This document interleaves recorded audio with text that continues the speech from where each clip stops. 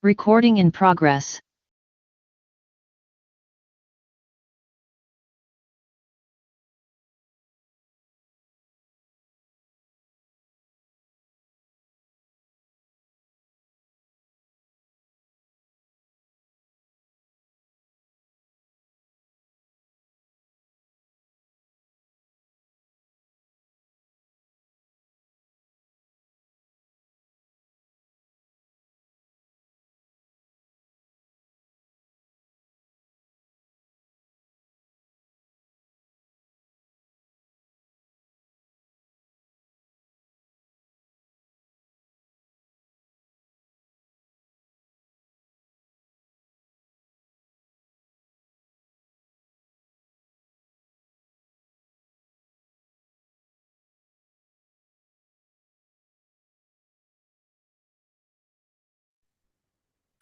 Good morning, Andre. You will indicate once all honorable members are here so that we can start the meeting at 9 o'clock. Good morning. Good morning, Chair. I'll do so.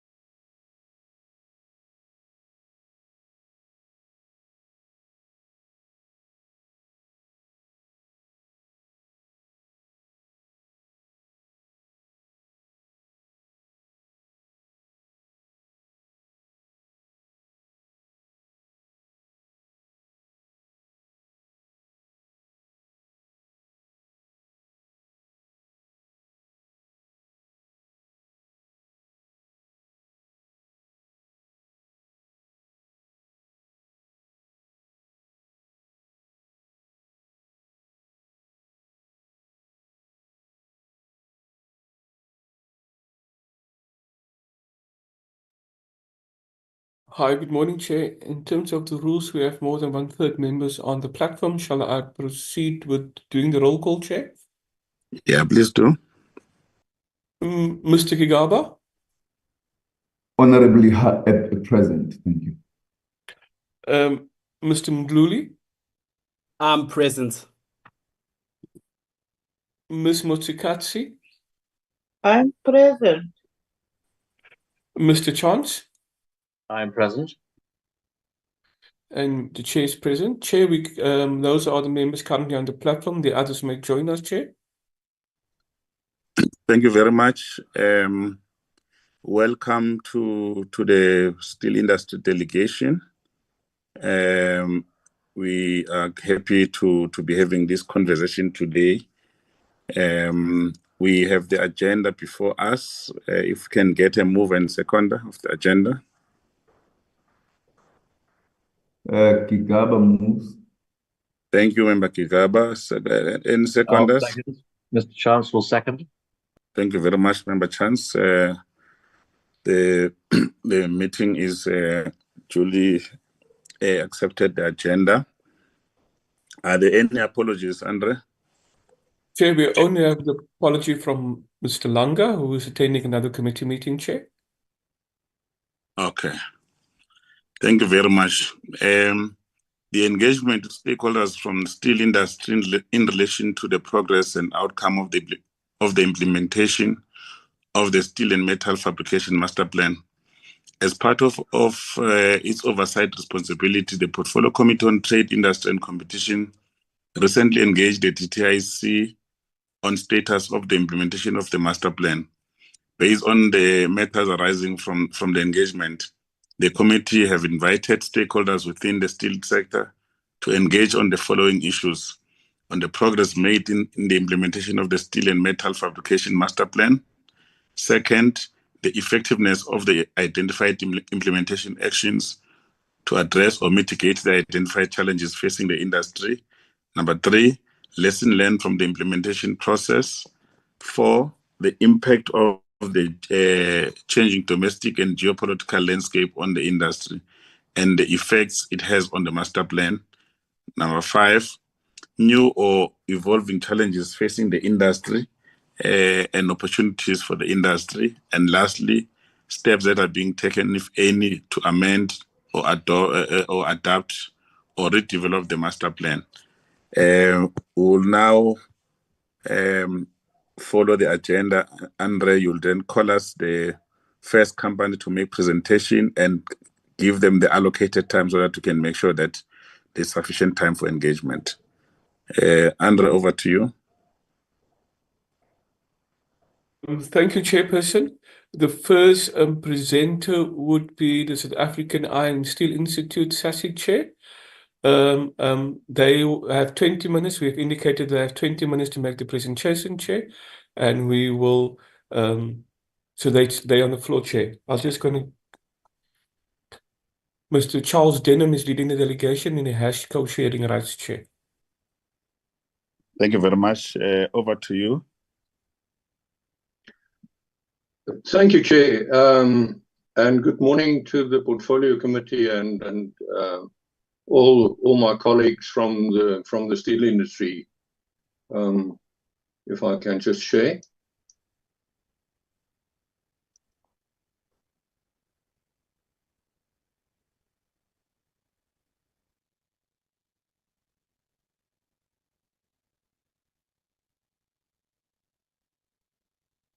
Can everyone see the presentation?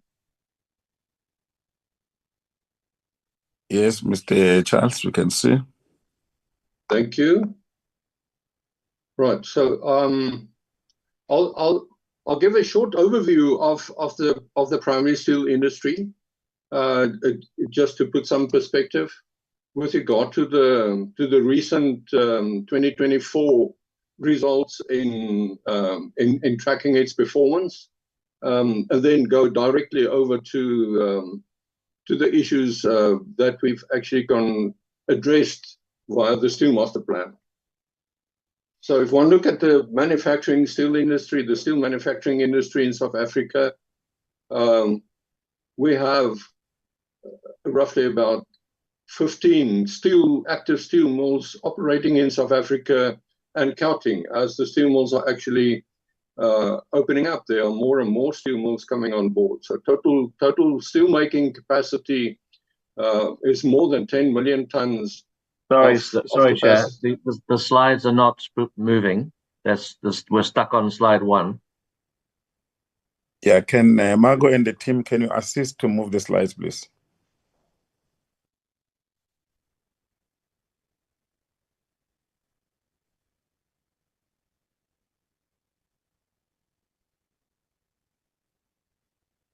Can I try again? Mr. Denham, Margot will share the slides if that's in order. Okay, that's fine. Thank you. You can proceed. Okay, let me just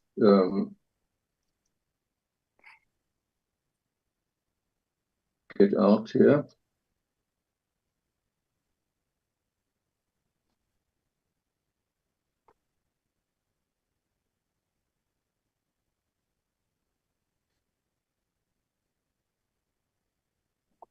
Right. So if just back to the steel industry. So South Africa is basically has got more capacity than 10 million tons. The operational capacity in South Africa is roughly about 8.8 million tons, seeing that there are a couple of steel mills that are currently in care and maintenance, and it's not reflected in direct production of itself. I think let's move over to the next slide. In the next slide, one can see what is the crude steel production by process. So about 68% of all steel produced in South Africa comes from the BOF steel, while 32% is coming from the electric furnace producers in South Africa. And this ratio compares quite favorably with the ratios being published by the average world steel production ratios at this point in time. Predominantly, all steel produced in South Africa ends up in construction, roughly about 62%. Last year, we've consumed 4.4 million tons, of which 62% ended up in construction, 20% into industrial processing, 6% in automotive, 3% in other equipment, mechanical engineering 5%, electrical engineering 2%, and domestic appliances 2%. You can move to the next slide. Okay. The South African steel production is actually geared up to supply steel demand for economic growth of over 5% per annum. So in 2024, South Africa only produced 4.8 million tons of crude steel. With a net production adjustment, place this number at 4.4 million tons. And the adjustment is what I mean by that is basically taking off the billet production that is destined for export is regarded as crude steel. So we actually discount that.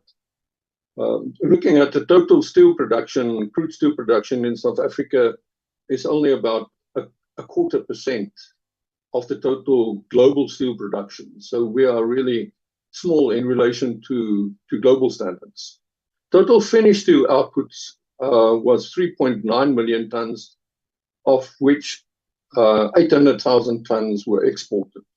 The domestic market absorbed 2.9 million tons, and 1.5 million tons was imported material coming in. So apparent steel consumption, if you add the two together for the year, stood at 4.4 million tons. Our sector remains significantly below the 2018 levels. Crude steel production is down from 2018. It's down by 30%, while finished steel is down by 32%. So export, a critical source for the revenue, have actually declined by 31%, resulting in a very low mill utilization rate. So domestic supply contracted by 28% from 2018, and also falling 8% from last year, the previous year, 2023, on 2024. A more alarming statistics is the 71% surge in imports compared to the 2018 levels, while apparent steel consumption has actually dipped by 11%, reflecting a protected period of subdued demand in the local supply. We can move to the next slide.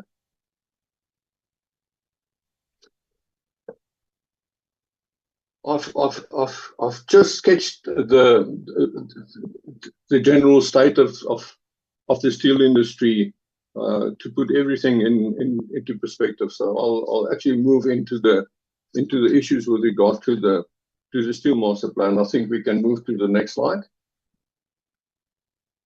Right.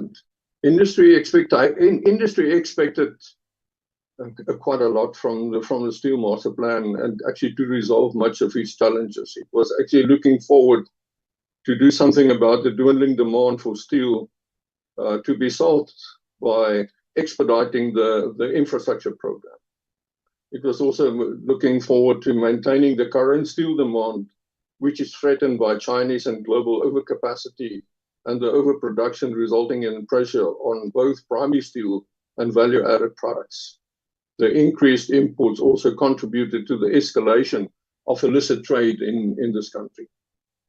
reduced domestic and global competitiveness, exacerbated by the steep increase in production costs via the raw materials, electricity, and logistics, actually contributed a lot to the demise of the steel industry. Increased development of trade remedy measures globally actually directed much of the surplus production in the world towards the markets that were least protected, and we were actually looking forward and getting more protection from government regarding that. Also looking into the total capacity underutilization and the plant closures and job losses that were actually facing us over the last couple of years. And South Africa was always a significant exporter of steel, but cost competitiveness impacting exportability exacerbated the logistics, while logistics and electricity and labor actually contributed to our uncompetitiveness in the export market. So if we move to the next slide. The Steel Master Plan was designed basically to turn around the action-orientated plan to be an action-orientated plan based on identified competitiveness improvements in the firms, measures to reduce the levels of imports, and reposition the industry to be resilient in the intense global pressures. So the working groups identified priorities with teams set up to work on 75 deliverables. The central focus of the plan was to enhance the demand side to the balance, the available supply, and retain and grow the job opportunities while driving an all-inclusive transformation of the value chain in a time frame of 6 to 36 months. We move to the next slide. So what did the Steel Master Plan deliver? On the supply side, high quality long steel and flat steel processes was developed and embraced the localization of selective products. So we are aware of a substantial lot of investment that actually took place in most of the steel mills to actually enhance the qualities and actually bring more products on stream. We also experienced a standard revival and enforcement via the NRCS and the restructured SABS, but not fully to the advantage of the steel industry, as we are still battling with substandard products actually coming in. On the demand side, the industry-funded steel fund was put up to support SARS investigation to curb the illicit trade and institute trade measures to halt the escalating import trend. So over and above all of this, the Steel Master Plan for the primary steel industry did not meet the industry's expectations. And on the next slide, I will elaborate on why. The imports are still at unacceptable levels in the wake of the low domestic market. So a concerning factor is that the growing volume of imports entering our market with some even at sub raw material prices and others at substandard quality. So imports of primary steel stands at 36% of apparent steel consumption, with 73% of the imports originating from China, leaving only about 2.8 million tons to domestic supply. The aggravating factor stripping down domestic supply is the current very slow activity levels in the manufacturing sector, with increasing notices of idling plants and shortening working weeks, causing order book levels to drop even further. The consistent high primary steel import levels, while having depressed steel consumption for the last 3 years, is unsustainable and will result even in more capacity going into distress. So just looking at the imports, rolled steel imports actually increased by 75% over the last couple of years. Alloy zinc and other coated steels by 20%, plate and coil by 95%. We've experienced 44,000 tons of imports from Zimbabwe on semis, hot roll sections, heavy and light, increased by 147%, and cold form sections by 38%, and wire by 24%. If we go to the next slide, the impact is even more. I think it's on the previous slide this year. More, one back more. One back more. Yes. Yeah. So value added is also on the value added imports.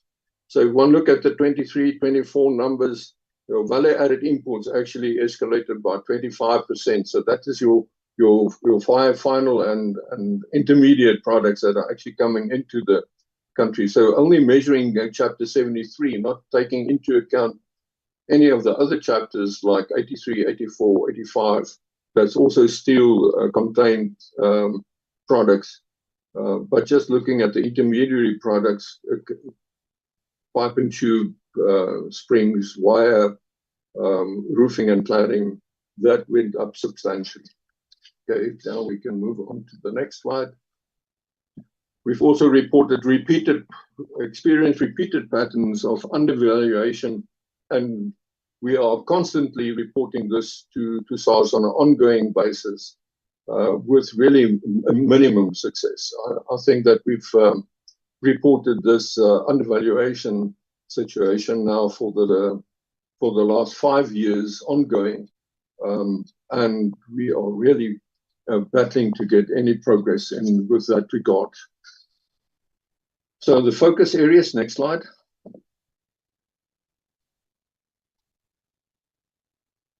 The focus areas is considering the seriousness of the market situation and the need to mitigate further harm. We urgently request the imposition of definitive duties as soon as possible, which makes it crucial for ITAC and the DTIC to promptly implement measures to mitigate any additional adverse effects on the domestic industry. And in this regard, we've also submitted in the ITAC review on Chapter 72, we've submitted quite an extensive commentary with regard to that. With regard to the African Continental Free Trade Agreement, market access into Africa is compromised, which must be accounted for in the Free Trade Agreement, which should include countervailing actions against the Dunson steel mill in Zimbabwe and further contravention of the African Continental Free Trade Agreement and other trade arrangements from Africa countries, which include Kenya putting a 2-year stop to the African Free Trade Agreement conditions for the imports of bullets and wire rod, Zambia that imposed a 30% duty on rebar and light sections, and recently in May, Zimbabwe has imposed a surtax of 30% on long products, including blooms and bullets and structural steel, which is directly a violation of the SADC and African free trade commitments. This surtax levied will protect Zimbabwe's newest steel mill, Disco, which benefits from Chinese investment and could flood regional markets with subsidized steel. Furthermore, the next slide, compulsory standards. Compulsory steel standards are essential for ensuring the quality and safety and performance of products and could have an impact on the subgrade products entering into the markets. We've actually made good progress up till now on the coated steel standards, but that is not finalized. So we are still waiting for the finalized actions on that. Illicit trade, by setting minimum price levels equivalent to the raw material and conversion cost of the same product supplied by local producers, should at least be the minimum at which product can be imported. We also ask for a implementation of the pre-surveillance system as an urgent matter, which will also assist SARS and custom officials with the control at border crossings. It is of the utmost importance to ensure that our borders are tight and secure. Leakages at the borders will render any trade measure ineffective. So on the policy matter side, next slide. Next slide. Right. Matters to be resolved is the beneficiation of raw materials to the advantage of the domestic markets. We think that the policy with regard to beneficiation, although it's been talked, we do not experience that that there are really actions being implemented with regard to the beneficiation of raw materials. Global competition, South African steel producers faces stiff competition from low-selling producers like China and India, which often export steel at prices that local manufacturers struggle to match. South Africa needs a detailed industrial action plan to revitalize manufacturing in all industries, but specifically in the steel value chain. High production costs, rising energy prices and labor costs have increased production costs for South African steel manufacturers, making it very difficult for them to compete globally. Infrastructure and logistics, the deteriorating logistic infrastructure, particularly in rail freight, has compounded the challenge faced by the industry. This has led to increased transportation costs and inefficiencies. Localization and designation of steel and steel products, where SOEs still import large volumes of steel that could come from available local production. Environmental regulations, the push for greener steel production methods and reducing carbon emissions has added another layer of complexity to the industry, and companies are exploring ways to incorporate renewable energy sources and reduce the carbon footprint. If we go to the next slide. So in concluding, the primary steel industry remains steadfast in its commitment to driving inclusive growth, industrial development, and long-term sustainability in the South African market. And through collaboration and innovation and investment, we are determined to be building a stronger future together. Thank you, Chair.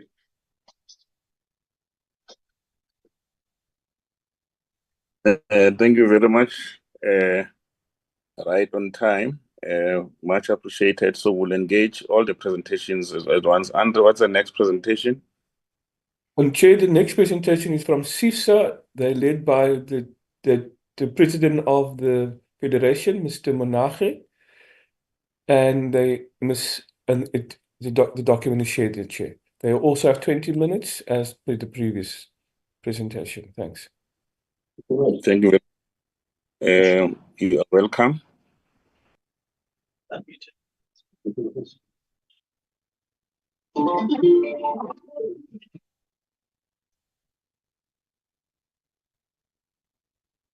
Thanks, Honorable Chair of the Portfolio Committee and members of the committee and the colleagues on the platform. I'm Elias Monage, the president of SEIFSA. I have my colleagues, Tafatswa and Lucio, that will then share the presentation, Chair, if you allow us. Please proceed. So let me then hand to the CEO then to take us through the presentation, because our presentation, it might be longer, but it's fine. Lucio. No, thank you, Elias Monage.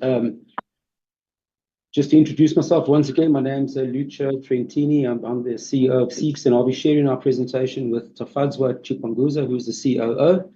And thank you once again to the Portfolio Committee for inviting us to do a presentation on the Steel Master Plan. And we titled our presentation, The Steel and Metal Fabrication Master Plan, Lessons Learned and the Way Forward. And we'll definitely keep an eye on time. So just to give you an overview of what we're going to cover, we'll start with some context. We'll look at the current environment. We'll look at the Steel Master Plan itself. We'll ask the painful question, has the Steel Master Plan delivered or has it collapsed? We'll look very briefly at some production, employment, capacity and consumption data. And then we will put forward a proposal that as stakeholders in this part of the economy, a fundamental rethink on industrial policy is urgently needed. And we will present an industrialization framework, and we'll provide some closing comments, and then we will make ourselves available to take some questions and answers, should the committee deem appropriate at the end. Okay, so just for context, the Steel Engineering Industries Federation of South Africa is a national employer body. We've been around for 80+ years. We represent 1,300 member companies in this sector. We only represent companies in the steel and engineering sector. We're not a generic employer body. We are firmly focused on the steel and engineering sector, and our members employ in excess of 140,000 employees. Just to give you an idea, the industry employs in the region of 232,000 blue-collar workers. So, you know, we are a significant voice in the sector. We are always proud to say that our membership represents the entire metals value chain from up, middle, and downstream, and forms an integral part of the global and domestic economy. Just for background, this sector constitutes 26% of the manufacturing sector based on output, and it contributes 3.8% directly to the country's gross domestic product. The sector is a crucial supplier of inputs into major sectors such as agriculture, mining, the auto sector, construction, and other manufacturing sub-industries. This, I trust, is generally known by all the presenters on this platform. And, you know, we always never lose sight of the fact that the metals, engineering, and steel sector is the backbone or the bedrock of our economy, the South African economy. And no modern economy that seeks to stretch the bounds of opportunity and wishing to reinvent itself can do so in the absence of a vibrant and prospering steel and engineering sector.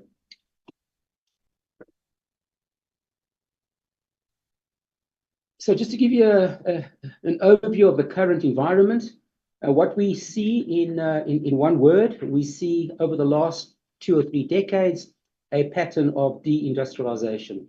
Production, employment, and investment all show negative trends. The reasons, amongst others, chiefly include a lack of policy coordination in respect of instruments deployed by state organs in trying to ignite or resuscitate industrialization in our sector, a significant lack of demand from both the state and the private sector, and a structured arrangement which favors offshore rather than local capacity and capability. SEIFSA is on record and has been for quite some time been calling for the highest level of intervention, and we've certainly played our part. We have participated in all the forums and structures that have been introduced to address these key challenges. And we've always stressed from the outset, what is needed is urgency. A country's industrial base is not operating in a business as usual scenario, and therefore interventions need to be as radical and as ambitious as deemed necessary under the circumstances. And we've always argued that if we continue to do more of the same, we are going to land up with the same results, with negative consequences for labor, revenue collection, and the long-term sustainability of this critical segment of the economy. 3 decades ago, this sector employed just over 400,000 blue-collar workers. And now, as I mentioned earlier in my introduction, we're down to 232,000. That trend will continue if we don't do something and do it quickly. In our industry, because of the length and breadth of our membership base, some many subsectors are on the brink of no return. Just talking about the Steel Master Plan, we were at the inauguration of the Master Plan on the 11th of June, and we were one of the founding signatories to the plan itself, and we encouraged direct support from senior industrialists to participate actively on its intentions. The Steel Master Plan was launched with the goal of supporting and anchoring the implementation of a reimagined industry strategy and the reconstruction and recovery plan launched by the President in October 2020. Some of this you've already heard from the previous speaker, who's echoed some of the same sentiments.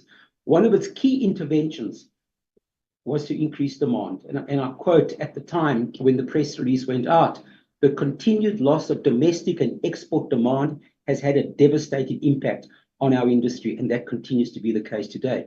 A number of growth measures or goals were introduced, which Charles has spoken to, and in addition, a number of stability measures were also introduced. And the question is, did they achieve what they set out to achieve? So the question is, has the Steel Master Plan delivered? We want to make the point up front that the concept of a master plan has considerable merit, especially when it comes to saving a critical strategic industry like ours. But we need to deal decisively with the perception, and in many cases the reality, that any reimagined plan must support the entire steel industry, including the substantial downstream sector.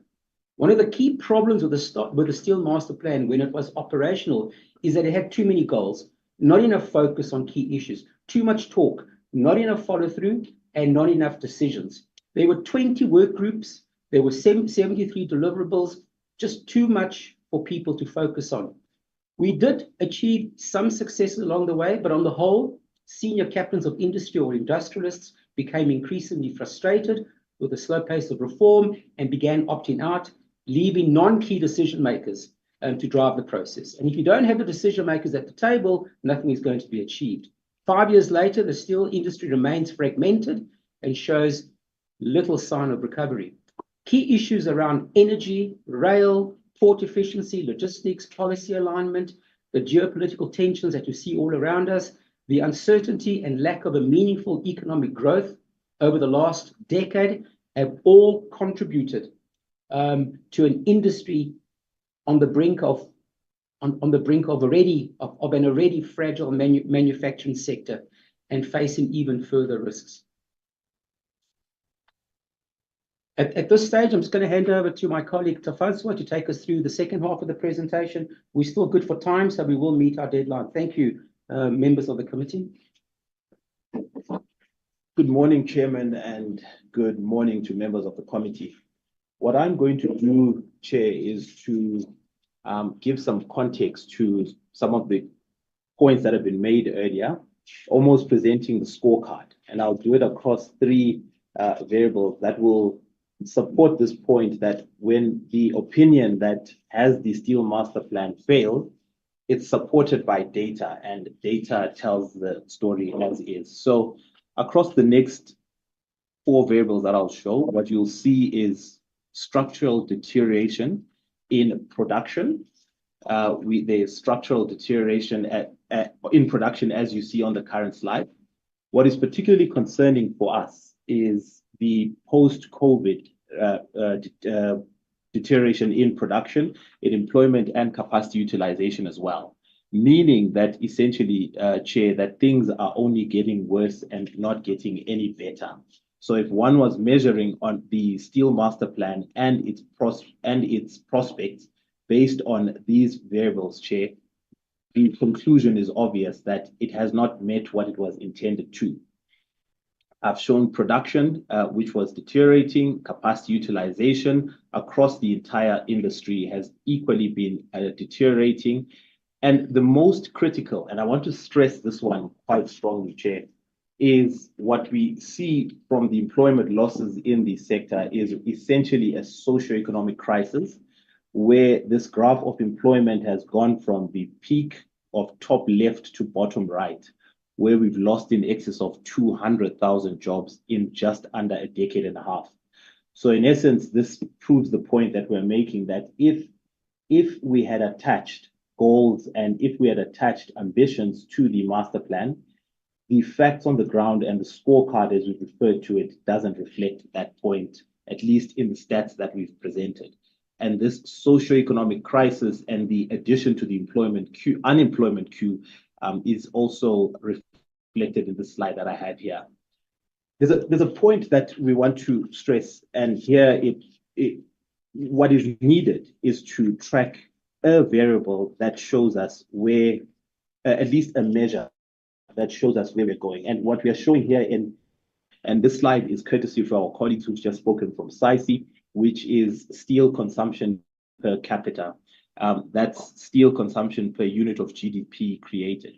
And the point, though, is that we see through the blue line that steel consumption has been deteriorating.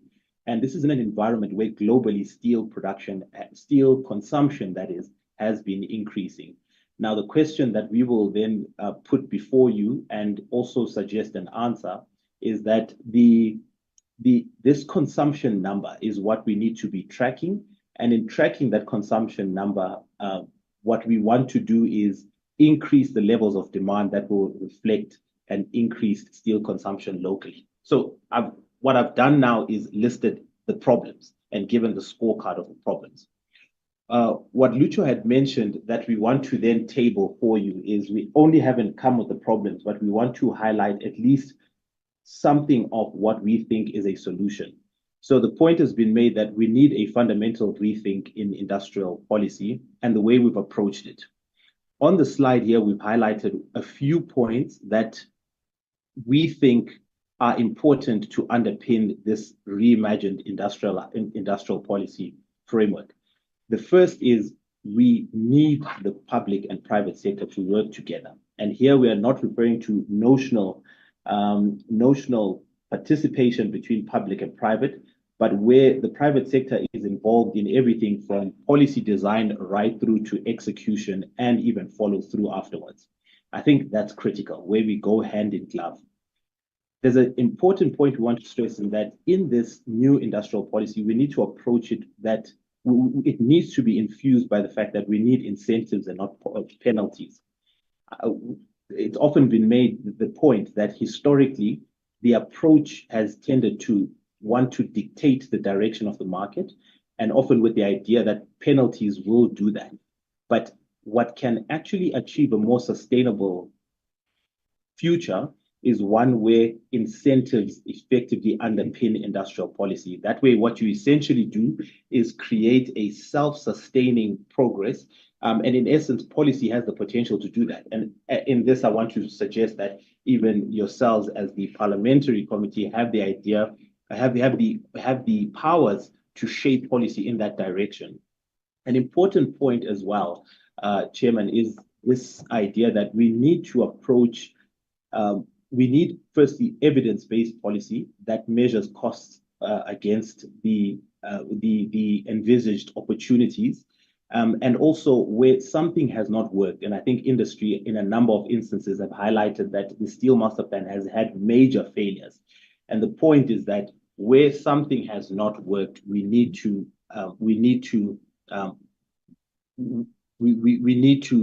basically park it and move on to the next plan. So in the next two slides, I just want to frame then what is our solution.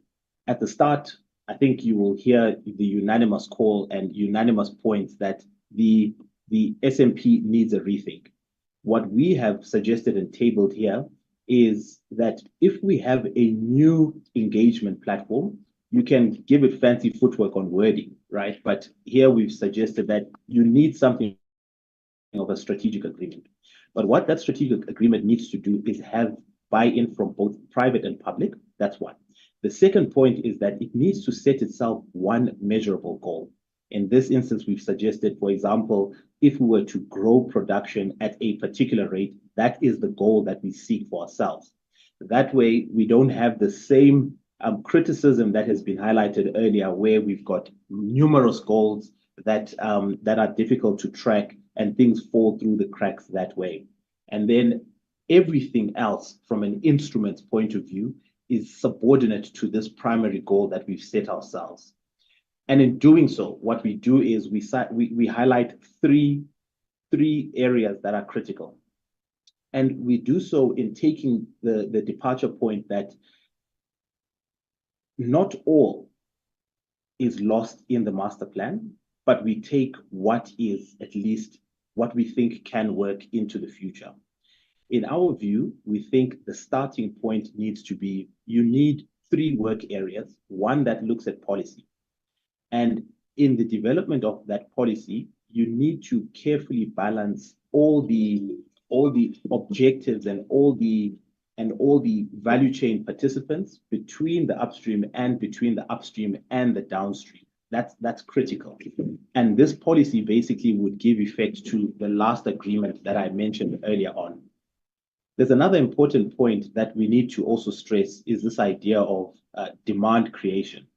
And this is an area where we've also highlighted from a problem statement that we've seen steel consumption deteriorating.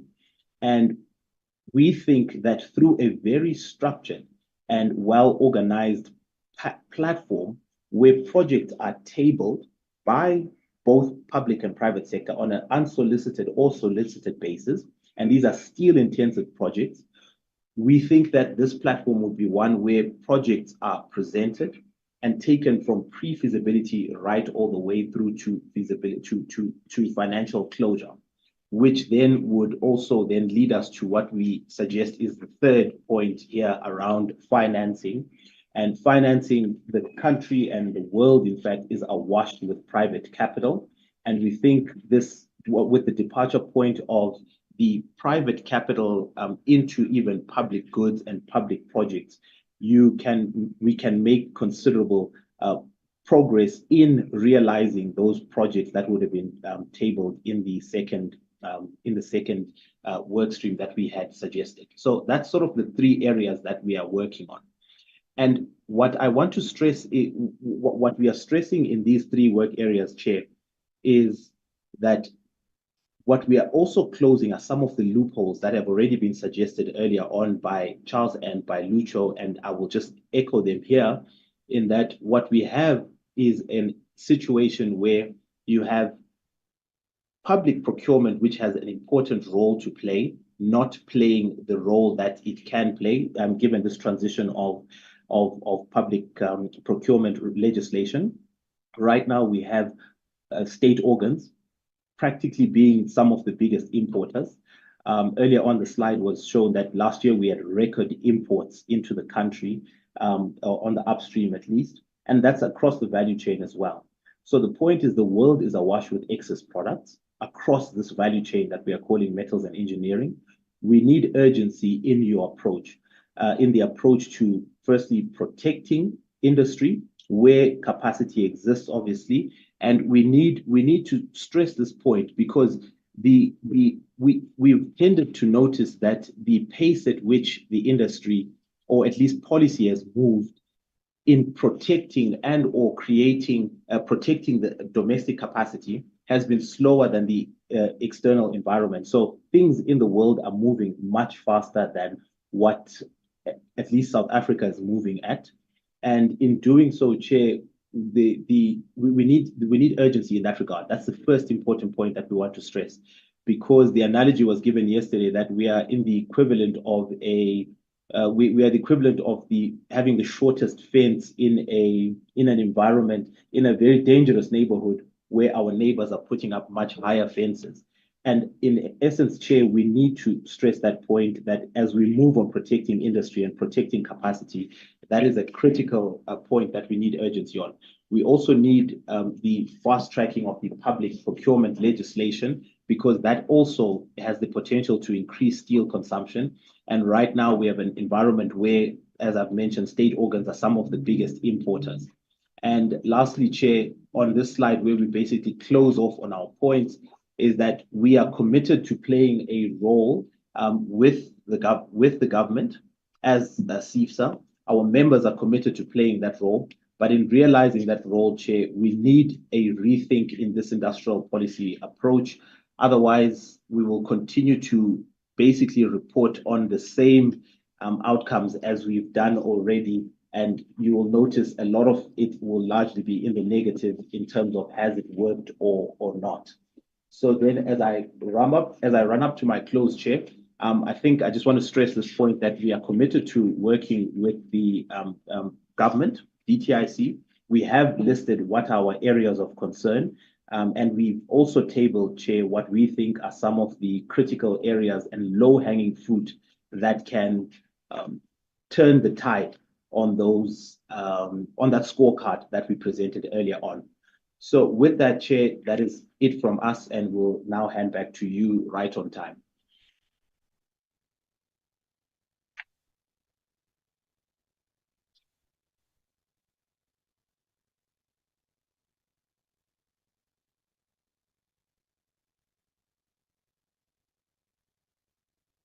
Chairperson?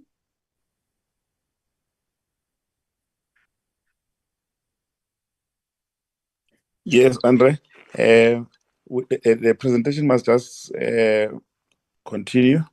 The next presentation, Chair, if I may, is from the International Steel Fabricators, led by Mr. Niels van Niekerk, Chair.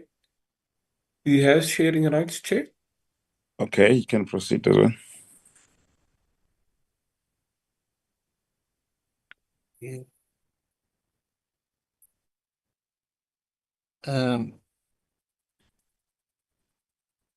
We do not see the button to share. Apologies. Mr. van Niekerk, do you want us to share the presentation on your behalf, Mr. van Niekerk? Yes, because I don't see it on the share option on our screen. Yeah, so perhaps, yes, please, you'll share. Yes, thank you very much.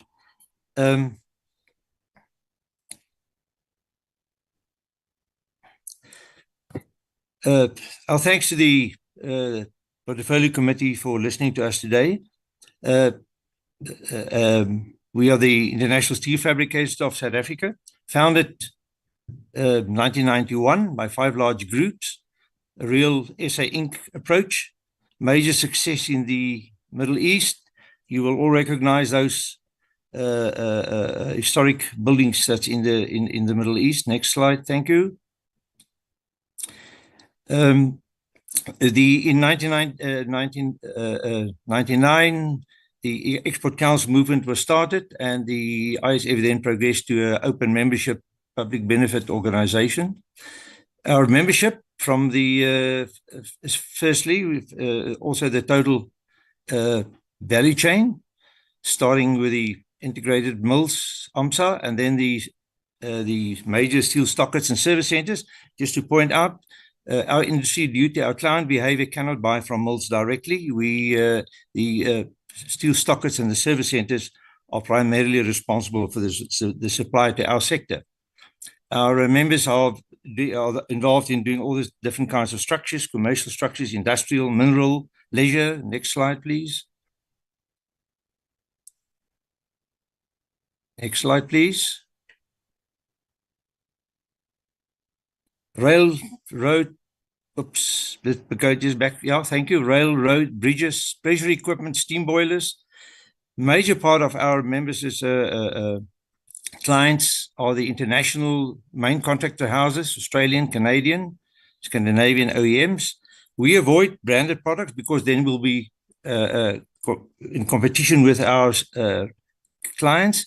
That's handled by our sister Capital Export Council and also by the mine equipment manufacturers of South Africa, MEMSA. They've apologized for not being present today. And then we go down to the project insurers as well, that insures our projects. They're also members. Next slide, thank you. There you can see the typical projects that we're involved in. We're in the formal industry. So we only operate in the formal industry. We also refer to as the big iron people. Next slide, thank you. Just to repeat again, you can see the statistics of just the part of our exports. In reality, it's really double because it gets combined in projects. But you can see the exact slide, the deterioration of our industry on the export side. Next slide, thanks. Yeah, if you look at the general status of our subsector, we're in growing distress. Like the rest of the steel industry, excluding the mini mills, due to the vast forced subsidization and the IDC investment. The collapse started after the global boom, further accelerated when we completed the World Cup. Then end of Medupi and Kusile stopped that demand. Now, as a rule of thumb, steel industries decline below 2% and they increase above 2%.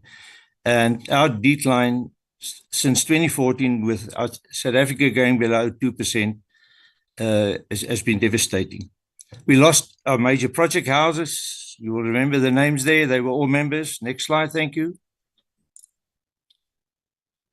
We lost our largest structural fabricators. Now, excluding rebar and rod and wire, this sector is the largest formal users of the graded high-quality long products.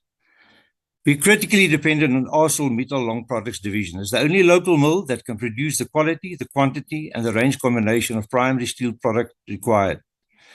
And that is due to our local and our foreign client basis requirements, and we cannot use largely not use the scrap-based local minimals production, but we can use it for a small quantity of the non-safety critical.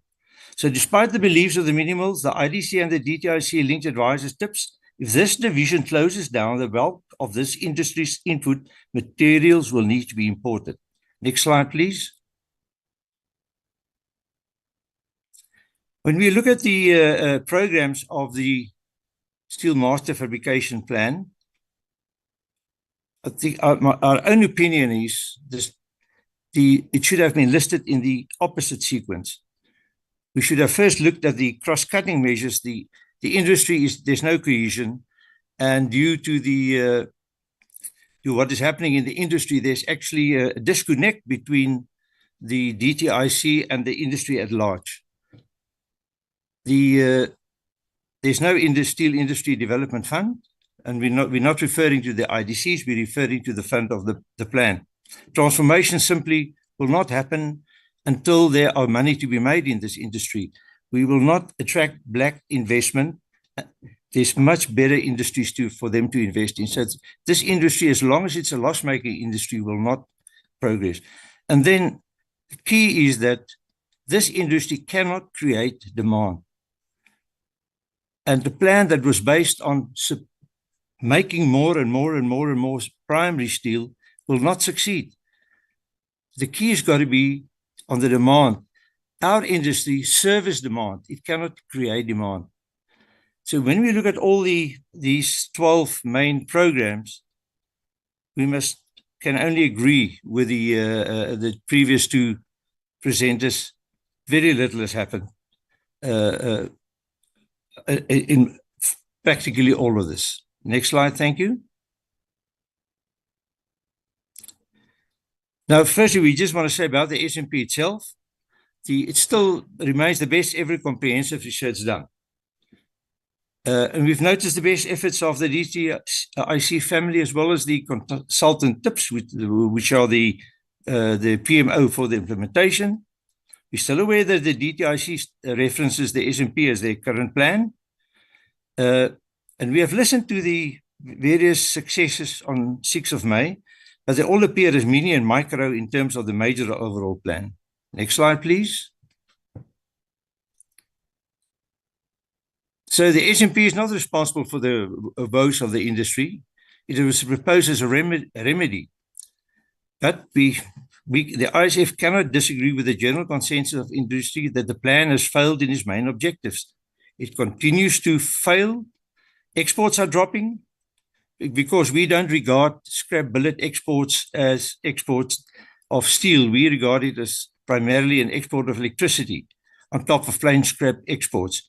And I must at this point just advise that our industry that's co-sponsoring the mini mills are battling to keep their doors open and pay the wages at the end of the week are not pleased at all when we have learned that I think 400,000 tons have been applied for scrap billets to be exported already this year, pointing it will increase to perhaps 1 million tons of exports, all as a result of the current governmental interventions. The deindustrialization is continuing, and the only local steelmaking producers of the products we can use for the reasons that only they can produce the quality and the quantity and the range of products required are on the verge of closing down for well more over a year. This will be the largest single disaster ever to strike this industry. Now, in the longer term, especially the formal downstream industry, just the threat alone has done major longer-term harm to the confidence. You can imagine our clients from overseas when we are trying to obtain orders on projects, and they say, but will you have a supplier in 6 months' time? And you can understand with the problem of our ports and bringing materials in, our customers are more and more and more beginning to abandon placing orders on us. Next slide, please. Now, why did the S&P fail? I think the first main thing is, as I mentioned, is that we service demand. We do not create demand. And the most of the employment in this sector is over 90% of it is not in the steel making industry. It is in the downstream industry. And we must understand we're very, very minute industry, 0.2% or something of the world. We cannot change the way the world steel industry operates, and that's something we must accept. The next one is that there was no PMO, except for the PMO budget, there was no budget. On the request, we submitted 2 proposals, 1 million tons per annum more exports in 3 years and implementing SAISI, but there was no budget for that. Now, the decision of the DTIC to sell or support the sale of the 3 major local mills to foreign competitors 2 decades ago irrevocably entered the industry in the real global steel world. Wishing to reintroduce the perceived golden old days can only remain a dream. We're now in a world of fluctuating prices. We don't like it. The downstream industry doesn't like it, but we're in it and there's no ways we can return back. Next slide, please. And this is very contentious, but we operate at the transactional level of business. Our job is to find business for our members, mainly overseas, and make sure there's stocks with the merchants so that they can execute this. And we believe that due to the sale of the mills, a major fight started between the DTIC family and AMSA on an alleged development pricing agreement, and has done so much harm to the total industry until today. And we think that this will be really convinced, as long as the DTIC family believes it is their responsibility to create competition for the monopolistic AMSA, the industry will not progress. The global distortion caused by the aggressive selling prices of the East, regardless of cost, don't view China as the low-cost producer. View China as the low selling. They will sell below our prices because they've decided that they will do so. We have experience in 2 industries where they took our industries out despite not being able to meet our costs. Now, the lack of implementation of the local policy for investment, that was covered already. Next slide, please. The demand was based on the implementation of government projects. It did not happen.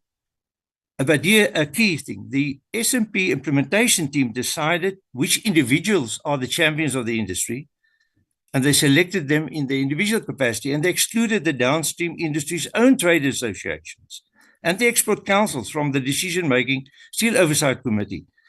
And yes, the shunt industry later on lost interest and were not really prepared to implement what they believe were the priorities and action plans of others. Next slide, please.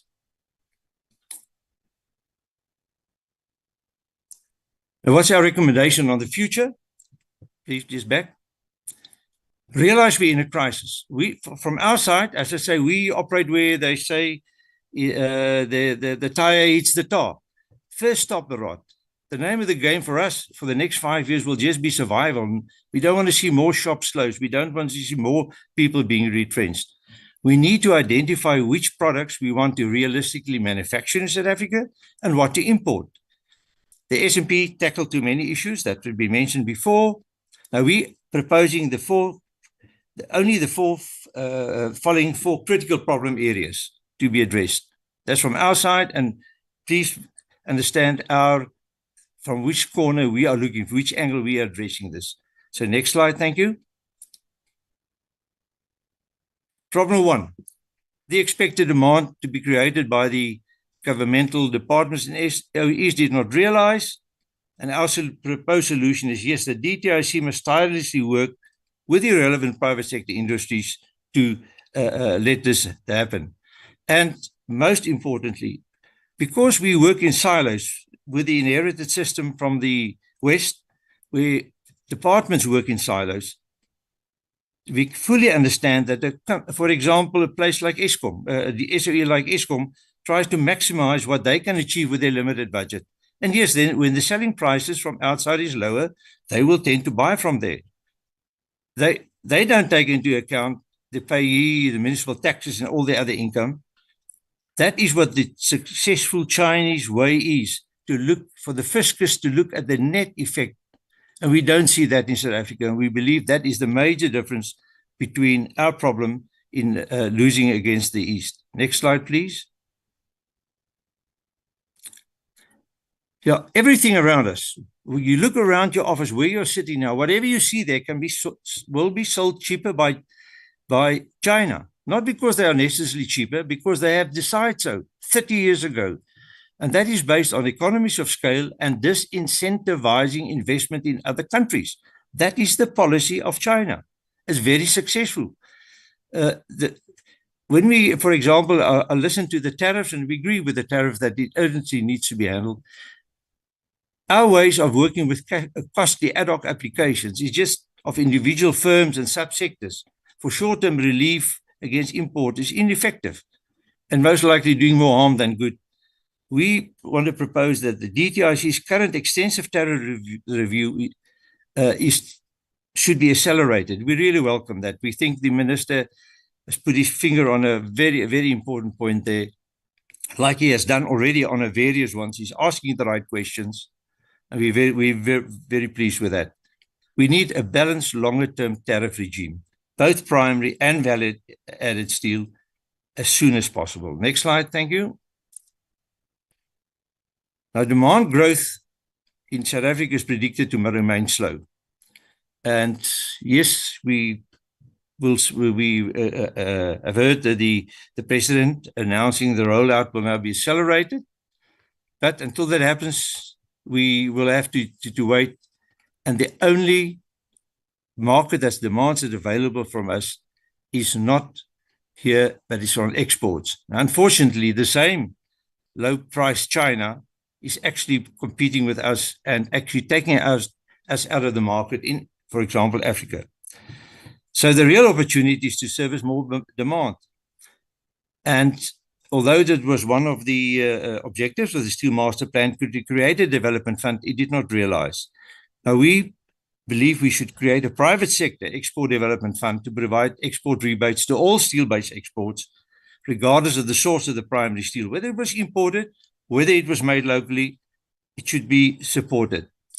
This to be funded by a 1% levy surcharge on all Chapter 72 local steelmaking as well as imports. In fact, SAISI, Mr. Detnam, published an excellent and a well-laid-out draft proposal for creating just exactly such fund. We fully support that fund. The support must be for both overland and blue water value-added exports. Next slide, thank you. Remember I said this thing with Zoom, it doesn't use the... Sorry, somebody's talking there. Can I continue? Oh, they can't hear you. Okay. Okay, most local mills are willing to contribute as long as the importers are also contributing. And we know that we've seen similar implementations in other African countries. And so we believe the government must also introduce the steel development surcharge on primary steel imports. There was such a fund operated by SAISI until 2015.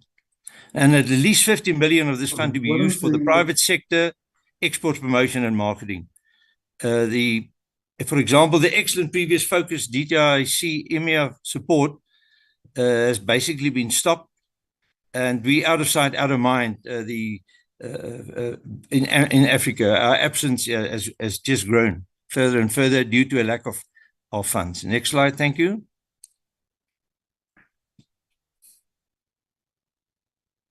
Next slide, thank you. Oh, there you are. Now, it doesn't have. It doesn't. We've got to simply what is the critical elephant in the room right now for us? The AMSA long products imminent closure. And this is the biggest single mess, we can't call it anything else, ever created in our industry. I just want to mention that the extensive formal downstream industries, via their 17 trade associations and the export councils and the leading employers association, servicing the safety critical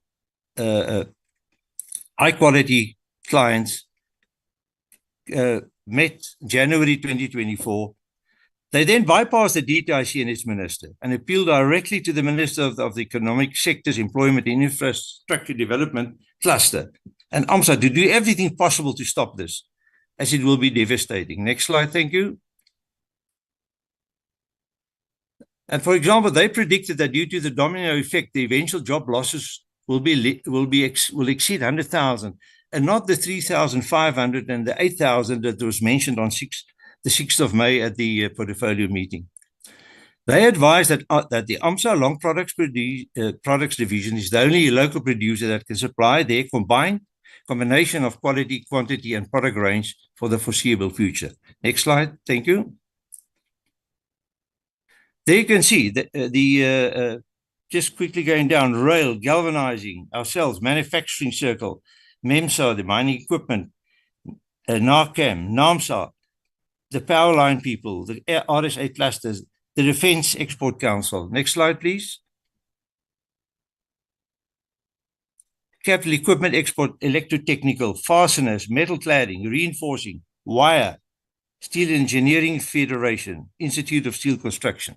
Those are the co-signatories to the appeal to government. Next slide, please. Now, AMSA itself maintains the solution to their problems lie in the local demand being reversed and that they're in the hands of government. They specifically advise that they do not want bailouts and subsidies. That's when we ask them what could be done. And they've also publicly said that in the press. They only want an equal playing field. Now, the DTIC family specifically is responsible of creating the unequal playing field with a vast forced subsidy to AMSA's competitors, allegedly 50 billion since 2013. And secondly, the massive investment also to create more competitors. Now, it was mentioned by SEIFSA, also the whole issue of balancing between the two. Now, this balance existed for 90 years since 1940. That's when we had the first iron ore and scrap steel making in South Africa, until the ministerial directive in 2013 totally destroyed this balance. Worldwide, the free market balances prices is only 30% of steel can be made from scrap as it becomes available. Next slide, thank you. So what is our proposed solution? It is our submission that there is no satisfactory solution, but somebody will need to take a decision. It's going to cost billions and billions of rands, and who's going to all lose out? AMSA or the minimals or the downstream industry? But the overcapacity created in an already overcapacitated industry since 2013 is simply not understandable. It is and it's further, and this is a very hard thing to say, but it is our opinion that the DTIC family itself is far too compromised to make this extremely critical but unpopular decision, whatever it's going to be.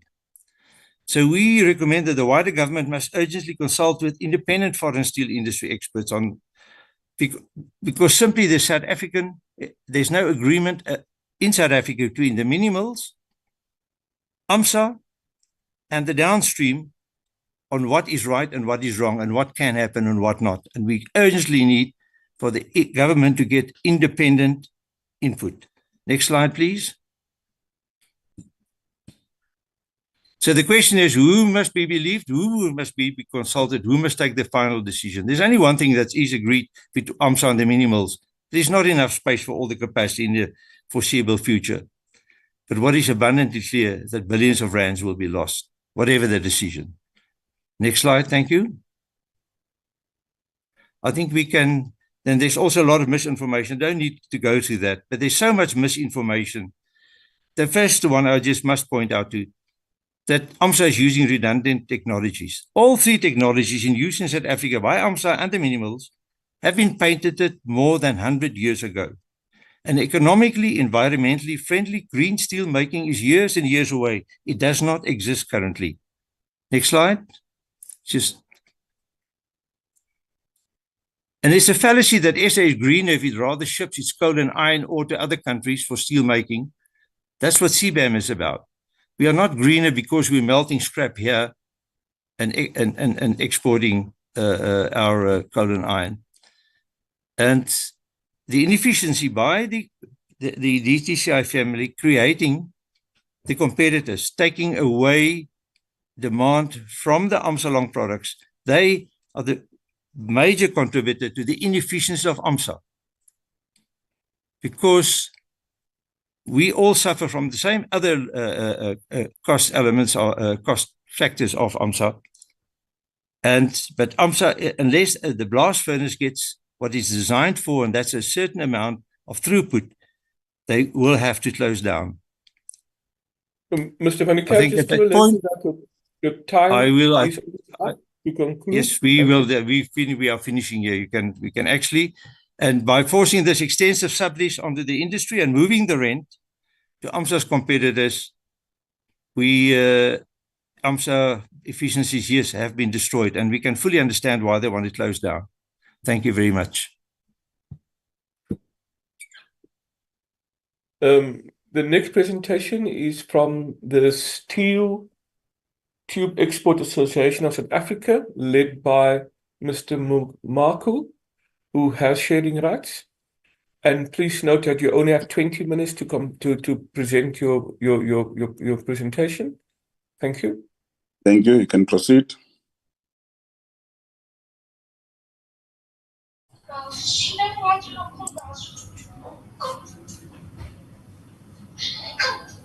She wants more bread after that.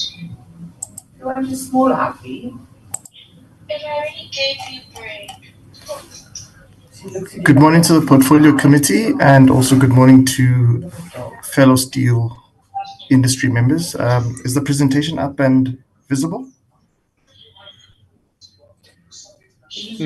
Are you sharing, Mr. Marco? If not, One moment. No, you're not disturbing. Just don't disturb me. There's a background noise there. If you can please try and manage that. Is that on my side, sir? it's correct here. I think so. I don't see anyone whose mic is open except you.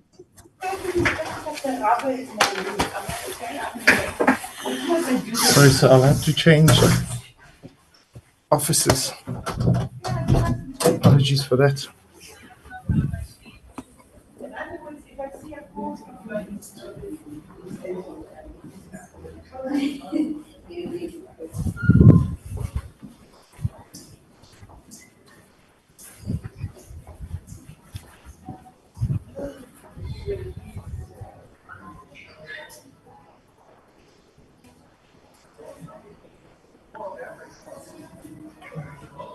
One of your offices.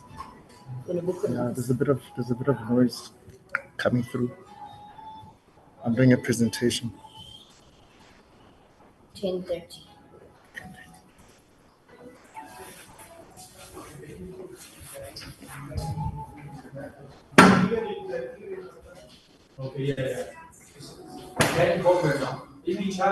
Apologies for the delay. I'm just being allocated an office. Can we pass you and take another presentation while you're sorting yourself out? Yes, sir. Okay. Andre, the next presentation. Yeah. Chair, the next presentation is,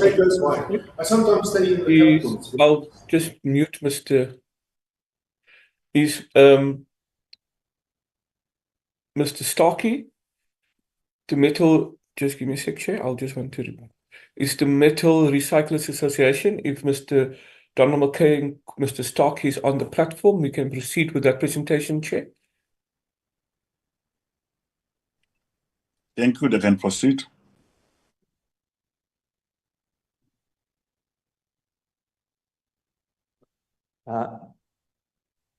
Good day, everyone. Can everyone hear me and see my screen, hopefully? Thank you for the opportunity. Joining me today is Ms. Msiska, one of my colleagues, and Mr. Starkey from the MRA. I apologize to everyone. I'm going to have to leave after the presentation, but my two colleagues will remain behind to deal with any questions. Just a quick overview of who the MRA is. The MRA is, and exactly what it says on the label, I guess, an industry association, has 73 members, and they move roughly around 70% of all of South Africa's scrap metal volume, so significant player. We're going to focus our attention in this presentation purely on the scrap steel sector. We're not touching on other aspects of the master plan. But let's dive in. So, perhaps the first big issue that we have with this particular master plan is the scrap recycler associations were quite specifically excluded from participation in the master plan oversight committee. So this is quite an important issue. Without representation there, the master plan was set up. It covers the scrap metal sector. 5 of the 83 pages in the plan deal with the scrap sector, but the scrap sector themselves had no direct input. Requests were made to join. Eventually, the conditions given for joining were so onerous, it's hard to see that was not an attempt to deliberately keep the sector out of participation. And this kind of forms part of a bigger problem. If this sounds like I'm wearing a tinfoil hat, let me just explain how this all manifests. So the Steel Master Plan has an oversight committee, but inside of this master plan, a working group was established. And this working group operated under confidentiality, but the working group formulated policies which had a direct negative effect on both the scrap steel generators and the scrap recyclers. And we will show you how that manifested in a moment. So if we have a look at the 2020 Government Gazette, December 2020, we see that the PPS, which is the forced local discount on scrap metal, was going to be replaced by an export duty. And in fact, the MRA came out in support of this move. So they didn't oppose it. They said, this is a good idea. Let's replace the one with the other. So this is the promise that was made. And what then happened is the working group made an approach to the minister at the time and said, what we should have is both of these. And so this is an extract from the Government Gazette. You can see here the working group is directly quoted. And in June 2021, the group said, no, what we don't want is to replace the one with the other. What we instead want is to have both of them running together. And so now we have both of these, which has an incredibly negative effect on the price of scrap metal, on the price that manufacturers receive for their product. Now, here are the members of the working group. And what is particularly peculiar here is you can kind of split this group into two. We have the DTIC and we have ITAC, which are members of the working group, but are also meant to be adjudicating the policy space for scrap metal. And then we have companies who would be direct beneficiaries of having both the scrap tariffs, the scrap export duties, and the PPS. And so the question comes about, how can the scrap generators and recyclers expect to receive fair treatment if the administrators of these policies are lobbying directly against their interests? And ITAC particularly is compelled by their own act to perform its functions without fear, favor, or prejudice. Taking a position on something you have to adjudicate would appear to be the very opposite of that independence. Now, where's the money coming from that gets transferred to the scrap metal consumers? Depending who does the calculation, we have somewhere between 6.5 and 8.5 billion rand a year transferred in value from scrap metal generators. Think of steel fabricators, for example, And that value is then transferred to the scrap metal consumers. That is a significant value transfer from one part of the economy to another. But then on top of that, we now have the export duties, which places a further value transfer, and we have the friendly IDC finance. Now, according to Minister Patel, when he was still in the role, 14 billion had flowed from the IDC to the minimals. Interestingly, with this flow of capital, 2 billion of this is currently in business rescue.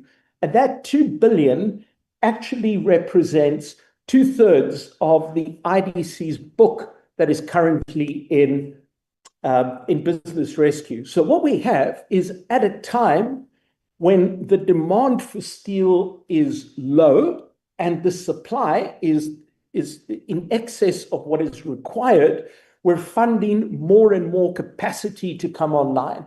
And the effect of that, of course, is that the price begins to collapse. And that manifests in one way with ArcelorMittal saying their Newcastle operation, which is kind of at the very sharp end of the scrap metal competition. They say we can't compete. There appears to be scrap coming out of the mini mills cheaper than you can buy sorry, not scrap, steel produced by the mini mills cheaper than you can buy out of China. So quite predictably, of course, there's pressure felt there. But the problem is a bubble has been created.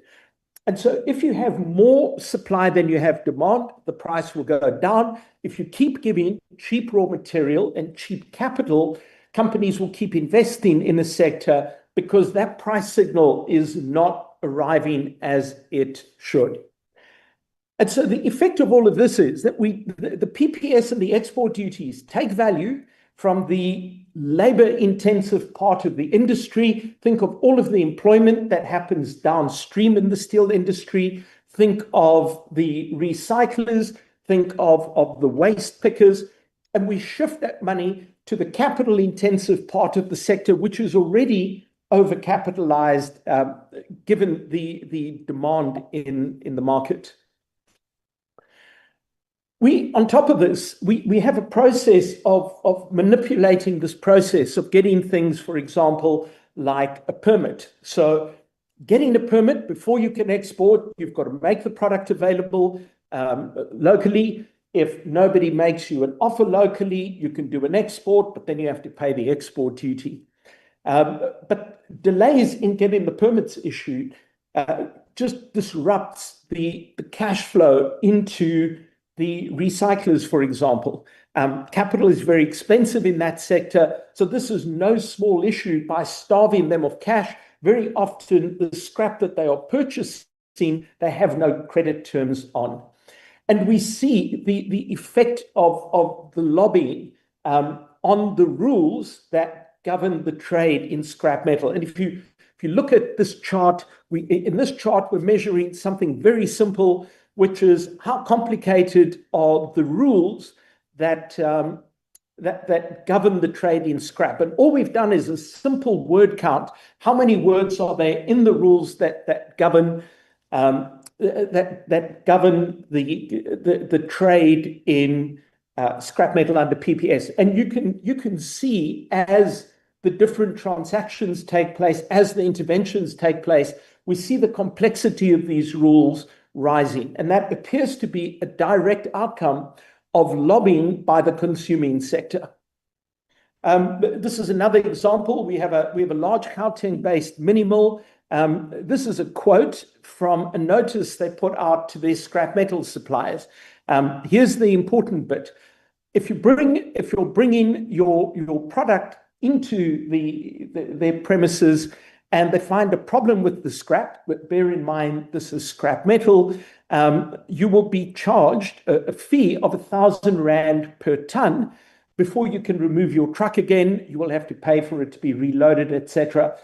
So you can see the amount of market power that has been shifted to the consumers. So the discounts become effectively far bigger than they would appear simply on the face of it.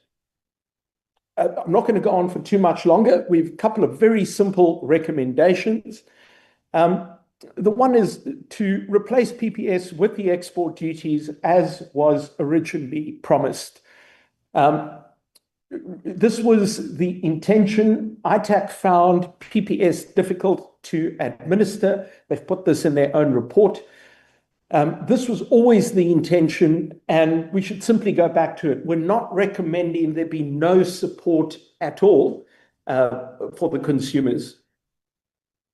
When there's too much steel in the market, you need to stop putting more and more capital in, which is what has been happening. So all that is happening is we're inflating a bubble, and the bubble is currently bursting. And to demonstrate this overcapitalization, this perhaps it just shows the example better than anything else.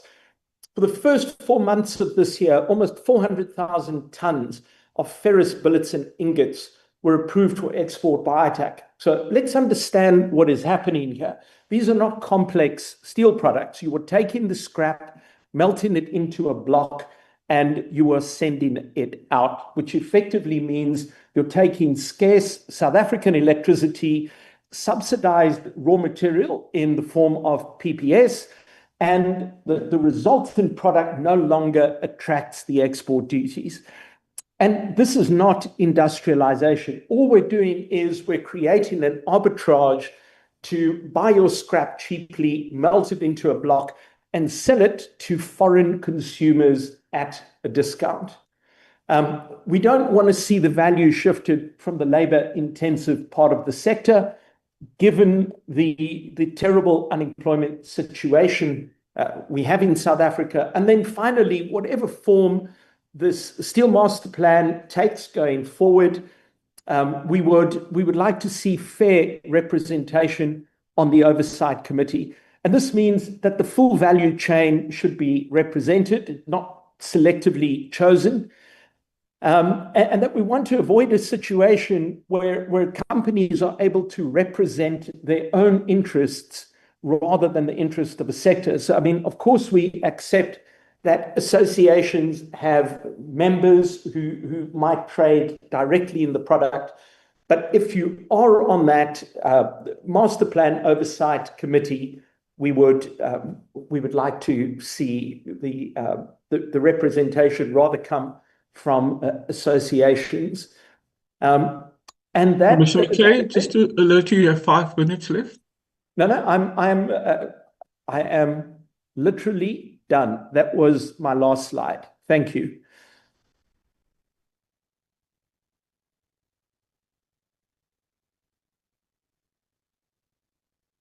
Chair, thank you very much. Is there next presentation?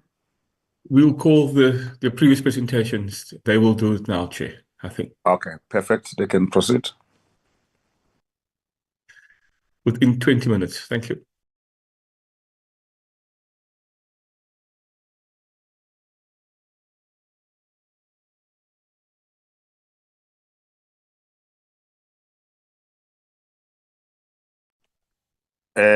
Please proceed, sir.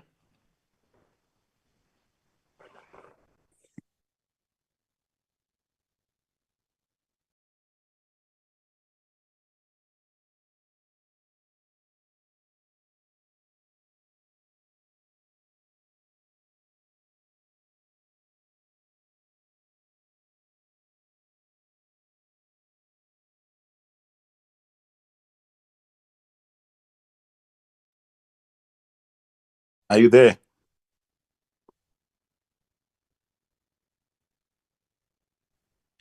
Mr. Kitumates?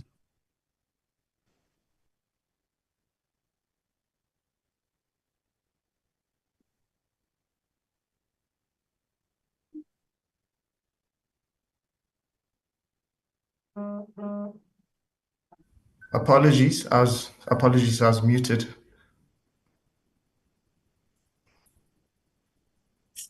Shall we ask our colleague to share on your behalf, seeing that you're having challenge? Yeah, please, Margot, let's do that. So is it up? It's Sorry, on. Is it up? It's on. Yeah. 100%. Sorry. Apologies for these technical issues. My name is Kitumezi Mumakwe. I head up the Steel Tube Export Association of South Africa. We basically represent steel tube and pipe manufacturers in the Republic of South Africa and also members that add value to steel tubes and pipes for exports. I'll move straight into the matters. If we look at what the progress that has been made in implementing the Steel and Metal Fabrication Master Plan, essentially a platform has been created intended to bring together different stakeholders to engage with a common goal.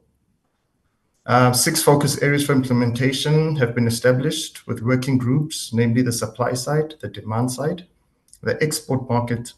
Mr. Mumakwe, your slide is not moving. Sorry, it's moving on my side, but Margo, can you just please ask my colleague to share on your behalf? I think it will be much okay, easier. not a problem. Sorry.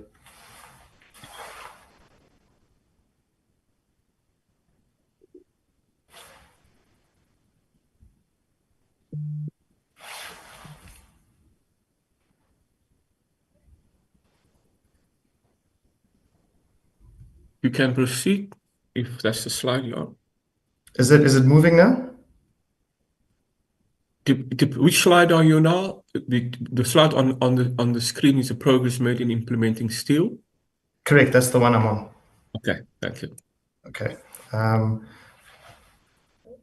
So master plan work streams have also been set up. If we have to look at one specific work stream, that would be the export work stream, where team leaders have been established and a series of monthly meetings have been held. If we further look into the Steel Master Plan export work stream, then within that work stream, we've got a team for projects, we've got products, we've got marketing, and we've got a funding work stream. Other achievements that are notable is that the current Department Trade and Industry review of steel tubes, pipes and fittings and pipe specials for designation has also been included, and also other products. There's also a current review of the tariff structure and investigation into the possible introduction of an import surveillance system for steel products that are classified under Tariff Chapter 72, 73, 82, and 83 of the Customs Excise Act that has been carried out by ITAC.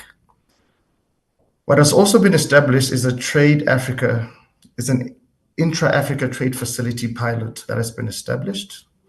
We also recognize the ECIC and IDC facility to be implemented as a pilot project, and upon successful implementation, rolled out on a fuller scale.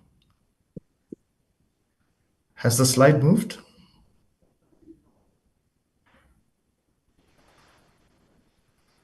If we look at the effectiveness of the identified implementation actions to address or mitigate the identified challenges facing the industry, essentially, if we look at the 6 priority areas that have been established and all the objectives within those priority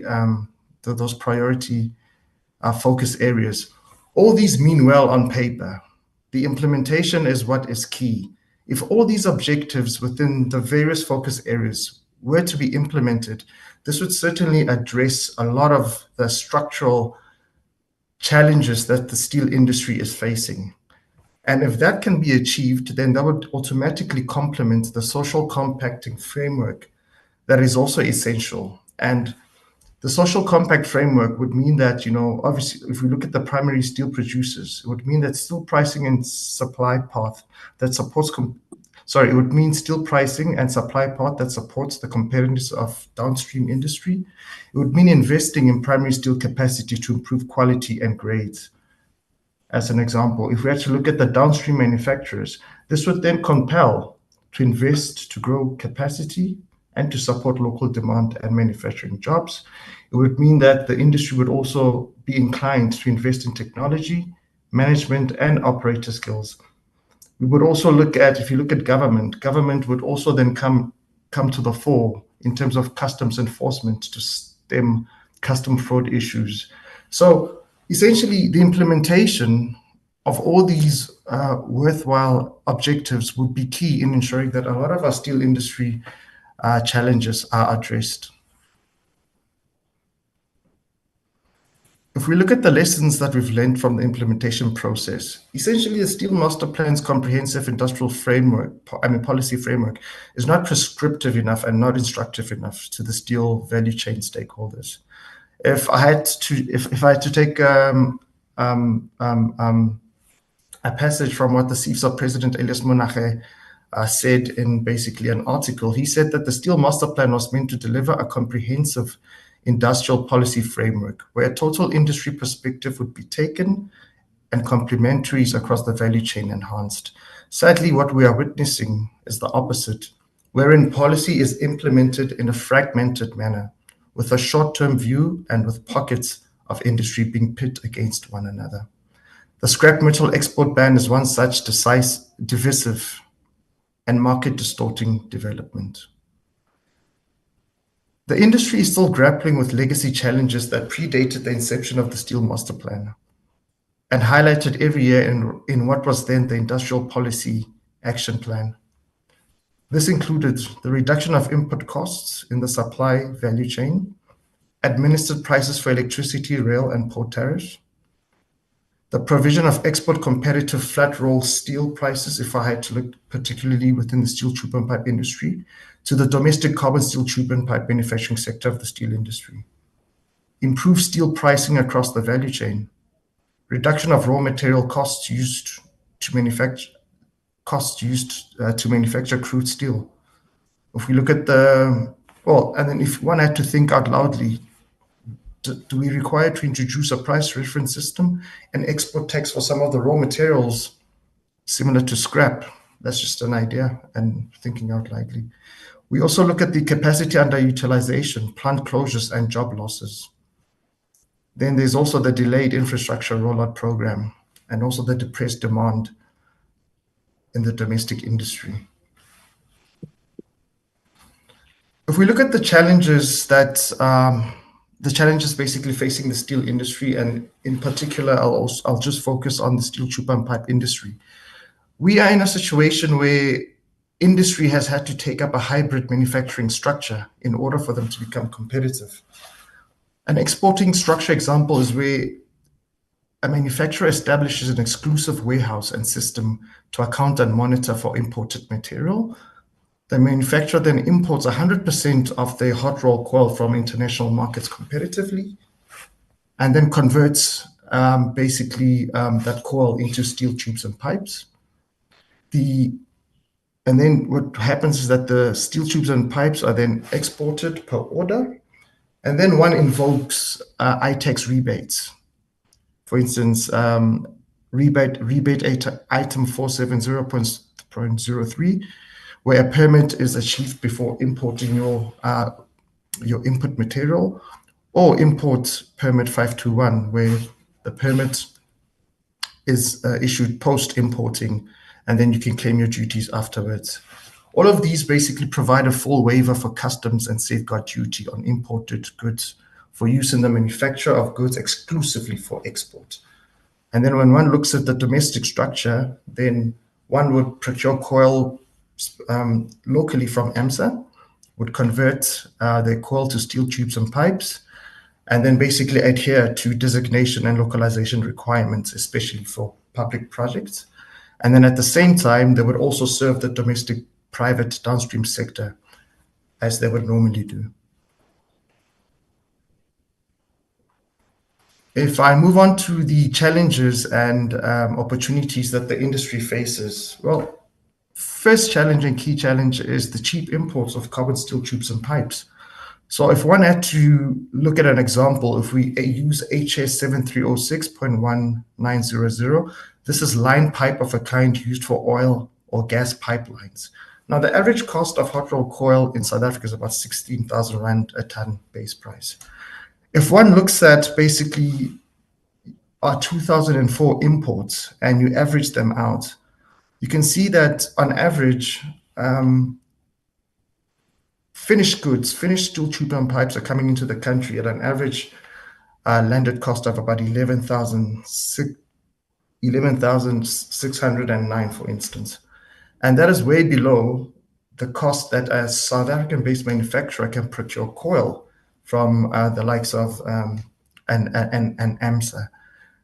And this basically means that a remedial tariff intervention is required, especially noting that this particular product is that the current import duty of 15%, which is the bound rate. So essentially, finished good is coming into the country cheaper than it is to buy the raw material within the country. If we have to look at another example, we look at your large bore pipes. These are circular pipes used also for oil and gas, with basically a width of 406 millimeters to about 3,500 millimeters, using Mozambique as an example. So there's pipe coming from Mozambique with an average, okay, obviously there's this distortion, a very big distortion with one shipment, but basically on average, you can see that finished good from Mozambique is coming into the country at about 13,500 Rand a ton, way cheaper than you can buy your raw material in South Africa. If you look at the current import duty on this particular tariff line, it's at its bound rate of 15%. So tariff intervention is also required.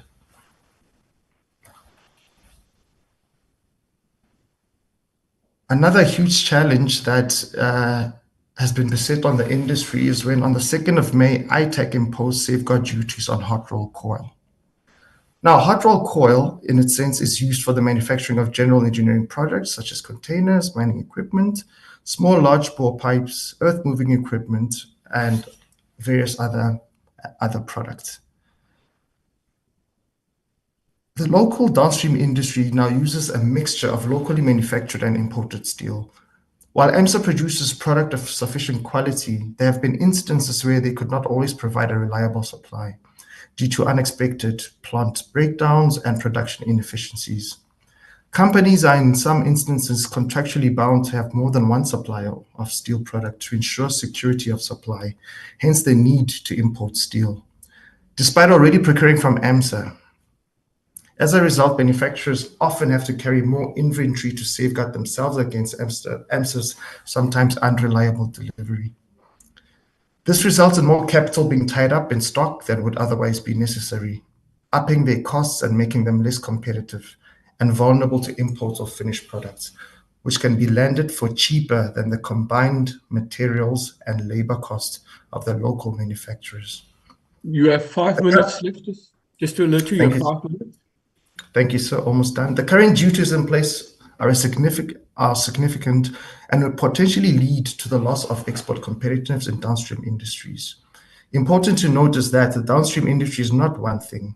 Rather, there are many downstream industries and sectors impacted by the safeguard and the normal customs duty. Hot rolled steel is a primary raw material and is so vital that manufacturers access the product at competitive prices. Failure to do so potentially leads to imports, shifting from the primary raw material, which is the hot rolled coil, to intermediate or finished products, such as steel tubes and pipes. Such a situation will be untenable, as it will undoubtedly lead to loss of jobs and investment in the economy. If we look at, I think I'll just skip to basically what the industry is doing in order to sort of address these cheap imports. Our sub-association, the Association of Steel Tube Manufacturers, has actually applied for anti-dumping duties against the People's Republic of China and Mozambique, along basically the HS code products that are being affected. If we look at opportunities, the opportunities that are in place, if we look at smaller tubing, smaller tubes in the industry, basically in a solar tracking system, if we look at the renewable industry, torque tube is a critical structural component, especially for single axis solar trackers. Torque tubes are typically circular, square, pentagonal, octagonal, or D-shaped and coated with galvanizing. The torque tube connects all PV modules, ensuring that they all track the sun's path simultaneously. Our problem is that the stress tolerance specifications that are being specified on the renewable projects, however, is so stringent that it's excluding locally manufactured steel tube input. A relaxation of these tolerances will not jeopardize the structural integrity of the renewable energy structure, And it will also generate desperately required demand of all domestic steel tube and pipe manufacturers. So all we're asking is a relaxation of these tolerances in order that we have more steel tube input into these renewable energy projects. For the large bore steel tubes, we basically encourage the rollout of bulk water infrastructure where most of these pipes are used. South Africa has adequate supply and manufacturing capability for all projects within the Republic of South Africa. Steps been currently taken or amended to address the Steel Master Plan. Currently not aware of any steps being taken as meetings have not yet resumed. Steel Master Plan meetings have not yet resumed. The Southern African Iron and Steel Institute Steel Market Development Forum was set up on the 21st of November, where the following was agreed on, that the steel sector basically needs to look at itself and resolve common issues. We need to assist with the formulation of medium and long-term plans, address import replacement, and simultaneous alignment of trade remedies, among other matters. Thank you very much. Thank you very much. Is there further presentation? Chair, we have the next presentation from the Recycling Association led by Ms. Strachen and Mr. I'm just going to get the name quickly, correct? Mr. Bojero, I think. Okay. Over to you. Bojero. Same time, 20 minutes. Is it possible to enable my screen sharing? Yes, Bago, can you assist, please? He has sharing rights, Chair. Thank you.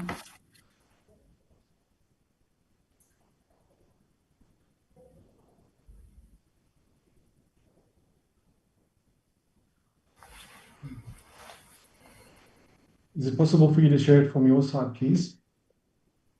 Yes, we can. Thank you.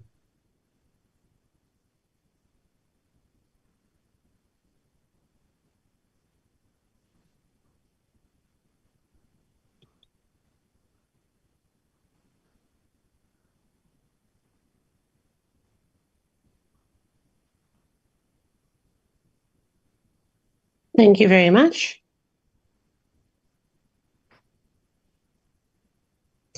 Thank you very much. Thank you, Chairperson, members, and fellow colleagues from industry. We do appreciate the opportunity to do a presentation, and we welcome the dialogue. Today, we'd like to do a presentation from the Recycling Association of South Africa on the impact of current policies on South Africa's metal recycling sector. Myself and my colleague, Jeff Borragero, will do the presentation together. Next slide, please. The Recycling Association of South Africa firmly believes that responsible recycling is critical for both the environment, ensuring sustainability, and as a positive contributor to a circular economy in South Africa. We are a volunteer organization that allows for inclusion and consultation with both members and non-members throughout the sector. We promote free and fair trade in the metals recycling sector and advocate for the responsible recycling of scrap metal within South Africa.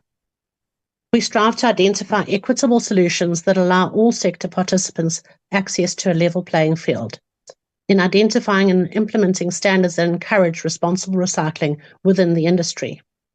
We do not support policies or mechanisms that disincentivize recycling, and we work together with other industry associations to identify improved methods to self-regulate the industry and establish responsible practices with and for scrap metal recycling in South Africa.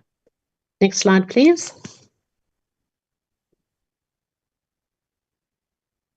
Our core stance is that we do not want to see the disincentivization of recycling in South Africa, and therefore we cannot support policies or measures that disincentivize or further disincentivizes the recovery and recycling of scrap metal in South Africa. We again advocate for free and fair trade in the metals recycling sector and inclusive policies from government that support this. Incentivizing and supporting recycling is crucial for maintaining a circular economy. Next slide, please.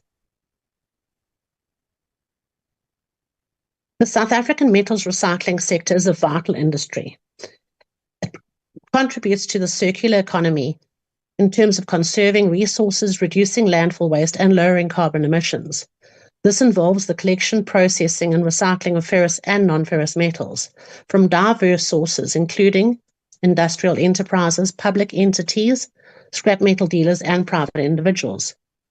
The sector is responsible for processing between 2.5 to 3 million tons of scrap metal annually and provides significant employment. In 2024, 3,552 scrap metal dealers were registered in South Africa, with each company providing an average of 20 employees positions. This provides direct employment to over 70,000 people in South Africa. And this doesn't take into consideration the informal sector in terms of waste pickers, where it supports an estimated 300 to 400,000 informal waste pickers. Next slide, please. These are the unsung heroes, the waste pickers. It is estimated that over 82% of all waste recycled in South Africa is collected by informal waste pickers. The DTRC estimated 300,000 informal sector people that were sustaining their livelihood from recyclable sales, with scrap metal being the most popular product. It's currently estimated that there are over 400,000 waste collectors who are legitimate, honest, hard-working people and not thieves. They are the unsung heroes who contribute significantly to environmental sustainability by reducing waste and promoting recycling. Our current policies disproportionately affect these vulnerable individuals by reducing the value of collected scrap. Next slide, please. The current policy challenges and the submissions that are currently underway. As a sector, we welcome the revisions of the policies that are currently taking place, and there are many. So the existing price preference system, commonly known as the PPS, is under review in terms of both its administration and the percentage discount. The review of the duty on the export of scrap is also taking place. The Steel Master Plan is currently under review.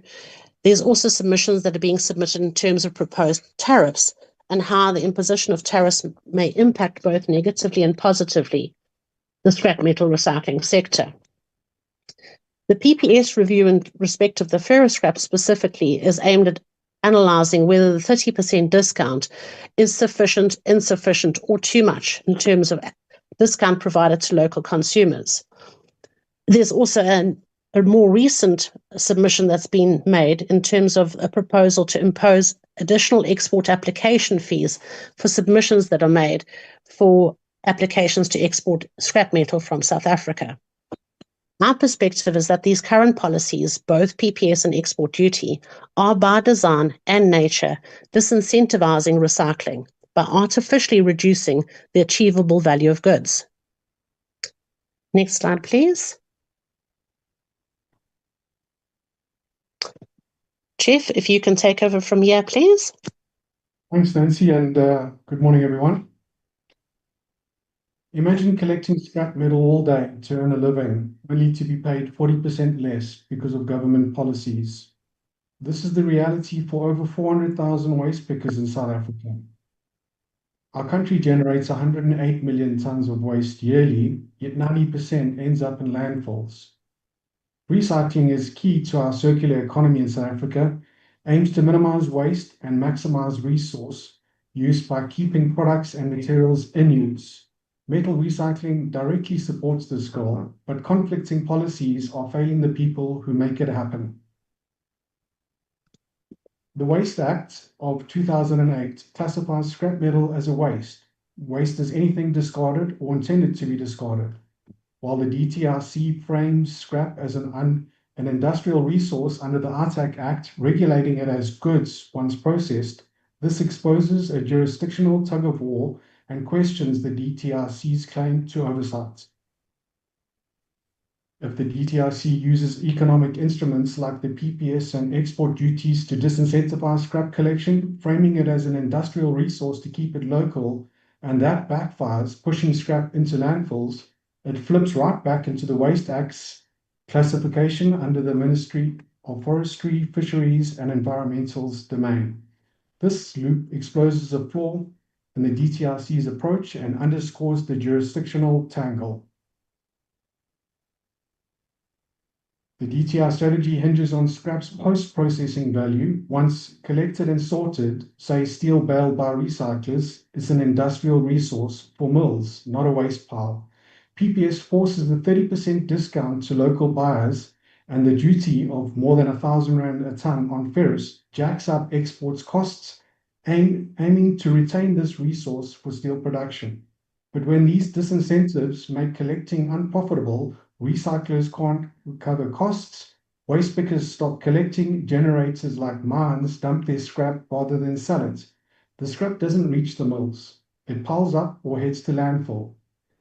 The Waste Act Section 1 kicks in. Landfill scrap reverts to DFFE's turf, undoing DTRC's resource narrative. In this case, DTRC's economic instruments meant to secure scrap backfire by making collection unprofitable. Disincentivizing collection doesn't guarantee mills use more, it risks stranding scrap. Section 51 of the National Environmental Management Waste Act empowers the Minister of Forestries, Fisheries and the Environment, with the Finance Minister's sign-off, to use economic instruments like incentives and disincentives to steer waste behavior, including generation and management. Pricing tools, taxes, subsidies, or rebates assist scrap generators and recyclers more dynamically than the rigid rules implemented by the DTRC. Section 51 offers a waste-centric tool that targets scrap's entire life cycle from generation to end use, not just its exit. Next slide, please. The current supply-side interventions of the Steel Master Plan, which target metal recycling, namely PPS and export duties, aims to ensure local offers of scrap metal, yet taxes exports when the mills reject the material. This is inefficient if the waste lane says surplus scrap should flow out and not to landfills. What we should be seeing is the DFFE using Section 51 to align incentives such as no tax on ferrous scrap exports and subsidize scrap metal collection for waste pickers. Recycling will only happen if there's an incentive to recycle and not when we tax it into oblivion. Lowering the prices does not create more metal. It only affects suppliers' willingness to provide what is already available. The law of supply says that higher prices boost the supply of a product and lower prices tend to diminish it. Next slide, please. The Recycling Association of South Africa, the SA Waste Pickers Association and Metal Recycling Association have all over the years made huge progress in self-regulating the industry, providing waste pickers and the formal metal recycling sector guidance in establishing responsible recycling practices. These 400,000 poor people get paid even less for their scrap, so several mini mills can benefit. This is an obscene transfer of wealth from the poor to the rich. Next slide, please. The scrap collection sector is legitimate, with waste pickers being unsung heroes who contribute to environmental sustainability. Collectors like Mpu and Nelisa collect discard materials, reducing waste to landfill, and promote recycling. The sector is active and responsible, generating significant employment, close to 500,000 people, and promoting environmental sustainability. This underscores the sector's role in reducing waste and supporting a circular economy. Next slide, please. According to Business Wire study from 2021, South Africa creates up to 108 million tons of rubbish every year, with over 90% of this waste ending up in landfills. The issue is that landfills are expected to be full in a few years. Next slide. To counter this growing disaster, the Waste Act of 2008, which classifies scrap metal as a waste, has implemented a national waste management strategy which places a burden on the producer of the waste to be accountable for their products and packaging until they reach the end of life cycle. The focus of the Waste Act is to reduce waste to landfill by incentivizing the collection and recycling of waste. Next slide. Recyclers must store goods for 7 days according to the Second-Hand Goods Act before resale. Then applicants for export must circulate their material for a further 15 days while local consumers decide on whether they would like the material or not. As a consequence, recyclers experience capital tied up for 15 days, 30 days, sometimes 45 days, while international metal markets and exchange rates fluctuate, creating uncertainty. To account for this, the recyclers must buy goods at a value reduced by more than 30% to cover the PPS discount. Goods sold under the PPS to local consumers must be transported by the recycler at their cost, irrespective of the distance. The recycler pays for the transport to local consumer. Under normal conditions, buyers are responsible for delivery costs. Since there is no forecast as to where the scrap may be delivered to, it makes it impossible for recyclers to calculate what they should pay for scrap at collection. Transport costs can be so high that forced sales through PPS leads the recycler to incur a loss. Next slide, please. RTAC's decision to publish weekly permit applications for scrap and semi-finished metal exports after 12 years marks a significant step towards transparency in South Africa's steel sector. By making applicants' details, product descriptions, and export volumes publicly available on their website, RTAC enables stakeholders to scrutinize the flow of scrap and semi-finished products. The requirement that goods be on hand and available for inspection at the time of application adds a layer of accountability, ensuring that permits reflect actual verifiable transactions. This move responds to long-standing concerns about opaque practices in the steel industry and provides data to assess claims made by industry players such as the electric steel producers. For over 15 years, electric steel producers have claimed a chronic shortage of scrap metal in South Africa. Their position is this shortage threatens downstream supply, raises production costs, and risks reducing working hours or operational stoppages. The proposed solution was to reinstate a scrap metal ban as requested from Minister Parks-Tau in March 2025.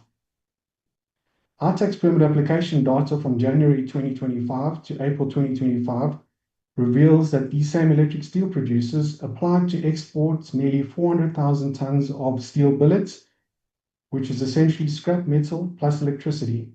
This confirms that the mini mills are not facing a critical shortage of scrap, as they are melting scrap into billets for export rather than using it for local beneficiation, which exposes a significant discrepancy between the mini mills' public claims and their actions. South Africa's steel industry operates within a closed circular economy where scrap metal is a critical input for recycling and steel production. The export of steel billets made from discounted scrap bypasses local value addition and disrupts the cycle. Instead of supporting downstream industries, the mini mills' actions appear to prioritize extracting profit through the PPS and export duties, confirming an obscene transfer of value from scrap collectors, scrap generators, and waste pickers over to mini mills. The estimated transfer of wealth for the 4 months in question is valued at 1 billion rand. Some of the same. You have 4 minutes left. Thank you. Some mini mills claim that they do not benefit from PPS and scrap exports and that they are competing on an unfair footing against AMSA when it comes to wire rod market in South Africa, claiming that PPS and scrap export duties offer no benefit or subsidies to the businesses. Their view is that vertical integration and a preference of DRI over scrap metal, not subsidies, is key to growing their market share. This raises further questions that if they no longer require scrap metal as input, then why the constant outcry for intervention measures from government to make scrap cheaper for them? RTAC's publication of permit data is a game changer, exposing practices that might have gone unnoticed.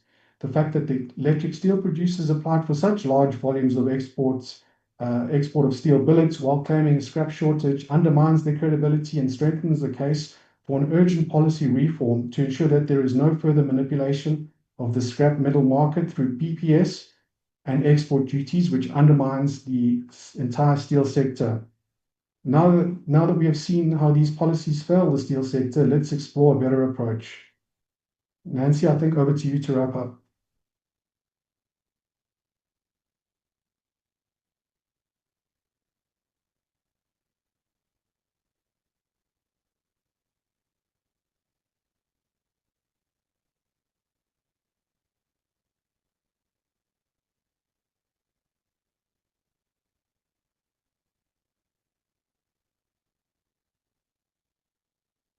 Seems that Nancy might not be online. I think I'll just try and go ahead My with apologies, Jeff. My apologies, Jeff. I just had trouble reconnecting there.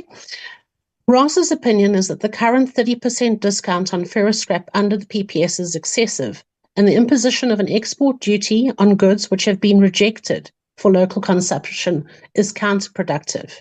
We believe that a balanced approach is needed to ensure both local suppliers given preference without skewing the balance between advantages and disadvantages disproportionately.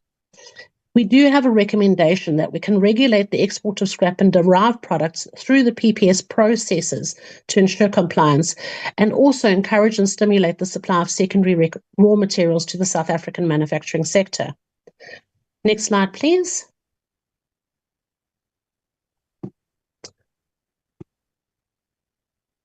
The current PPS system and export duties are counterproductive. They undermine job creation, environmental sustainability, and economic growth. The unintended consequences of these policies far outweigh the benefits. There is a more balanced approach that can ensure the sustainability of all sectors within the steel value chain, including recycling, manufacturing, and steel production. We recommend the removal of all policy instruments and/or aspects of current policy instruments that disincentivize the recovery and recycling of scrap metal in South Africa. We also recommend a re-evaluation of the PPS discount formula and its administration to ensure that it aligns with its stated intent and does not create excessive hidden costs. The implementation of policies that truly incentivize fair and free trade in the metals recycling sector, fostering a thriving circular economy for all South Africans that can encourage and stimulate the supply of secondary raw materials to the South African manufacturing sector. Next slide, please. In summary, our proposal is to keep the PPS guidelines, but zero the discount, and then reduce the export duty to 10%. In terms of local sales, if someone wants to export, they would follow the PPS process, and local consumers would get the first right of refusal, but without a discount. The consumer would pay the export permit application fee if it is implemented.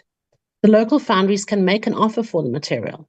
If the offer is rejected by the seller or not taken up by the consumers, the recycler is free to export the material, but must pay the duty and the export permit application fee.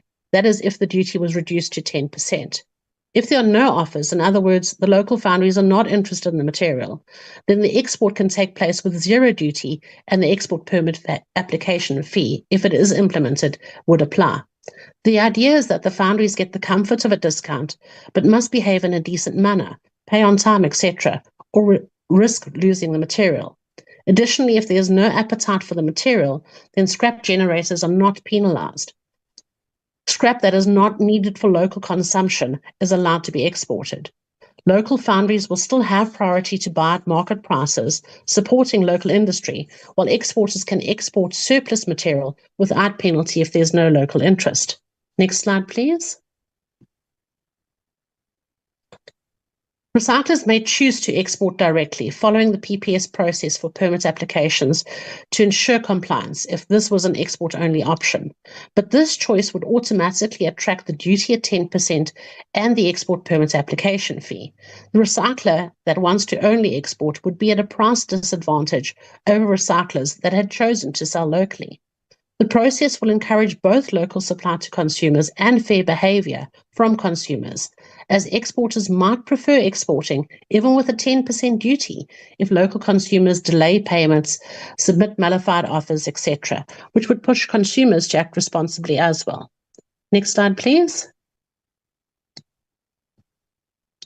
We also advocate for broader policy reforms that will address some of the issues that we've already raised in terms of ensuring that the exports of semi-finished goods that are made solely from discounted scrap attract equivalent costs or duties when there's no significant value add. This will neutralize the financial advantages like PPS discounts if minimally processed products are exported that will then promote genuine local beneficiation. We should also combat malified offers where domestic consumers should be liable for any costs if they block a permit application by expressing interest without follow-through on the offer to purchase.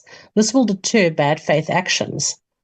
We also need a fundamental review of all disincentivizing policies in terms of aspects that disincentivize recycling completely, such as the PPS and export duties, and a re-evaluation of the PPS discount and its administration to align with intent and avoid excessive hidden costs. Next slide, please. Our current policy landscape is counterproductive. It's undermining job creation, economic development, environmental sustainability, and the livelihoods of the most vulnerable. Collaboration is key. All parties need to work together with government to find constructive solutions.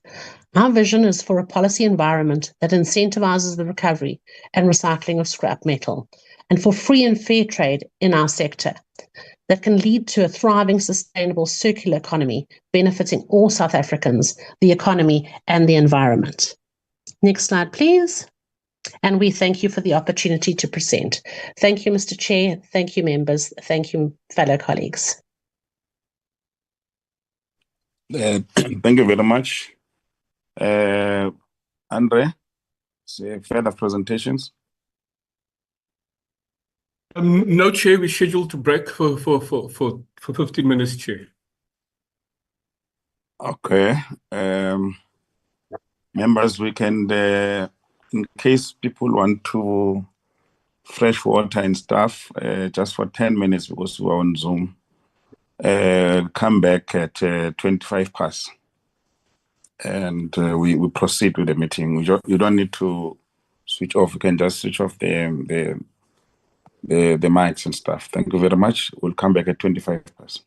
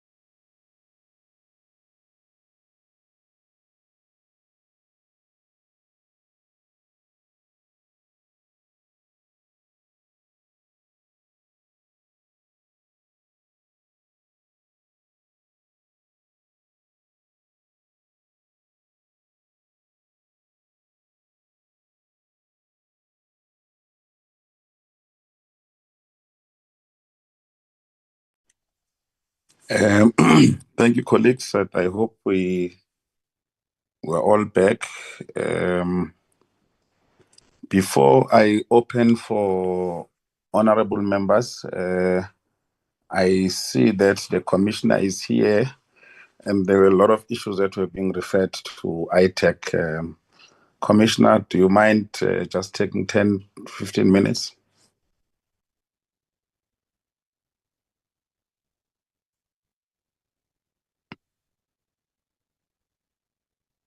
Commissioner Kawe?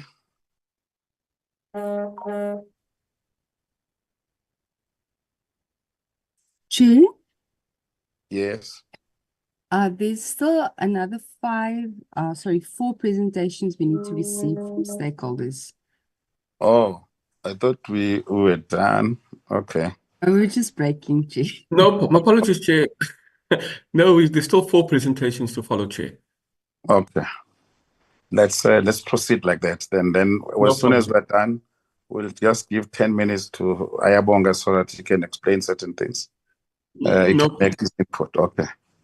Thanks. Chair, The the next one, Chair, is the African Rail Industry Association, led by Ms. Schlapo.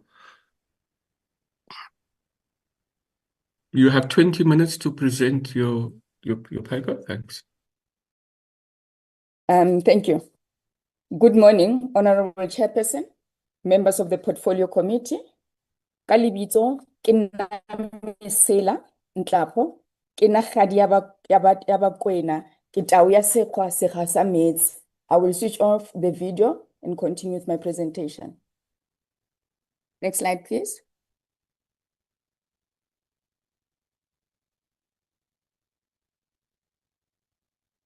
ARIA represents a broad spectrum of stakeholders across the rail value chain. Our members are directly impacted by the health of the steel and metal fabrication industry. As we are one of the most significant downstream customers, we are deeply invested in the South African reindustrialization agenda, the creation of sustainable local jobs, and fostering a policy environment that supports domestic manufacturing and competitiveness. Next slide, please.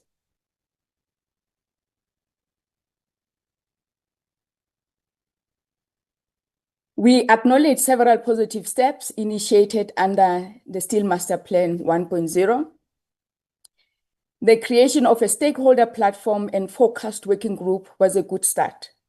We also noted the establishment of the Steel Fund and a local content compliance unit, including its reported work against illicit trade and promotion of localization with agencies such as SARS and ITEC.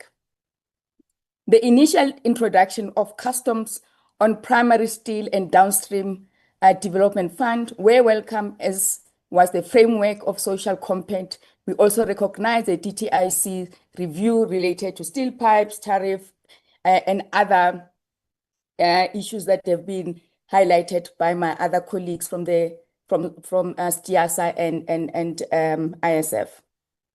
Next slide, please. However, from the rail industry vantage point, progress has been mixed and significant concerns persist.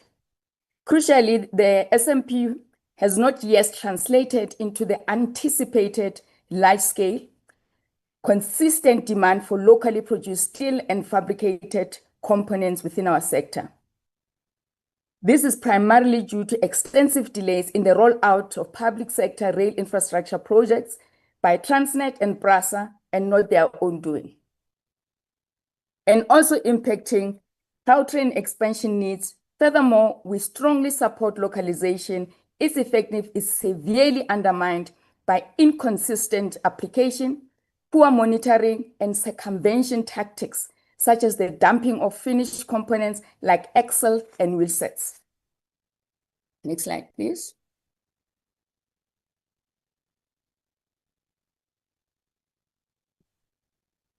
Several factors limit the effectiveness of the Steel Master Plan implementation. The action that should be put in place, that despite trade measures, import penetration remains a major challenge, fueled by global steel overcapacity. The landed price of some finished imported goods, steel goods, is often lower than the cost of raw material. This places our manufacturer at an immediate disadvantage. The steel value chain is fragile, with administered price increases for electricity and logistically constantly eroding competitiveness. And yet, we are asked that we need to be competitive. The slow pace of infrastructure development, particularly the delayed projects, mean that the demand-side levers of the master plan are not being pulled. And access to the downstream development fund remains a hurdle for many SMMEs in various sectors. And the persistent concerns around reliability and cost competitiveness of locally produced primary steel, with instances of supply disruption, further compound challenges. Next slide, please.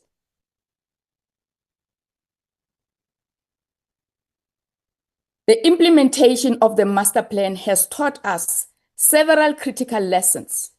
Firstly, and most importantly, genuine alignment and synchronization between all government master plans are paramount. The Steel Master Plan cannot succeed in isolation, fragmented policy implementation, where different plans seem to work against each other, actively hinders our reindustrialization efforts. Secondly, a plan is only as good as its execution. Delays have a negative impact. Thirdly, the designation of products for local procurement is a sound principle, but it needs teeth. Vigilant enforcement and swift action against circumventions are non-negotiable. We must also address legacy challenges like the input cost and the need for competitively priced primary steel.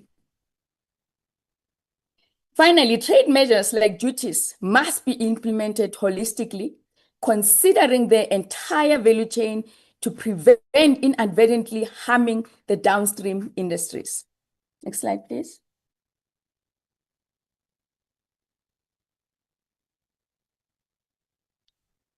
Next one, please. Thank you. The master plan operates in a dynamic and challenging environment. Domestically, the energy crisis continues to cripple manufacturers. Severe logistic inefficiency, particularly with Transnet rail and port operations, inflate input costs and hinder the movement of goods, creating a vicious cycle that erodes competitiveness. All this occurs at the background of an alarmingly high unemployment, making successful reindustrialization an urgent imperative.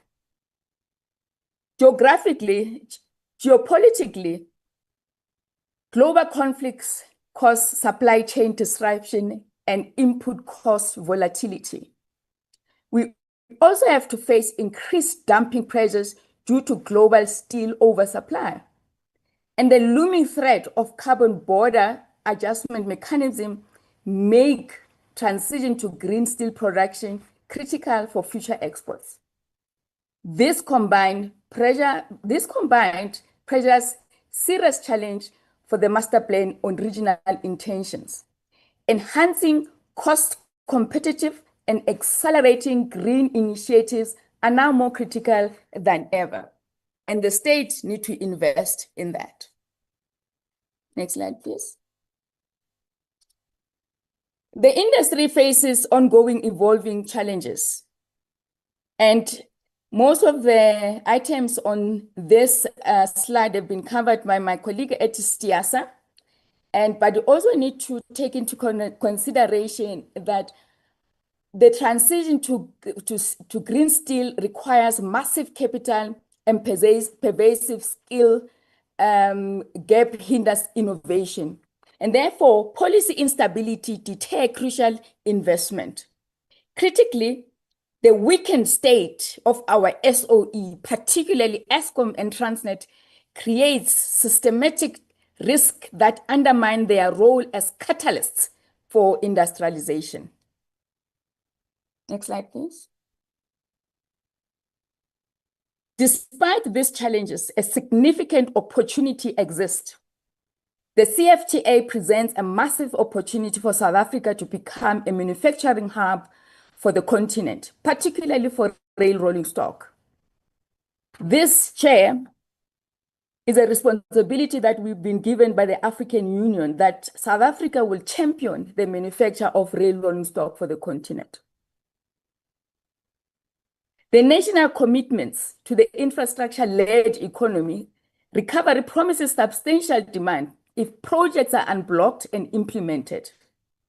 For ARIA members, Chair, a railway revival driven by well-resourced public entities like Transnet, PASA, and Gautrain is central. The green transition, while costly, also offers a chance to develop new competitive advantage. And a well-structured public-private partnership can unlock investment and expertise, provided they complement and enhance state-owned capacity rather than undermining their developmental mandate. Chair, I would like to repeat this part.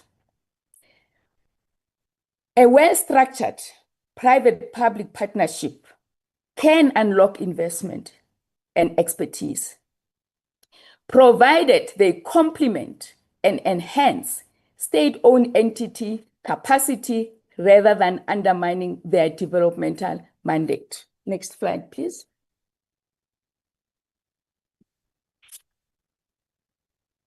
Honorable members, we must address the elephant in the room: the severe impact of policy incoherence and the critical situation at Transnet. We see master plans developed with good intention, but often operating in silos, sometimes with counterproductive outcomes.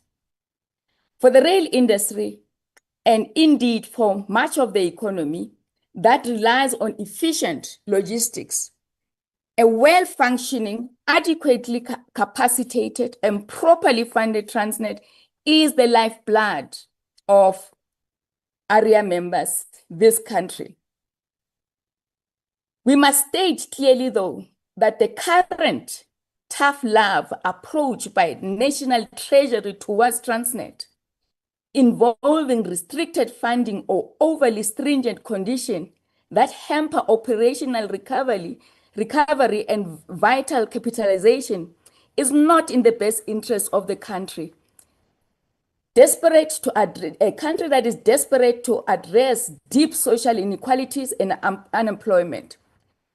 By refusing Transnet adequate and timely financial support, we are, in fact, Chair, undermining a critical implementing agent for national policies like localization and broad-based Black economic empowerment.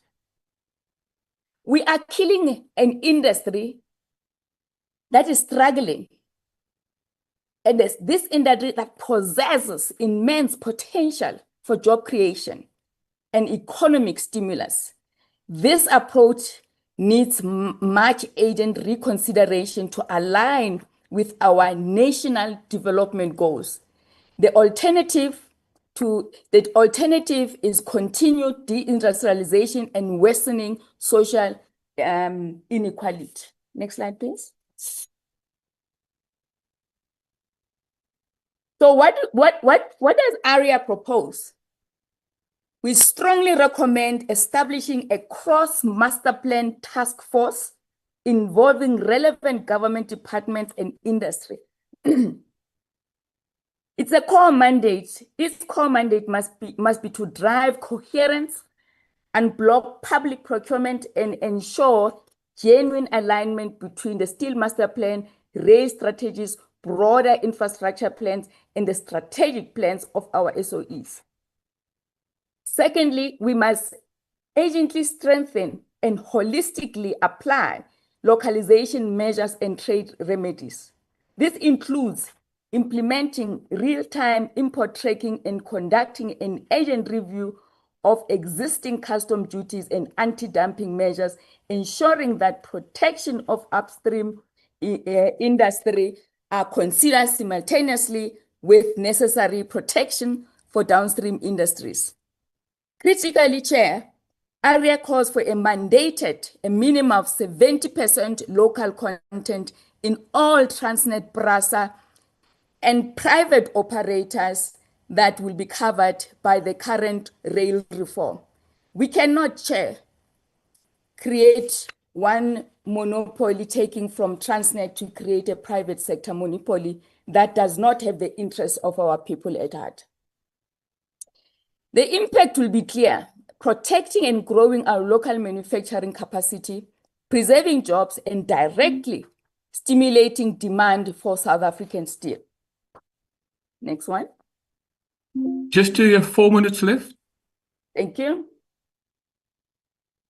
We must accelerate demand for steel by prioritizing properly funding public rail infrastructure. The Cross-Master Plan Task Force should identify fast-track shovel-ready projects within Transnet, PRASA, Gautrain, and including the rail reform initiatives. Next slide, please. The state must reaffirm its active role in industry development and uphold its social contract.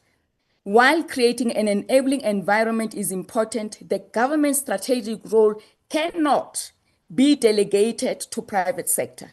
It must actively support key industries and state-owned entities like PRASA and Transnet, which are vital for the public good. Rail reform should prioritize strengthening these entities with private sector investment, complementing, not displacing their core public service mandate. And finally, Chair, this is a critical government issue that must be addressed, and Transnet must be properly be funded. Next slide, please. In conclusion, ARIA family believes that the revitalized and modern rail network, underpinned by a strong, well-funded and efficient public entities like Transnet, PRASA, and Gautrain, is fundamental to the South African economic recovery and reindustrialization and our export ambition. Fragmented policies and unfavorable Transnet will only lead to continued deindustrialization. Looking ahead, any future iteration of the Steel Master Plan perhaps and critically address rail capacity. Next slide, please.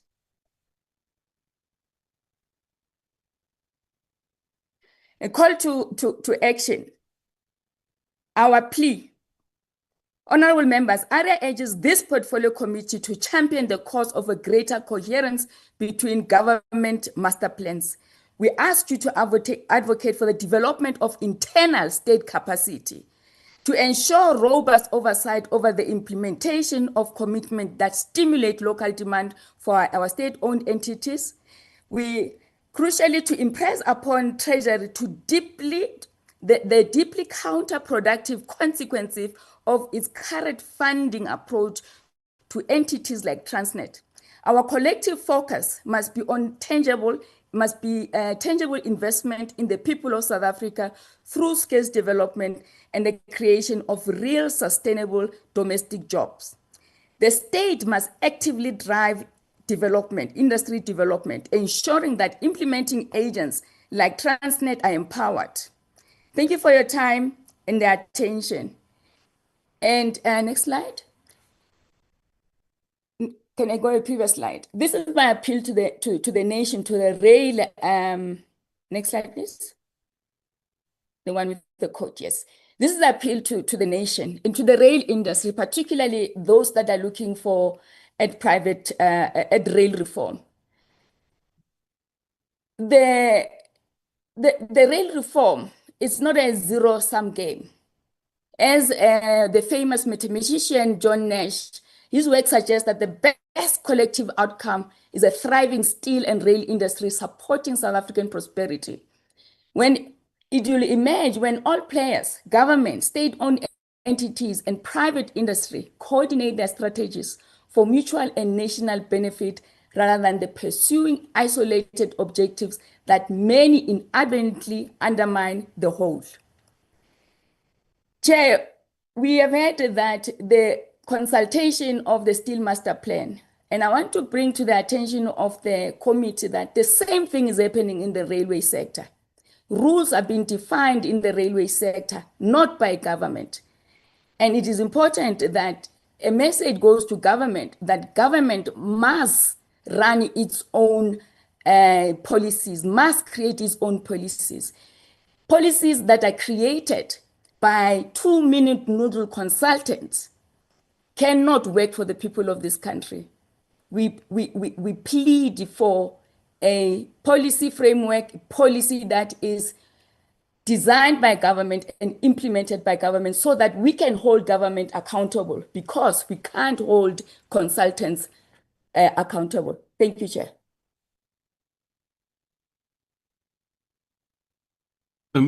Chair, next presentation is by the South African Capital Equipment Export Council, led by Mr. Bruggeman, Chair.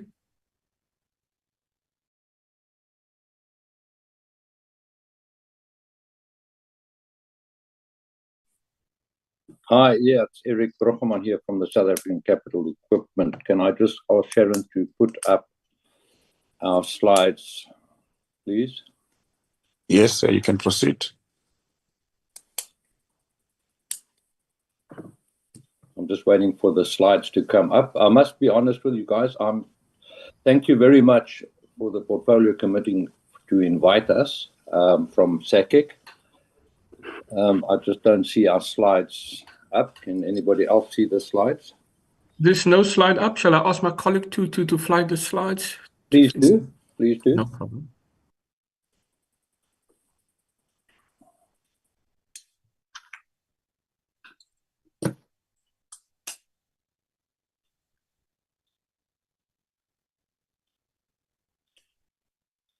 Margot?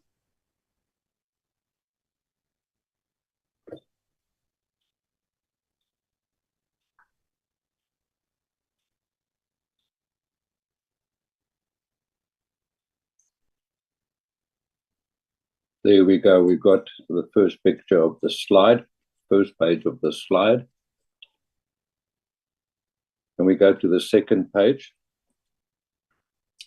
And that is, what is SACEEC? Well, good morning or good afternoon, ladies and gentlemen. My name's Eric Bruggeman. I'm the CEO of the South African Capital Equipment Export Council. My presentation is totally different today, and we've been listening, and thank you to everybody for putting up their presentations. SACEEC, as a Capital Equipment Export Council, we formed a partnership on the steel side when I talk about the Steel Master Plan with the ISF, with Niels van Niekerk and Kobus, and we've been attending many meetings with Charles Denneman and everybody else. So we're very well aware of what's happening in the steel industry.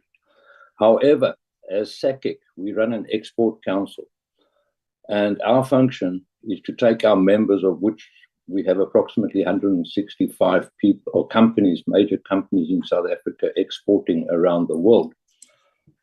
So SACEEC is part of DTIC. We have a public-private partnership with them, and we export. And to give you an idea of what we export, and if we go to the next slide, the mandate,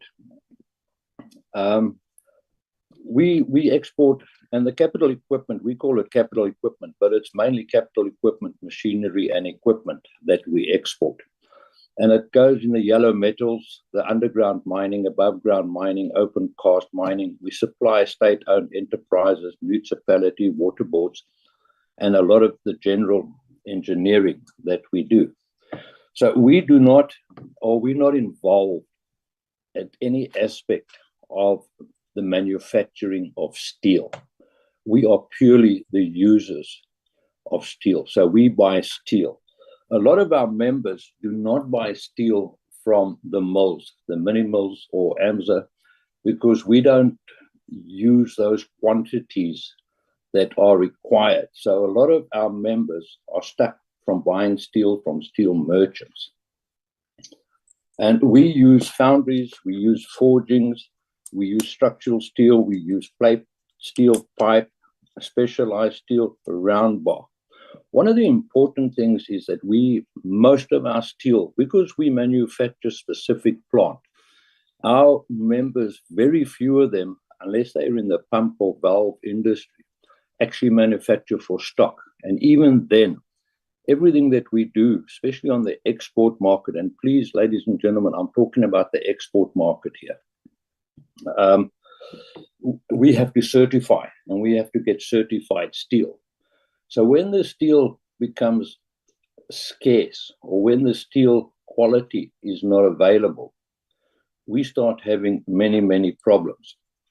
And we export around about 178 billion rands worth of machinery and equipment every year. And this year, the beginning of this year, we put up a budget and said we hope to, or we are planning to increase it to just over 225 billion rands worth of machinery and equipment exported. And our main markets are South America, America, Canada, Australia, Europe, Middle East, and Africa.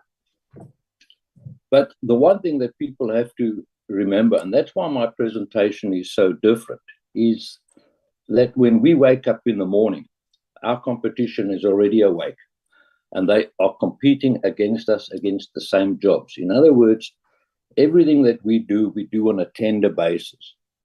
And we tender and we supply to the world. Now, besides having the normal problems of the electricity or the water or the ports and harbors or the roads, whatever problems we've had in the past, we're now sitting with the steel where the tariffs of the steel are affecting us. And we are sitting with a serious problem that we compete against the rest of the world. So if you have a look, you know, we're supposed to develop a value chain.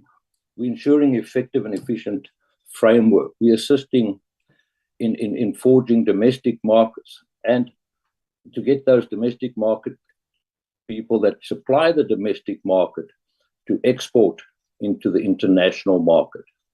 So when the domestic market, our local market, suffers, when our industry is down, when we go into a slump and we have a 0.5% growth rate, our industries in South Africa, we are competing against the importers because it is cheaper, and especially a lot of the companies that I said that, like the state-owned companies, municipalities and water boards, etc., when they start importing instead of supporting the local manufacturer, our local manufacturer market goes down.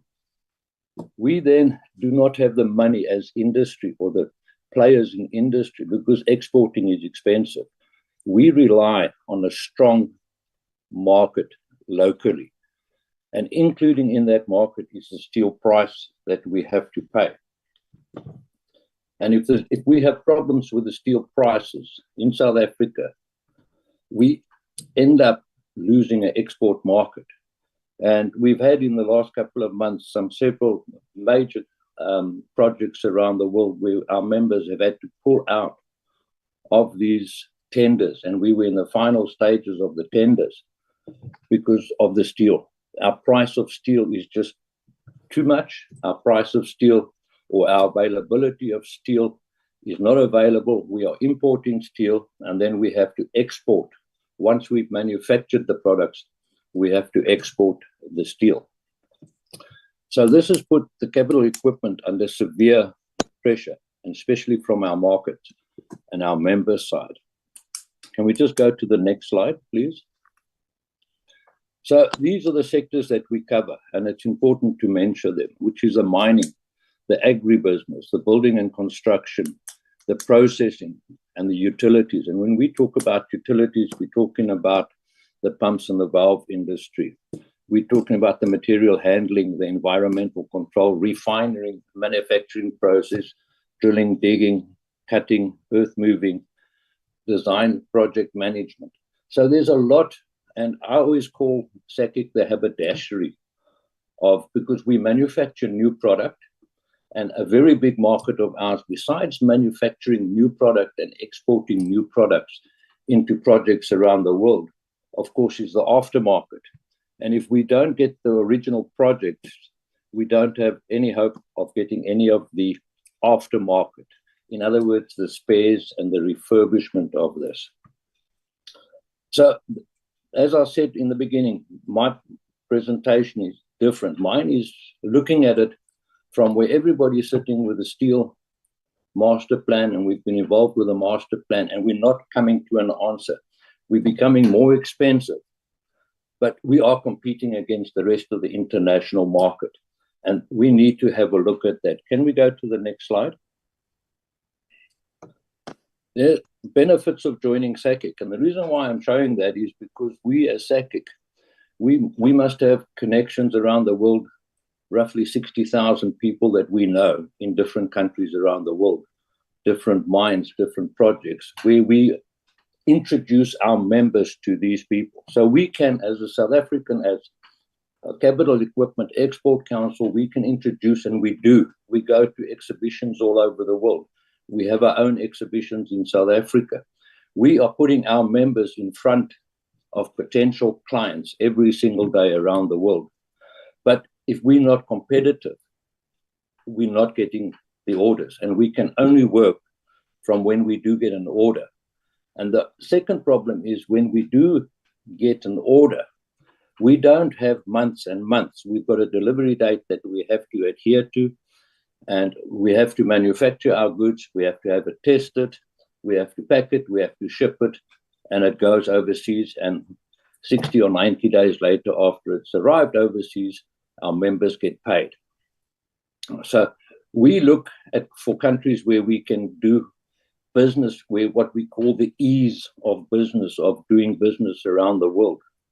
But with all the internal problems, and steel, unfortunately, is between 35 and 55% of the product that we have to buy. So if you take a total product of 1,000 Rand, 5,500 or 55,000 Rand of that is just the steel. And when we start having problems with the steel, and I heard Melissa now saying the same thing, and Niels and the scrap dealers and everybody that's in the value chain is saying the same thing. I think somewhere along the line, we need to accelerate this, and we need to find a solution, because we are losing market share.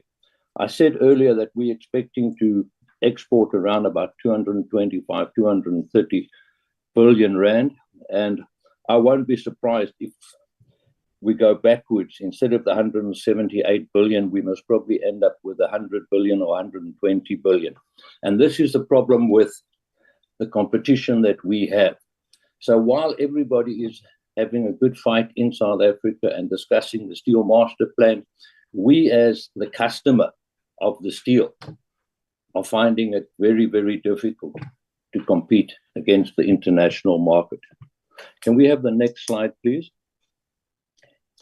So besides training people, we do a lot of things, and I'm showing you this, that why we do all of this, to be able to make it possible for the South African companies to export. We need to find the solution. My presentation is quite short, it's to the point, and as I say, we're not directly involved with any of the steel manufacturers, but the impact it has on us is absolutely enormous. And we really ask, and we will continue with ISF and Niels van Niekerk to fight this, but we really need to find an answer. If we are going to be successful as a nation to do the SA Inc. and to take our products throughout the world, we need to solve the problems. Next slide, please. That is my short story. Hopefully it's powerful enough that people will sit down and listen and say, it's affecting us. It's affecting us big time. It's affecting our imports, our exports around the world. But again, remember that if you cannot have a strong local market, if the manufacturers cannot make a profit in South Africa on the local market, they do not have the funds or the ability to export, because exporting is expensive. And earlier on, they said that manufacturing takes up something like 20% of the steel, which is most probably true, but it still results in 178 or 200 billion rands worth of exports per year. I want to thank the committee for having me on, and my plea is, or South African Capital Equipment Export Council's plea is, please, we need to solve this because it does affect us. Thank you, Chair. Thank you very much. And what's the next presentation? The next presentation is from the South African Wire Association. They are led by Mr. Patel, Chair. Okay, over to you, Mr. Patel. Good afternoon, everyone. Good afternoon, Chair, honorable members, and colleagues. If you could kindly share the presentation, I appreciate that.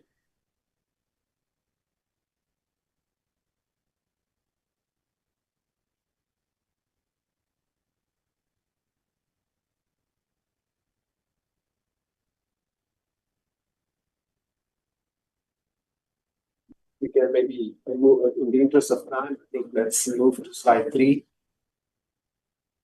The South African Wire Association was established in 2002.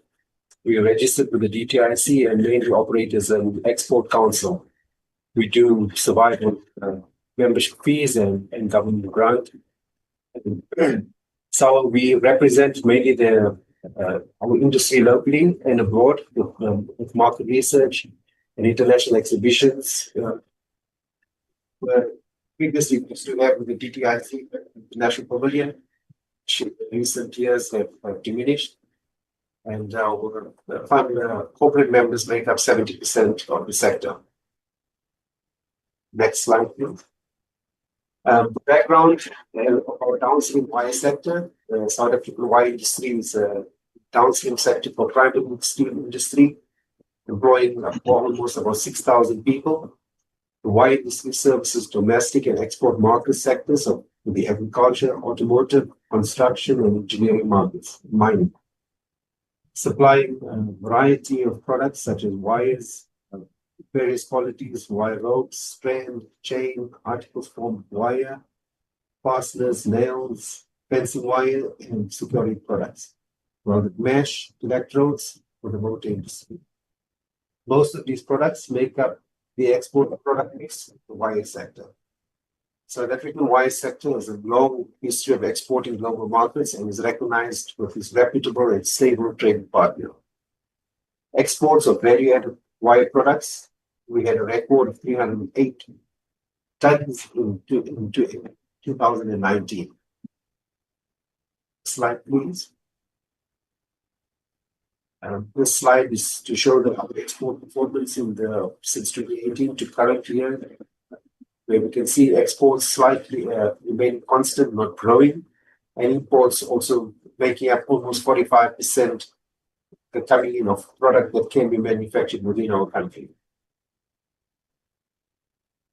Progress made implementing the steel metal fabrication master plan. The extract from the plan is there. The wire sector remains net export of high value added products, about 67,000 tons, about just under 11 billion in 2024. We are losing market share to an aggressive international exporters, receiving government subsidies from China, and to compete with almost 244,000 tons of imports. Accelerated with low domestic demand and 50% production capacity utilization. The wire sector and all its subsidiary companies and industry is in critical survival mode. Next slide, please. The effectiveness and identification of implementation actions to address and mitigate identified challenges facing the industry. Again, I added the extract. Insufficient enforcement and capability of customs allows import circumvention and illicit trade practices to continue demerit the wire sector. This is a very small sentence, but if we go into the detail of circumvention on the downstream product, on finished goods coming to the country, which a lot of my colleagues have shared, and particularly the reclaimed recycling one, where scrap prices are so 350 to 2 rand, and we're seeing finished goods coming to the country at those prices, which is just ludicrous. Consensus of the sector of the S&P one was failed to provide the planned benefits for improved localization and demand for various sectors served by the wine industry and to reduce the illicit trade. Next slide, please, Jim. Lessons learned. There's again, master plan was done without the inclusion of the wine industry. We had no input in this and not enough representation, consultation between industry and oversight committees. Oversight committees should include more industry stakeholders, which is, again, the downstream industry who are the actual benefactors of this. Next slide, please.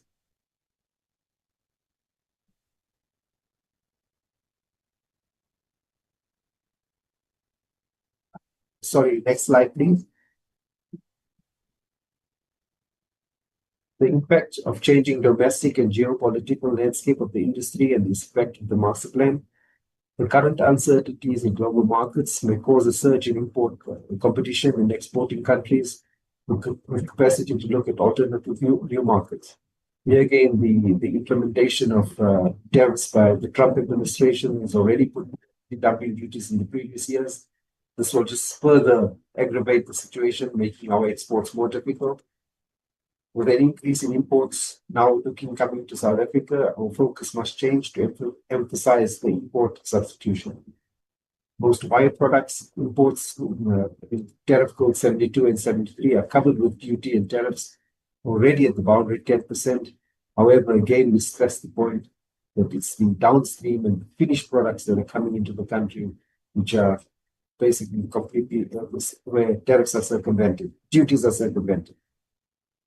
Imports with values lower than the price of raw material, and as we've seen, the price of scrap steel, and even at are common, although regularly reported to SARS with seemingly no dimension up to date.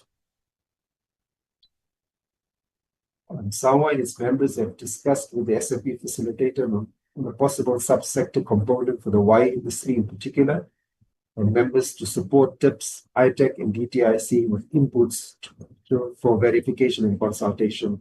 And we can really help to support these applications. And thank you, sir. That's short and sweet. I'm just going to ask you a request, Chair. I'm just going to be away for half an hour, but I'll be back before the question and answer. Thank you. Thank you very much.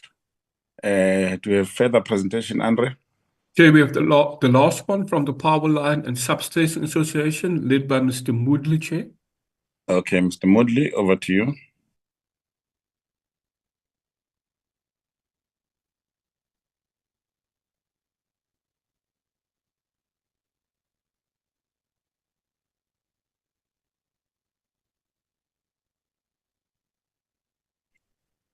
Also, please assist so that we can move fast. Chair, I'll ask Margaret to share the presentation, Chair, so that we can proceed.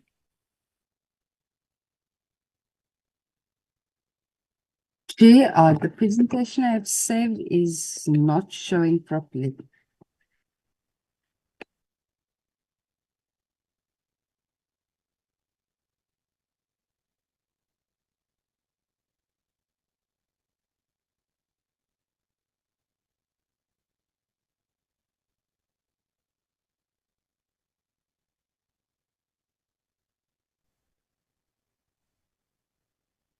There we go.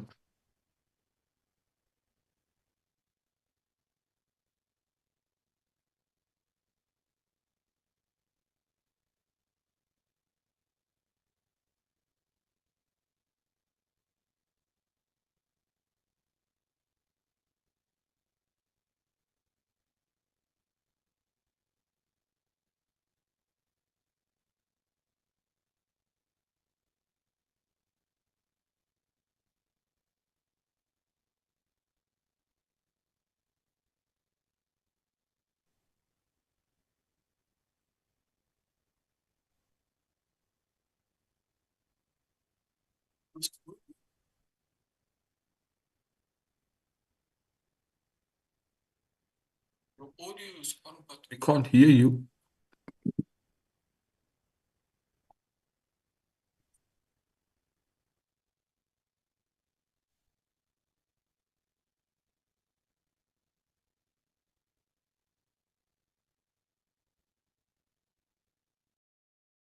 Here there appear to be a challenge with Mr. Moodley, Chair.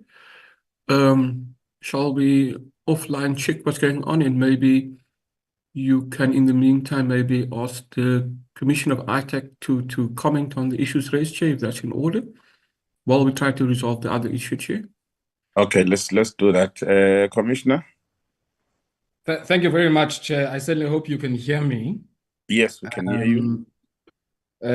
Ndibulele Sihlalo kuwe nesigqiba sakho nekomiti ngosipheze elithuba ndithi nganga nentsiba zayo. I think some of the issues that have been raised, I think to the degree that they are assertions, we probably will not engage them. But let me maybe just come, Chair, on a few issues, if I may. I think the first one is around the relationship between the PPS and the export tax.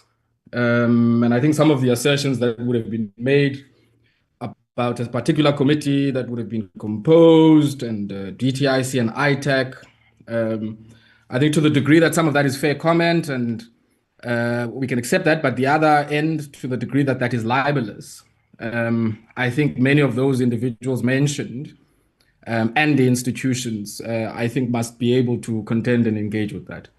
And it would be a bit bizarre, similarly, I think, for us to comment on committees, I guess, whose record maybe one would not have seen. So I certainly will not comment on that.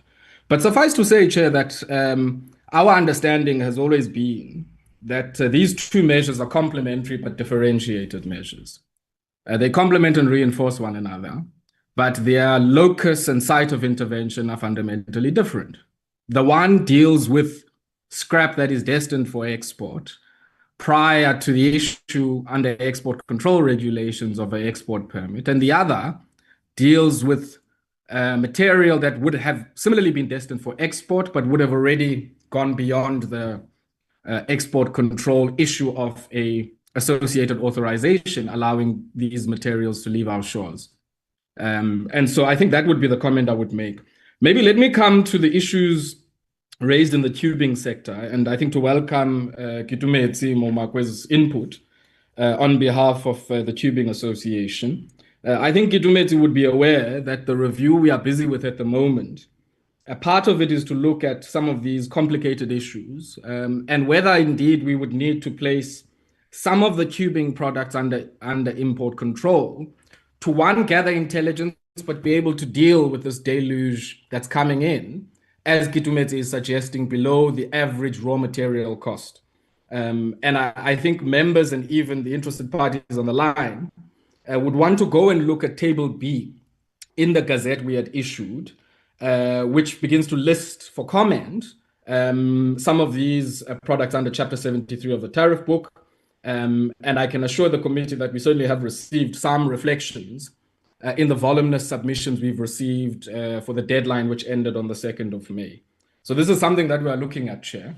But I do also wish to say, just on the tubing issue, that if the tariffs are at the bound rate or near the bound rate, there are limits to the degree that there is policy space to maneuver absent of a political decision about what it is to be done about some of those bound rates. And I think that that is something that those who are seized with those political decisions might be in a better position to answer. I also note, Chair, I think the nexus that many of the inputs are making between the reform of our state-owned companies as big buyers on the demand side of some of the steel and the resolution of some of the challenges facing and confronting the sector, and also to what degree the cooperation of some of our state-owned companies begins to make designation in line with Chapter 20 of the new Public Procurement Act a blunt or a sharper instrument. And I think that that is something that is certainly going to be a big part of the discussion going forward. The other comment really, I think, is to share a sentiment that was shared today. I'm not sure if it was Niels who was raising it, on this question of kind of difficulty of attracting black capital to the steel sector. I think this question of the pathway to profitability for manufacturing broadly is something quite important for us to think about. If we consider that the pre-tax profitability of the sector often doesn't meet the hurdle rates required in capital markets. And there are many reasons for this. I think some of them have been mentioned here.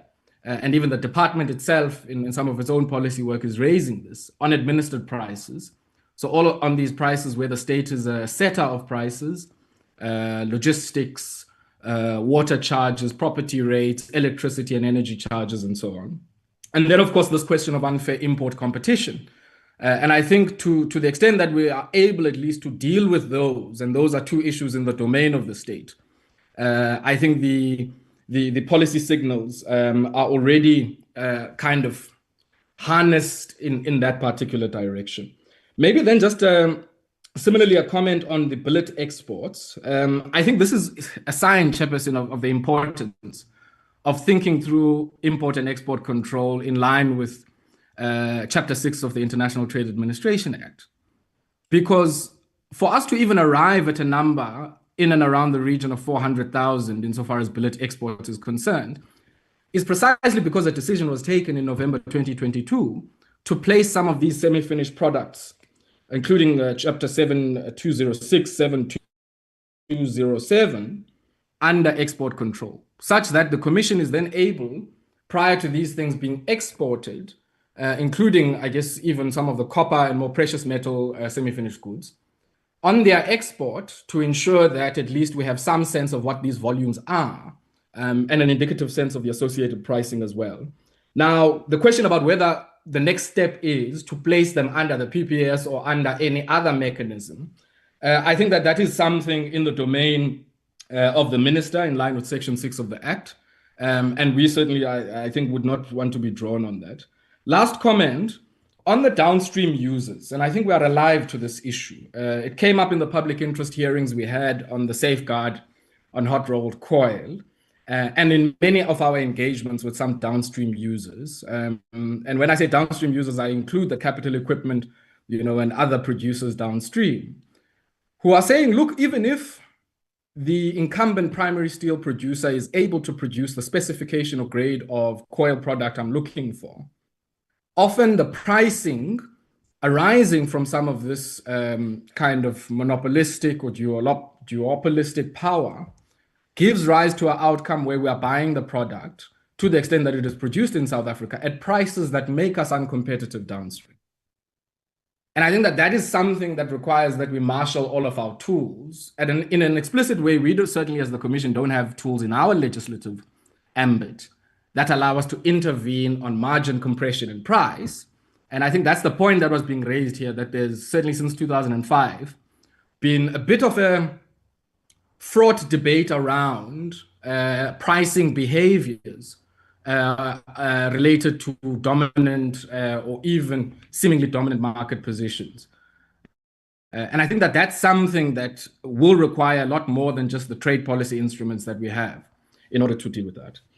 So I think lastly, Chair, if I may, many of the issues that have been raised here are subject of ongoing processes that we are dealing with, be it the discount on the price preference point system on scrap destined for export, right through to even questions of import control and even the calibration of our tariff schedule, bound as it is at the moment under particular parameters in line with our own concession to the World Trade Organization.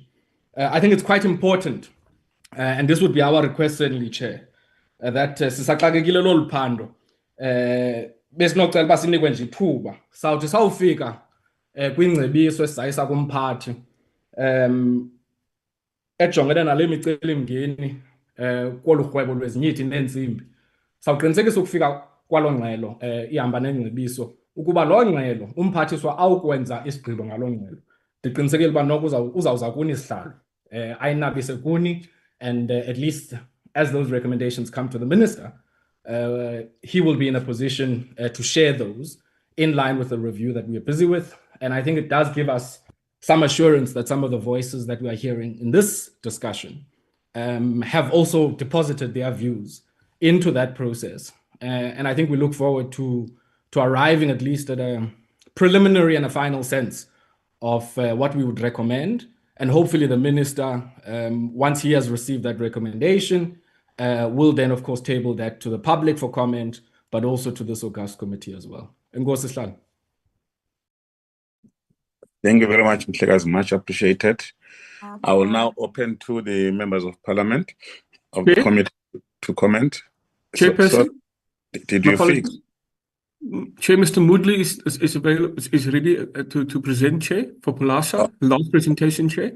Okay, please, we're really running out of time now. Okay, Mr. Moodley, you can come in. Sorry.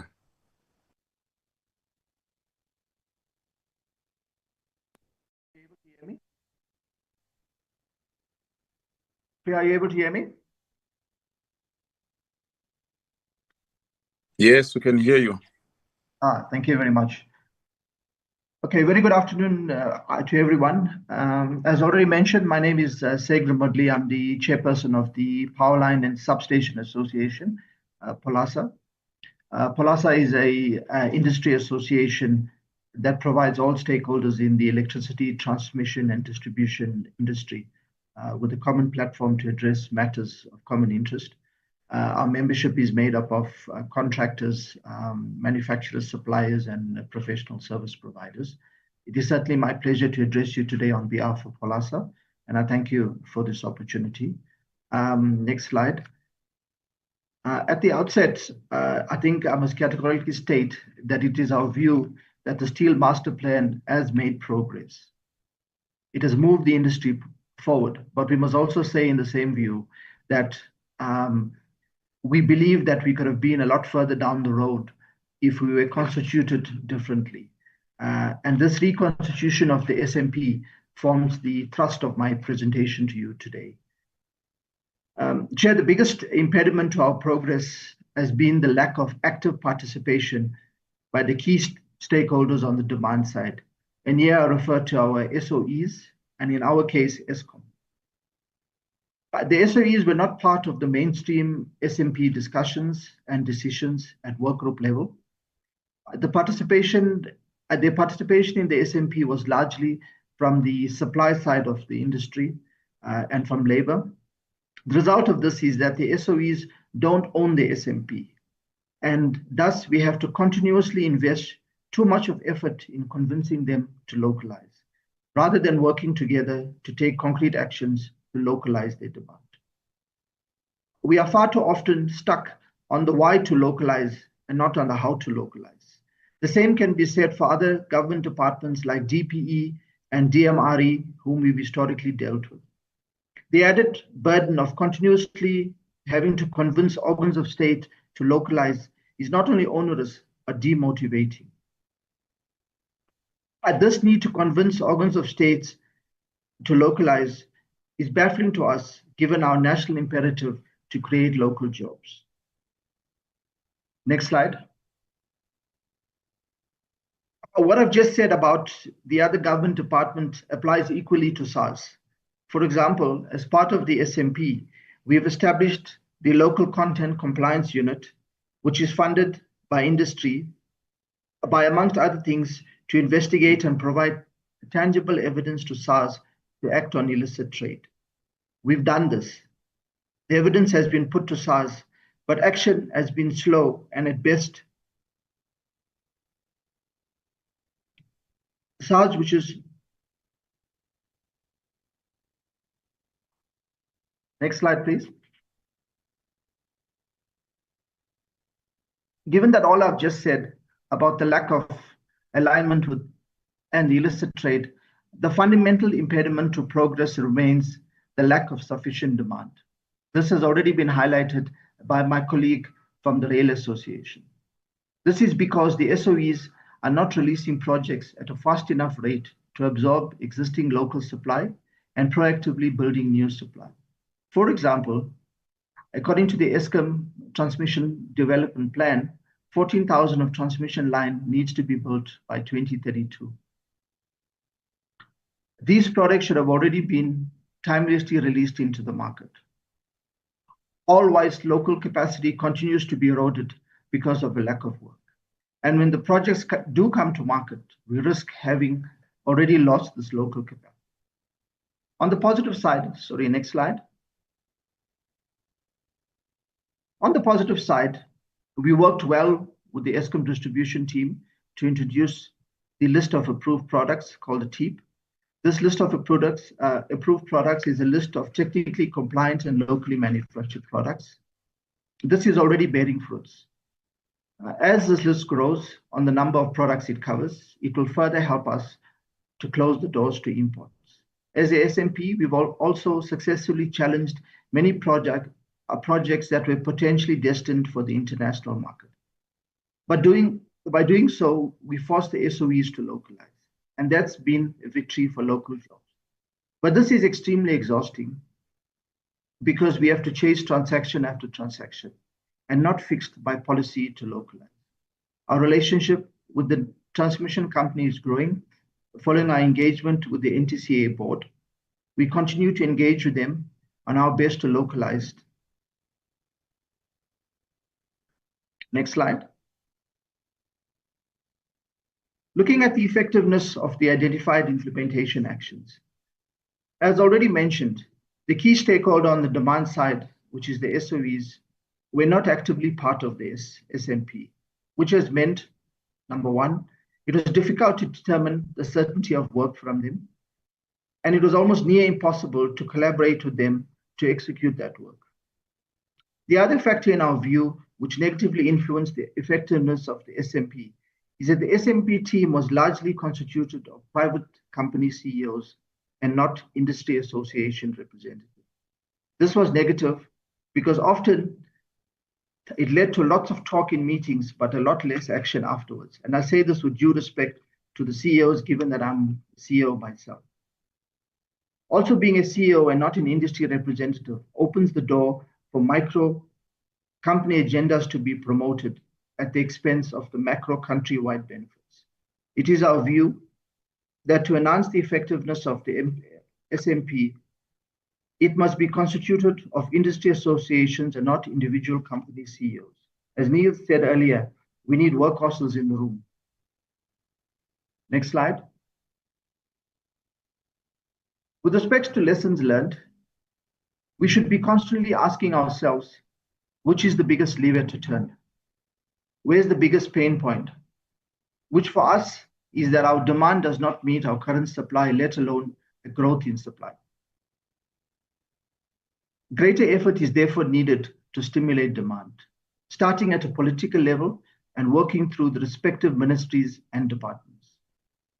In terms of alignment, we must ensure that better alignment within government regarding reindustrialization. While the DTIC may be the custodian, it needs to be driven and supported across all departments. When I talk about alignment in terms of industry, it is critically important to foster industry alignment across the value chain, from the upstream and downstream on commonly agreed principles. And yes, we must also understand that in instances we may differ in views, but other views are not a problem. What we need is to align on what is going to shift the needle for a better country. Next slide. If I continue with the lessons learned, we cannot be endlessly debating the merits and demerits of localization. SOEs should be given a clear directive to localize their demand. Our resources must rather be expended on execution and not endless debates. If I look at a conducive environment, often when engaging with the SOEs, we are told that they cannot speak to us being industry, for fear of a violation of competition and other legislation. Structure should be established within the SMP that creates a safe and a controlled environment for the SOEs and industry to engage in a very constructive manner. If I talk about the SMP Executive Oversight Council, it's our view that it needs to be more properly structured. And like I said, there needs to be less company CEOs and more industry representatives in such structures. And there needs to be a mechanism for their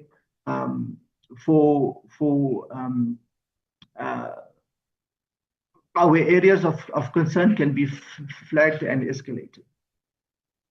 Next slide. So to summarize our lessons learned, it's our view that the SMP is still needed. Progress has been made. It, however, needs to be restructured with the correct stakeholders who have a clearer mandate to support localization. Next slide. If we look at the impact of the changing domestic and geopolitical landscape, the Eskom Transmission Bill program is quite significant, and Eskom or the state does not have, or Eskom and state are not in a position to fund this capital program of their own balance sheet. We will therefore need to look at external funding. We must, however, be very cautious that this funding, irrespective of its source, does not come with conditions that force the local sector not to reindustrialize.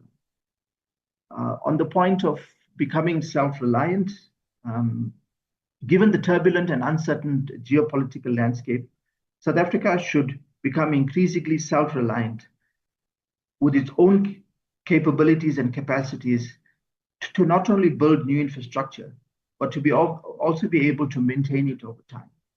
If we are to outsource our build program to foreign entities, we then risk not having the capabilities to restore our network under fault conditions, leading to protracted blackouts. In terms of reducing unemployment, South Africa's unemployment levels are dangerously high, and it's no secret that the distribution and transmission build program is not very complicated. We can thus absorb large numbers of South Africans within this build program. Let's not waste this opportunity to not make a dent in our unemployment rate. Next slide.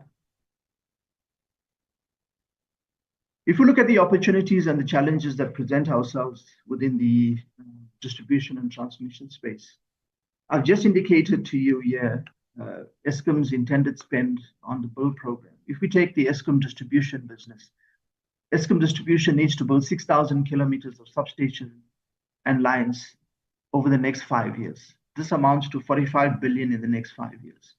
The Eskom transmission business has to build 14,000 kilometers of line and substations, which currently stands at 450 billion over the next 10 years. So if we had those two numbers plus the municipal build program, we are looking at over 500 billion within the next 5 to 10 years that needs to be spent on the electrical infrastructure in this country. Colleagues, this presents a unique opportunity to reindustrialize the sector, as opposed to us exporting the jobs and importing products and services.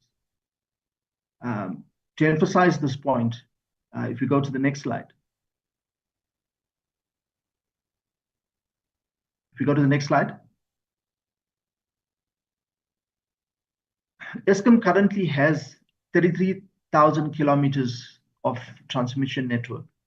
This 14,000 kilometers that needs to be built in the next 10 years represents 43% of the current installed base. This is, again, a unique opportunity, a once-in-a-lifetime opportunity for us to develop this capacity within South Africa. And again, to emphasize this point, if we go to the next slide. In the last decade, South Africa has only built about 4,000 kilometers of transmission network. In the next 10 years, we've got to build 14,000. This represents a 325% jump in terms of the kilometers of line we need to build. And once again, this is a huge opportunity for us to reindustrialize this sector. If we go to the steps taken on the next slide. So where do we go from here? I think one of the first points is we had a review session with Minister Tau on the 1st of March. This is the industry with the ministry. And I think the industry was very clear in terms of what the issues are and what the industry positions were. We now lack a decision by government regarding the way forward on those issues. I think we've spoken much on where we need to go to. We're at the point now where we need some policy decisions from the Department of Trade, Industry and Competition. And we also understand that given the complex nature of the value chain and the different industry stakeholders, it's unlikely that decisions will suit every party. But it is hoped that decisions can be considered and made so that enables the country to sustain itself. And Chair, we need those decisions pretty fast. The second point I'd like to make is that despite what I've said in terms of progress being impeded and the effectiveness of the SMP, I think those of us who are still part of the SMP, together with the DTIC, continues to run projects and continues to engage Eskom under the auspices of the SMP. So no work has stopped from our side. My last slide, which is a parting thought. And my parting thought is that the current electricity power lines and substations in South Africa has been built by South Africa. And South Africa still has the capability to build these lines. What is missing is the full capacity to deliver on what is needed. By capacity, I mean really number of people, but skill levels are there. But for us to develop this full capacity, we need certainty of work, and we need commitment from our government and our SOEs to localize, so we can start training people and we can start building factories. And it is our view that a restructured SMP can drive this. With these words, Chair, I thank you for the opportunity, and I'm happy to take questions going. Thank you. No, thank you very much. I know, members, we've exhausted you with quite a number of presentation, but it was necessary that we talk to everybody in the industry so that whatever recommendations we make, is not just that we've consulted one section of the sector. I will now open for you for engagement, and then we will then conclude the meeting. Honorable members, Andrew, you'll help me with the hands. I'm also looking for the hands. Mr. Mndluli, Chair. Yes, Member Mndluli.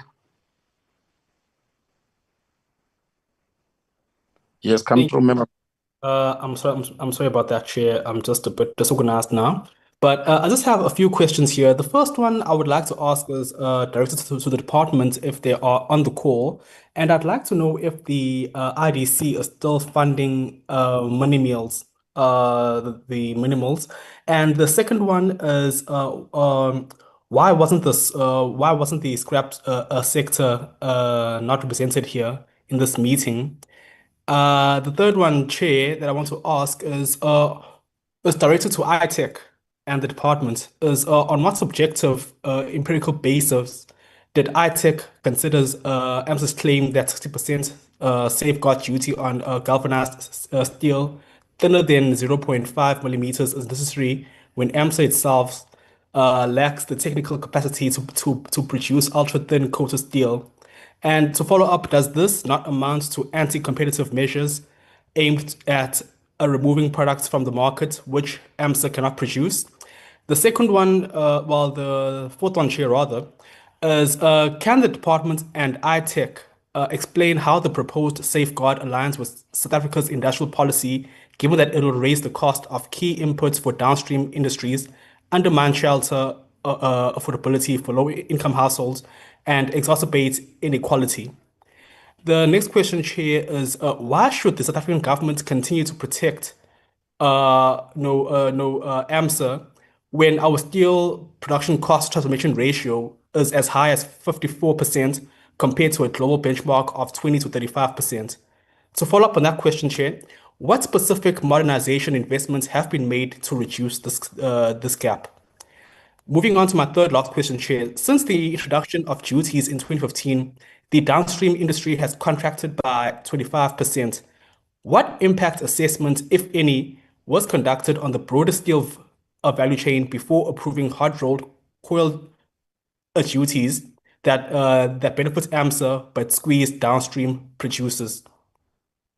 The other question, Chair, is does the DTIC recognize that AMSA's long steel dominance coupled with protectionist policy has resulted in stagnation of per capita steel consumption in South Africa, which is 67 kgs versus the global average of over 250 kgs, and to follow up what structural reforms are being considered to reverse this decline.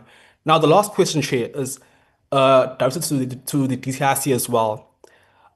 In the event that AMSA's long steel operations continue to decline or collapse, despite the bailout that it has been granted, who will be held accountable, and what is the department's contingency plan to protect jobs and preserve industrial capability in Newcastle and Vereeniging in that scenario? Thanks, Chair. Thank you very much. Member Webster? And Member Chance, Chair? Yes, in that Chair, order. can I ask that Member Chance go first? I'm just having a little bit of connectivity issues. I'll go after him. Okay, Member Chance. Thank you. Thanks very much. Excuse me. Thanks very much, Chair. Thanks to all the presenters. I must say we've had a huge dollop of information this morning. Been very informative, but also very concerning, very disquieting in so many respects. And I think the first comment I need to make is that the problem of deindustrialization is not something that South Africa alone has been suffering. If we look at many of the traditional countries that have had an early industrial base, South Africa was one of them, going back 100 years. I'm talking about America, Europe, Britain. They're also deindustrializing. In fact, if you look at America's proportion of manufacturing contribution to GDP, it's virtually the same as ours, having just come down from about 23% to about 13%. Britain is even worse. I think the same is the case in many industrialized countries. So there is definitely a shift of manufacturing capacity from these countries to the east, to China, to Vietnam, to the Far East, to India. So there's nothing particularly surprising about that. I think that what has come across very strongly in this morning's presentations is that there is an obsession with intervening in markets. Government, politicians and regulators have consistently thought that they can basically manage markets, which are completely or very complex entities to manage. And the decisions have often been catastrophically wrong. So I think that the first question must be, generally speaking, in terms of the industrial policy that the DTIC and the ministry is developing, is can lessons be learned from this as regards what should be left to the market to do and what should be left to regulators to regulate? So that's my first comment. The second comment is much of the focus today has been on the competitive challenges facing the primary steel sector. And obviously that since the mini mills were subsidized is not just the blast furnace manufacturers, but also the electrical arc furnace manufacturers.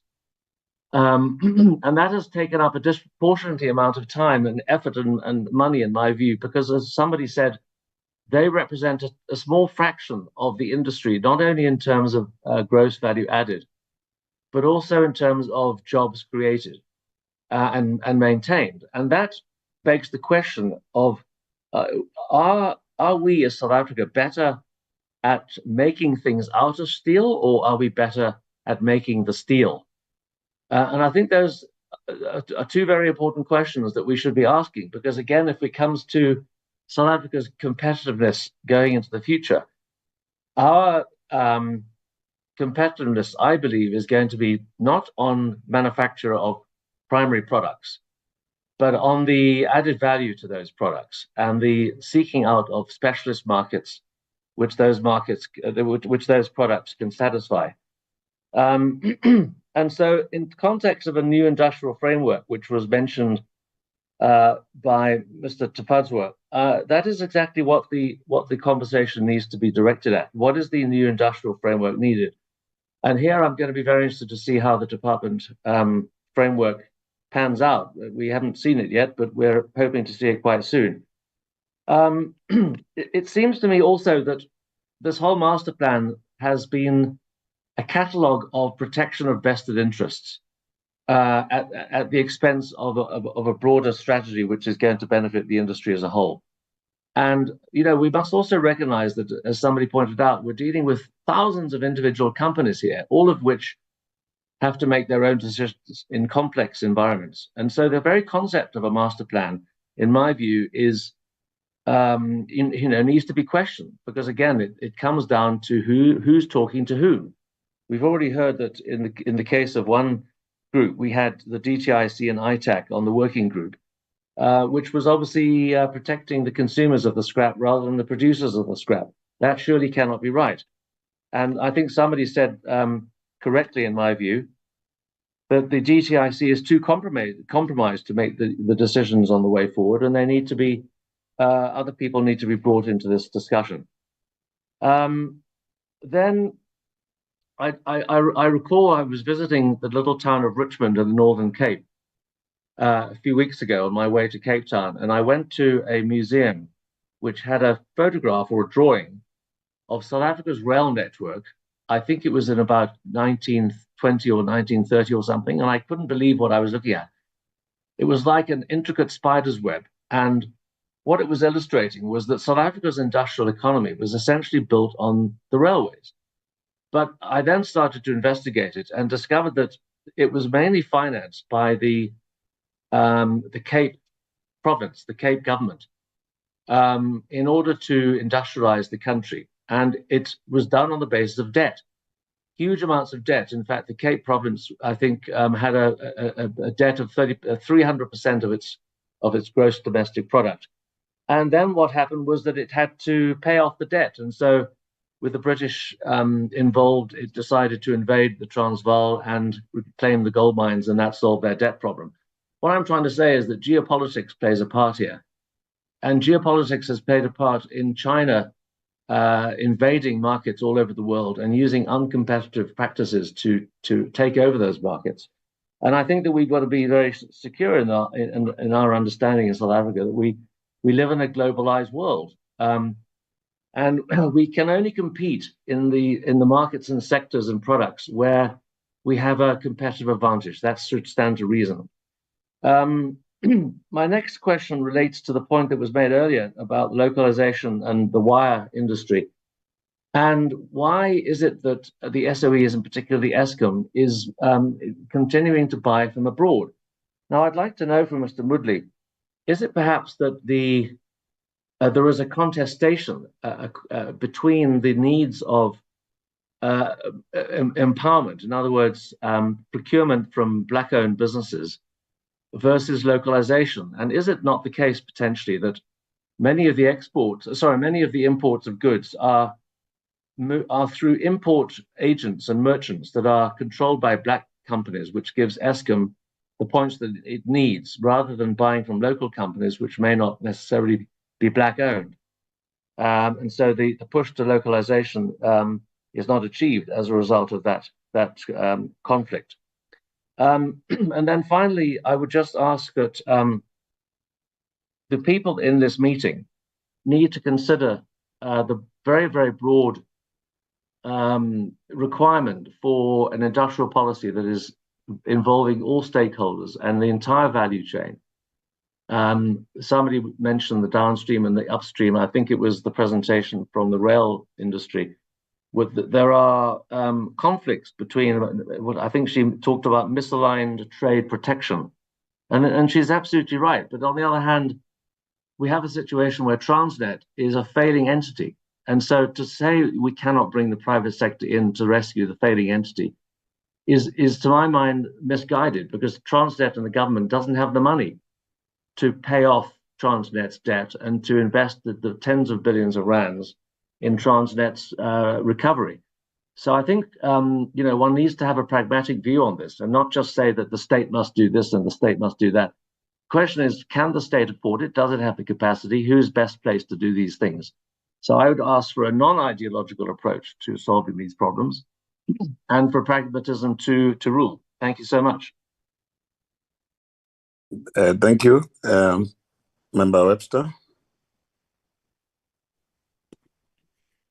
Thank you very much, Chair. I think I've been quite covered in some ways by my colleagues, but I think listening to all the various presentations today, I think it's very clear, and it's something that we've all known for a while, that obviously we have a crisis in the steel industry, and the reality is that it's a crisis that's born out of policy contradiction.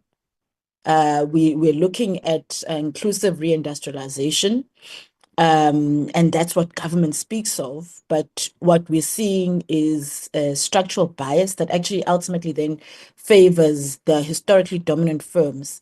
And unfortunately, this is at the expense of small businesses. It's at the expense of informal recyclers. It's at the expense of downstream SMMEs.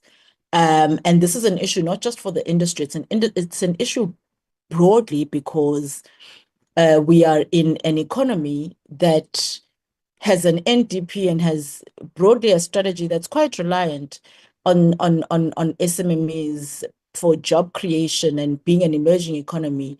Understandably, this is why we are, and we're quite reliant on even the informal sector as well. And the second issue then becomes the issue of the preferential pricing system, and looking at whether there has been adequate assessment, adequate review of that preferential pricing system and the impact that it has had, particularly on labor-intensive job-creating parts of the industry as well. And so really, I think ultimately the biggest issue to come out of this session today, the most glaring issue really is around issues of policy and a lack of consolidation and integration of policy, a lack of the stability of policy, and just a view that says, how do you make sure that what you do is not at the expense of one part of the sector, particularly, and not then at the expense of the industry and the sector as a whole? Because ultimately, actually, in some aspects, it looks like the bigger players win, but in some ways, they themselves lose because then they are producing for an industry that doesn't have enough demand as well. So really, in terms of the questions, I want to ask about and I might have missed this in the number of presentations, but I want to ask about the incorporation of the recyclers, the small scale foundries, the downstream SMMEs, in the Master Plan Oversight Committee. Are they adequately represented? And you know, how is their contribution and how are their challenges that they're meeting factored into any of the interventions of the DTIC at all? And then if there's any targeted support mechanisms that actually exist for downstream SMMEs. So are there mechanisms that are trying to make sure that in light of even some of the policy impact on them, particularly with preferential pricing, are they then still able to benefit from, for example, localization incentives? What is being done to support them in light of even the challenges that have come as a result of policy in itself, even apart from the fact that obviously that policy has to be reviewed, but what is there to support that? And then my last question is around the issue of PPS and what it looks like in its current form. Are there plans? Is there a process of review in place? Are there plans to replace it with a simple export duty type of model? And I mean, this could be targeted with subsidies for energy efficiency and innovation as well. But is this something that is actually being considered? I just need, suppose I need to get a sense of this is a serious issue and its impact is overarching. Is there something being done about it? And are there any sorts of reforms that are being considered? I'll leave it there for now, Chair. Thank you very much. Are there further hands from members? No hands at the moment, Chair. Okay. I think colleagues, thank you very much. Chair, Mr. Kigaba, Chair, sorry, just raised his hand. Okay, Mr. Kigaba. My apologies, Chair. I've been struggling with the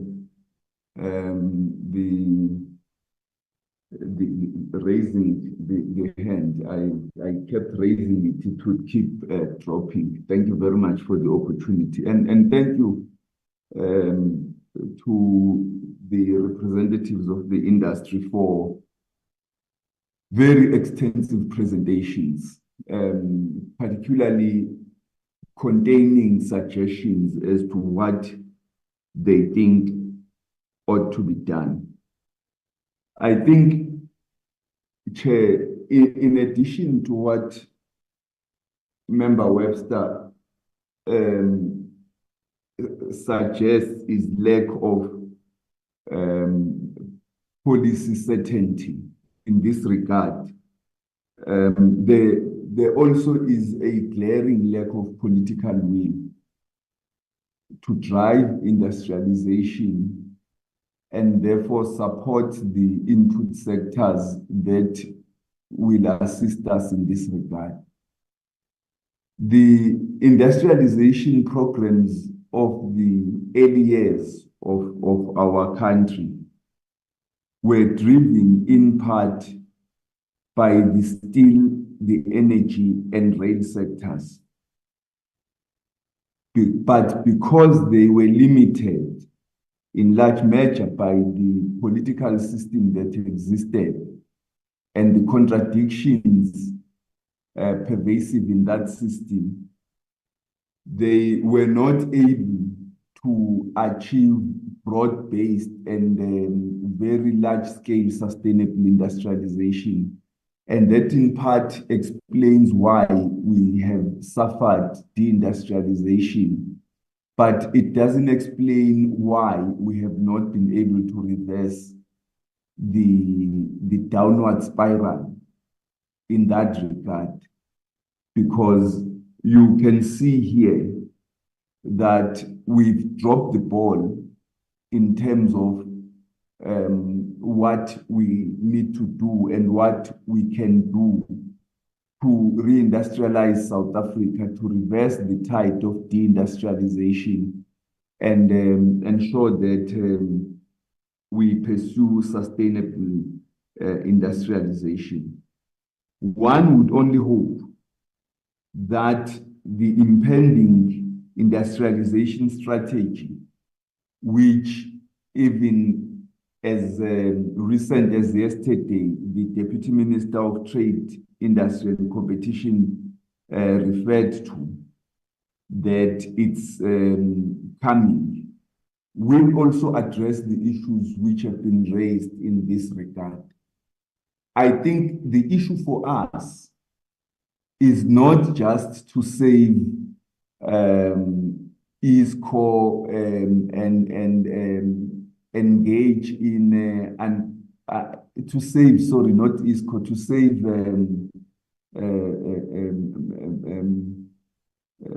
that company and engage in uncompetitive protectionist behavior, but it is to take advantage of the need to beneficiate a large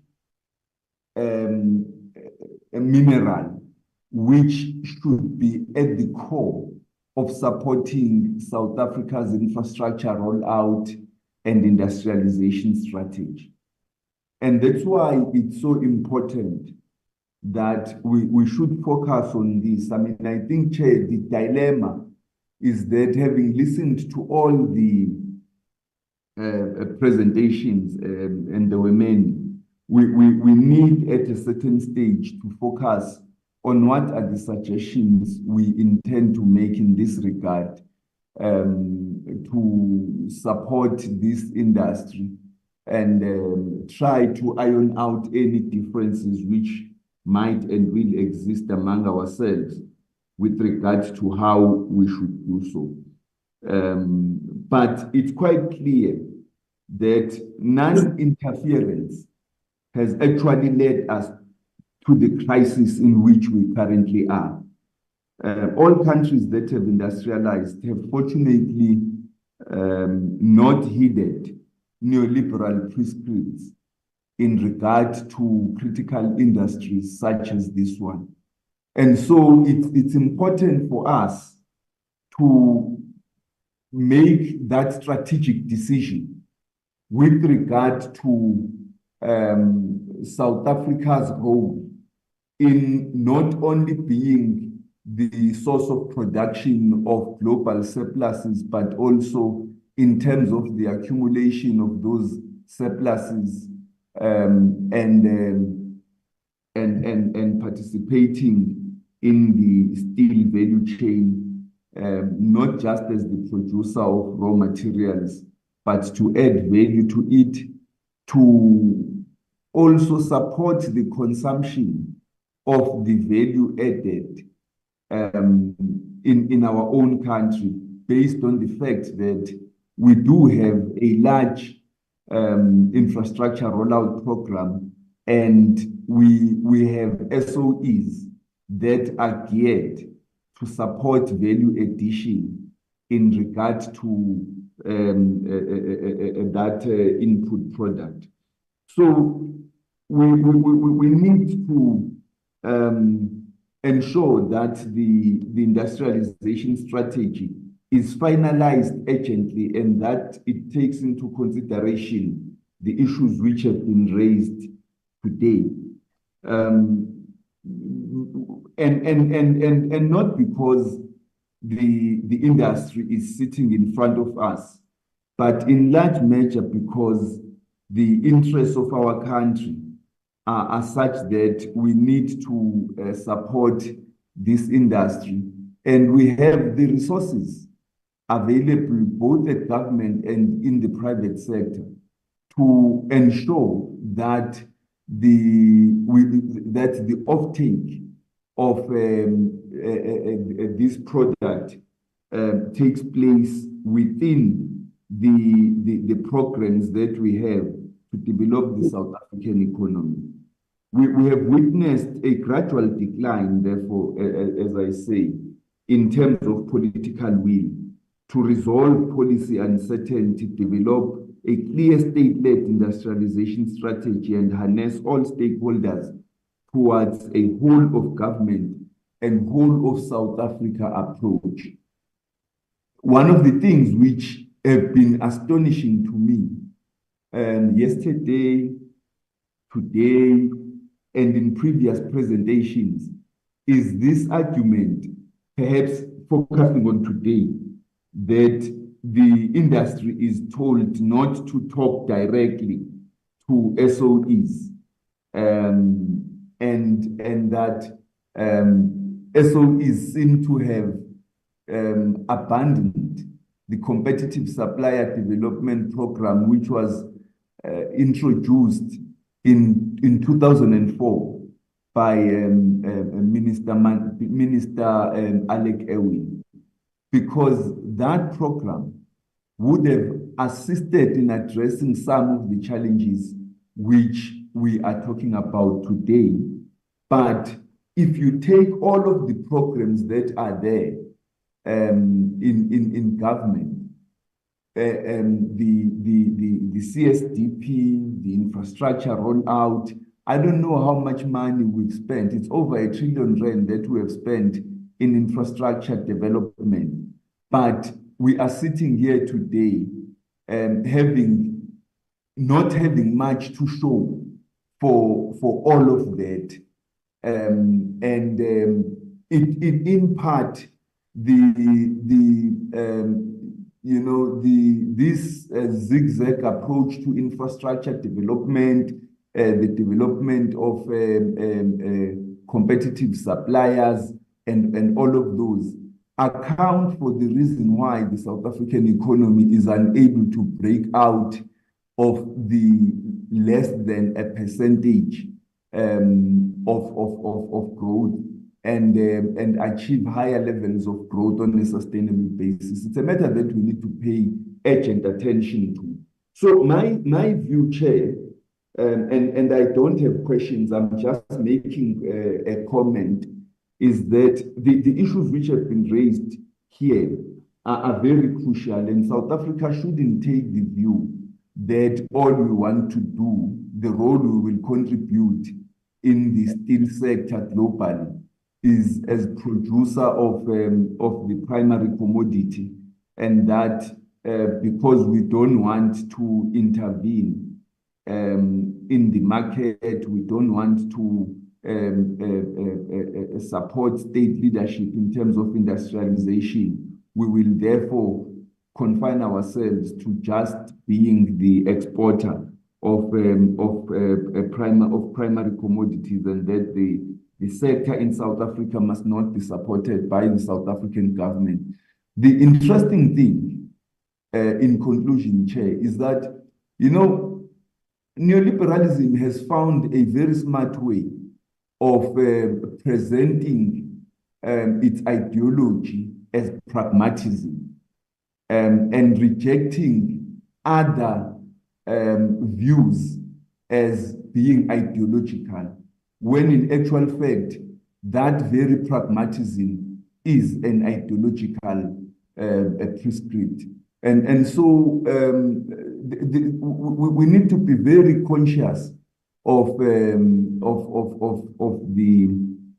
approach to say to us, the state must stay away because involvement is ideological, but staying away from intervening is pragmatic. That staying away is ideological. Thank you. Thank you very much. Are there any further hands? Member Train? Yeah. Yes, Member Train?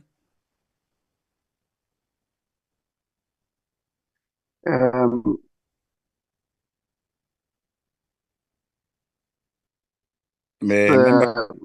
trying to check the members who are here. No, there's Mr. Gama, Chair. Mr. Gama is trying to. Yes, Member Gama?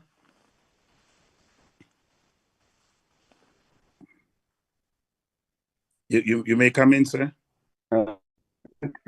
Much.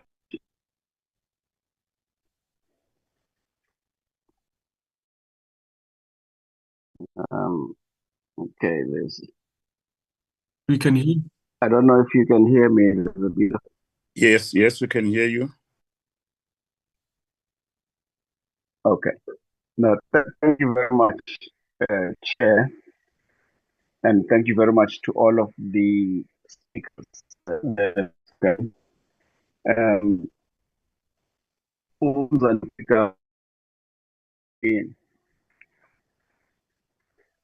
We have been discussing as a committee, I think, for quite some time.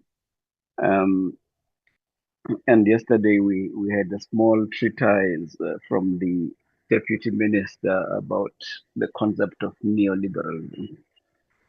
And I think we should continue to have those discussions. But importantly, the policy choices that government has. I think what we have had today is a lot of how to industrialize, because we have deindustrialized as a country. But importantly, I think what industry is saying is that there is an important role that government should play, an important leadership role to intervene at the state, which would be underpinned, I think, by the long-awaited industrial strategy that has been promised, and we hope that it will be an ambitious one.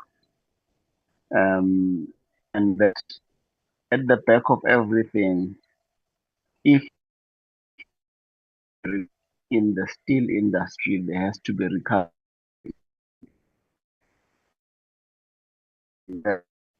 where the Mr. Gama, your line is then the steel industry, and Your line is very bad. I think we're missing the key things we are saying. I'm not sure if you can move or something. We are really missing like all the critical things that you are saying. Can you try and move a bit to your usual corner where it's always audible? Or alternative, you can put it on the chat, Chair, for us to read into the minutes, Chair. It's difficult because remember these colleagues are not having script, so they are talking, they are using their brains, so it will be difficult for him to write it down. No problem. Yeah, member Gamma, just move a bit to to a point where you can come through. Over to you.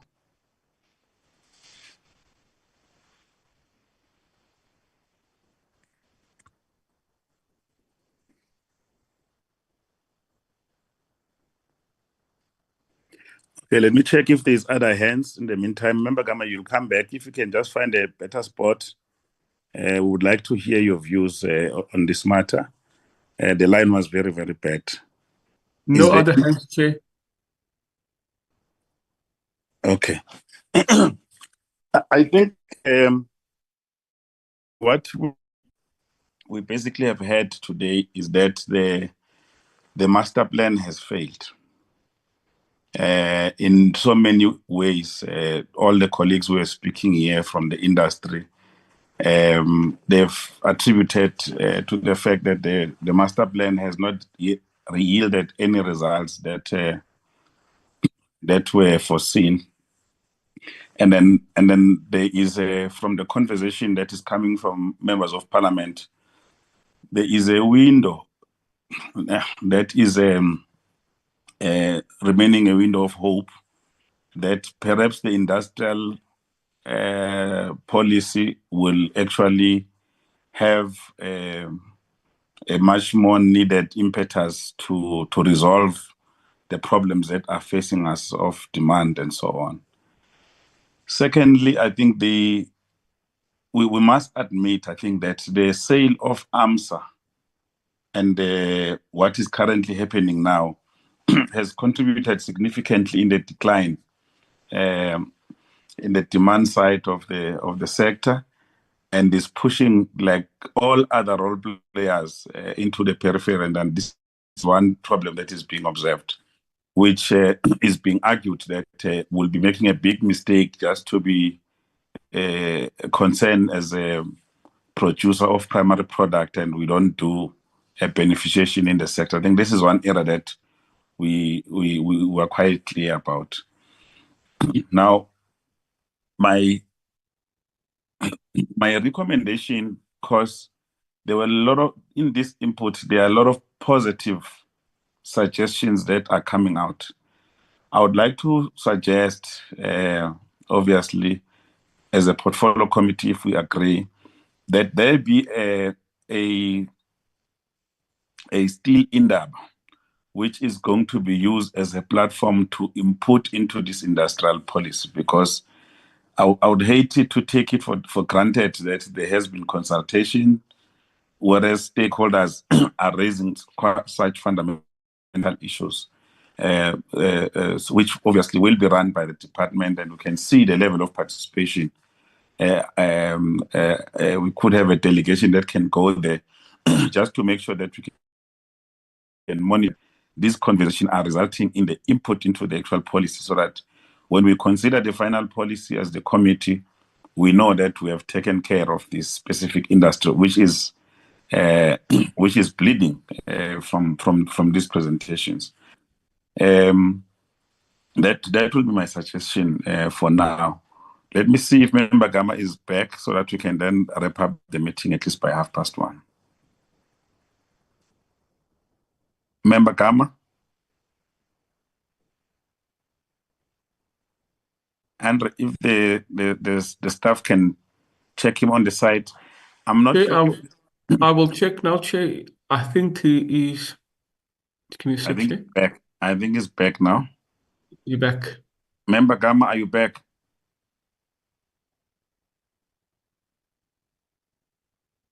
He's back, Chair. Yes. Let's allow him to come. I can speak. Yeah, yes, you can.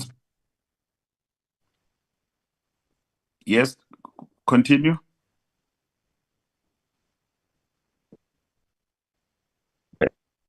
I'm audible. I don't know at what point you lost me. But maybe I could just reenact a bit of what I had said. I've said that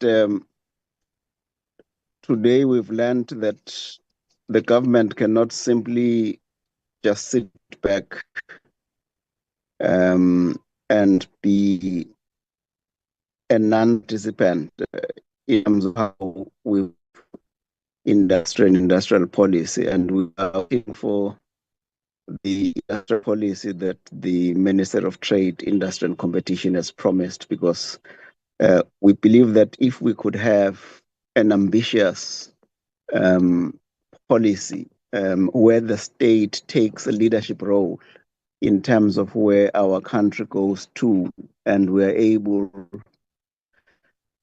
to have economic growth, sectors such as the steel industry, which thrive on GDP growth, but also support other sectors of the economy. And I think for every single industry would also grow, so that we would not be sitting here and saying, let us strive before we grow, but that is where we are. Therefore, the concept of a liberal state that allows the market to dictate is not going to be useful in terms of intervention.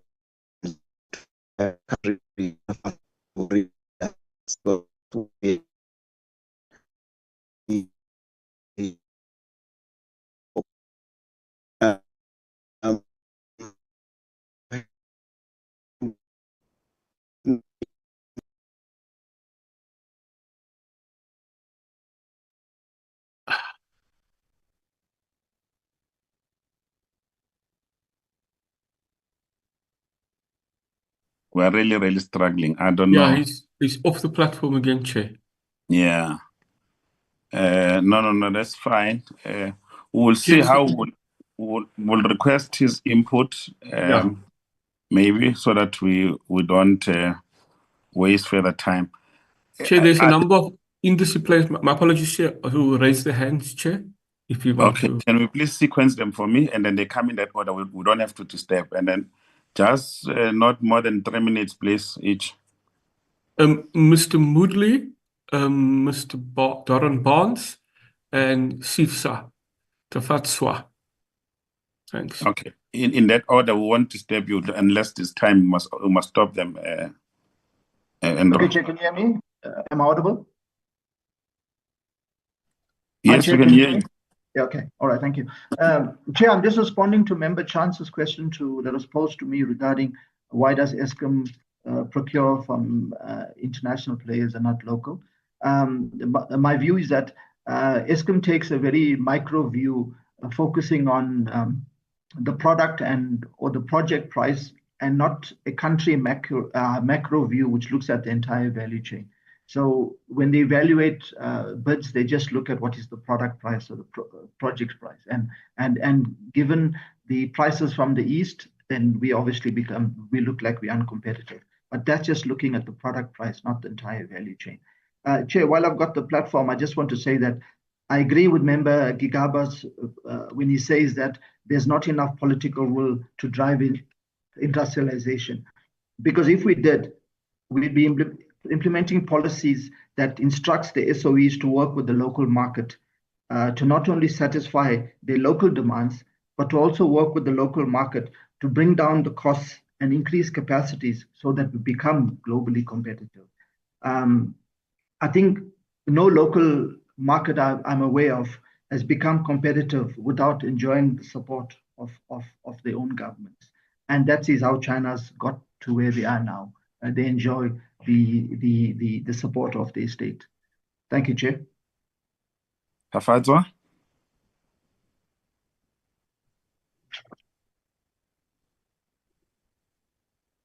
Chair, you had said Mr. Barnes should go first, and then we would go after that. So we're happy with that order.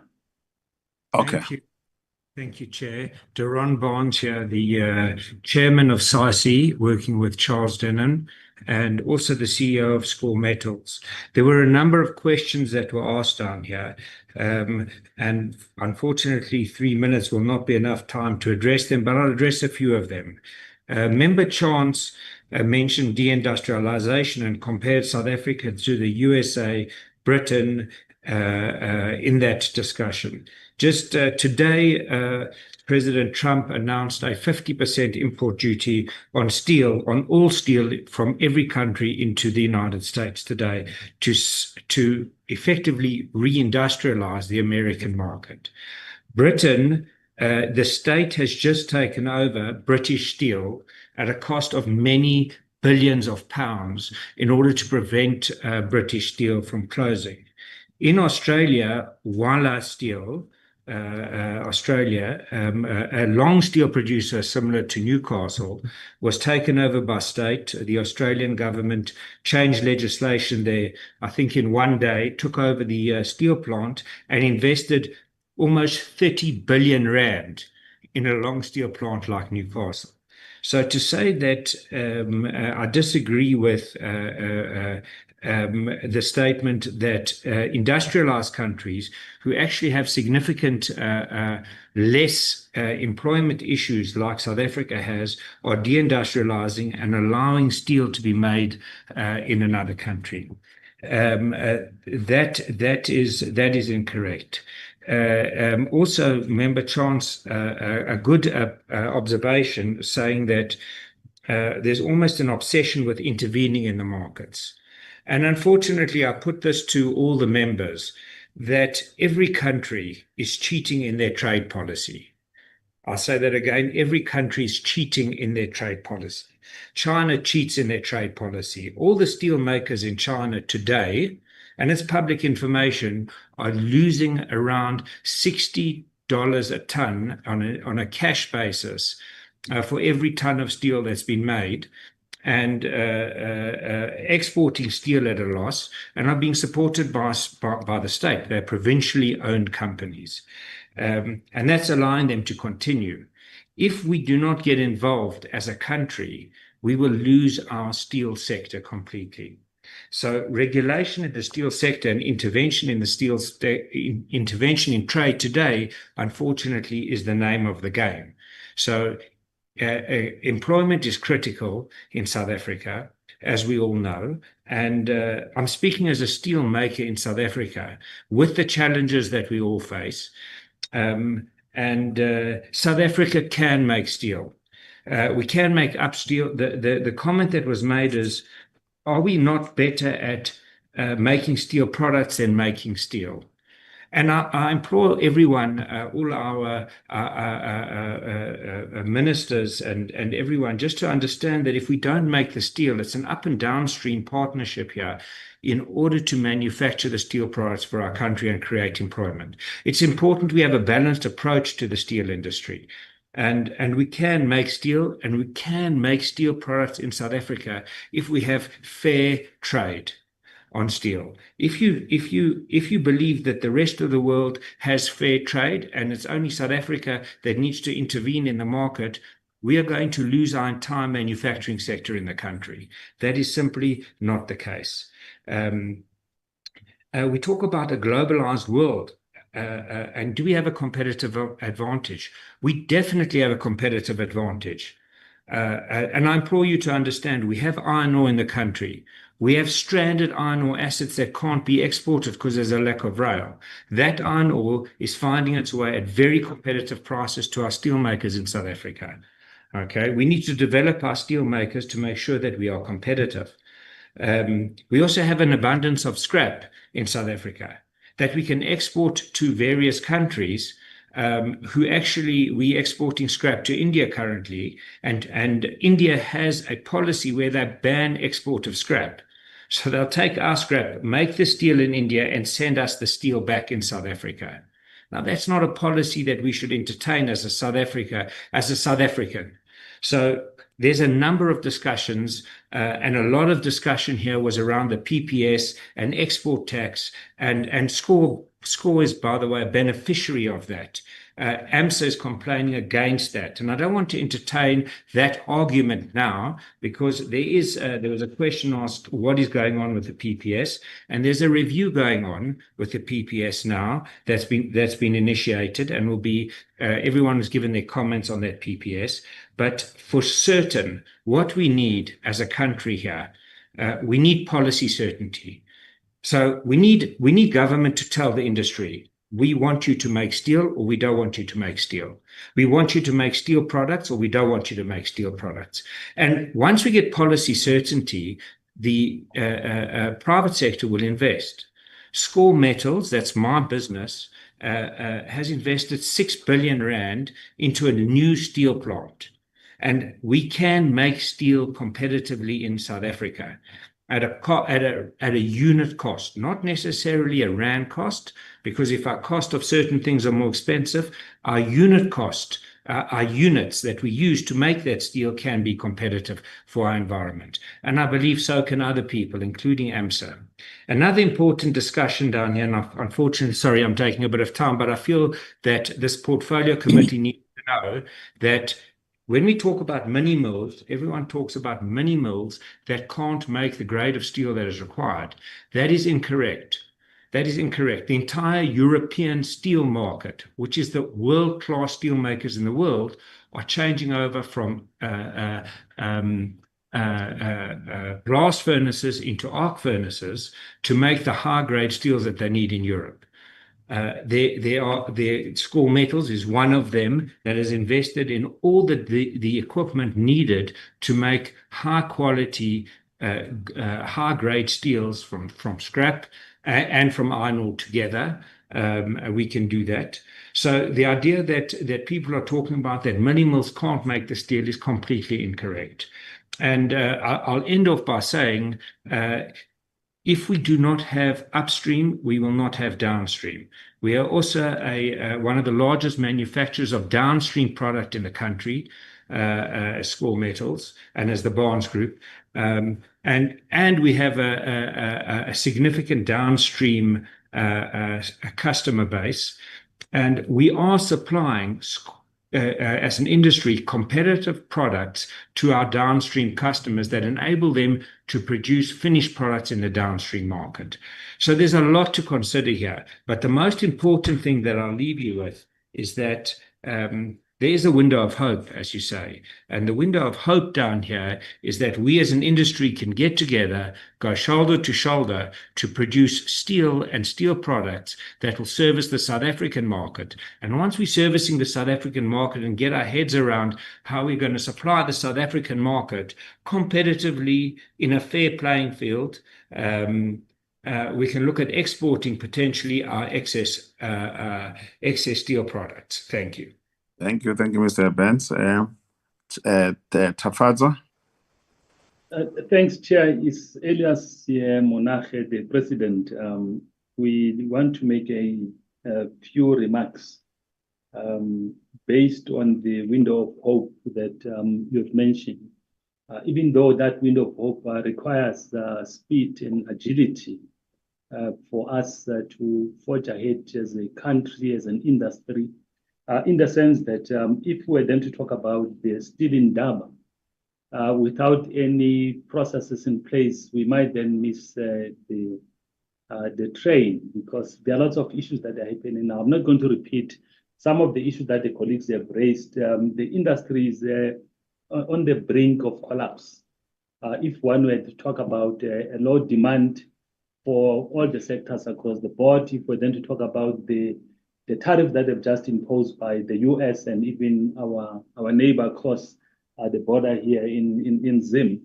It then means for us, we need then to look at that complementarity alignment and comprehensive steel policy if we're then to move with speed, where, for example, we need then to bring all the state-owned entities into the tent. I'm referring to Eskom, Transnet, RASA, and Department of Mineral Resources, because we cannot then talk about iron ore. We then leave them outside. You need then to bring Transnet to be part of the solution. You need energy, both NERSA and ESCOM, to be part of the discussion, so that whatever that policy formulation we end up with, everyone is on board in terms of this thing. We need also then to bring various government departments, particularly the ones that they procure from the steel industry. Again, you will acknowledge that when last week there was a launch of the infrastructure, the entire industry was not invited. And that's part of the issues, because we cannot then talk about the steel industry in one hand, but on the other side, government continue then to exclude them in major projects in terms of rebuilding and re-industrializing. And these are some of the issues that we are then appealing to both yourself in your committee chair and the DTIC, then to look at that comprehensive process, so that even if we're then to talk about the steel endeavor down the road, but there are certain things that we are basically then putting as a shock absorber to deal with the current problems that we're facing as an industry, whether it can be around lack of demands, it can be how state they procure in various places, because we cannot then look at ESCOM spending 7 billion rand overseas. We cannot then look at the IPP office spending 9.6 billion rand also somewhere else. We cannot then look at water and sanitation procuring products outside the country, while the steel industry is basically then at the brink of a collapse. So the point and the message that I'm basically leaving with you as a parting shot is that we need then to look at a comprehensive policy for both industrial policy and trade policy, so that as a country there is that alignment and complementarity, so that we then move collectively as one unit. And in the absence of that, again, it will then be difficult to talk about reindustrialization and how then do we deal with various issues. So for us, those are the parting words for consideration, so that we need them to move with speed, so that the window of hope that you're referring to does not go into waste, but is then implemented in terms of the execution. Thank you again to all the members of parliament and the colleagues that have joined today's session. Thank you. Thank you very much. Let me just check Mr. Gama, then we can conclude our meeting. Mr. Gama, are you there?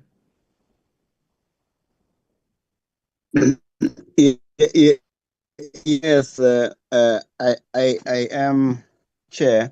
Yeah, let's try one I don't know if you can hear me. Yes, it's better now. No, that's fine. Yes. Yeah. Perhaps, Chair, more is the way forward.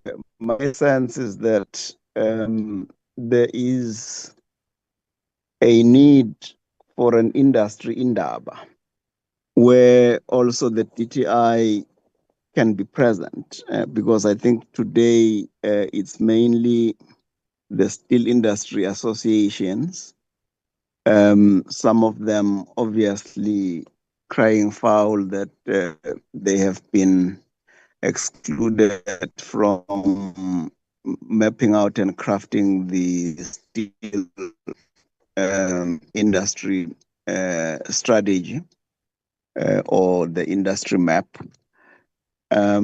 So we need a balance between both the upstream and downstream in this, but also with the government indicating the role that they ought to play, also the SOEs, because I think all of them quite important.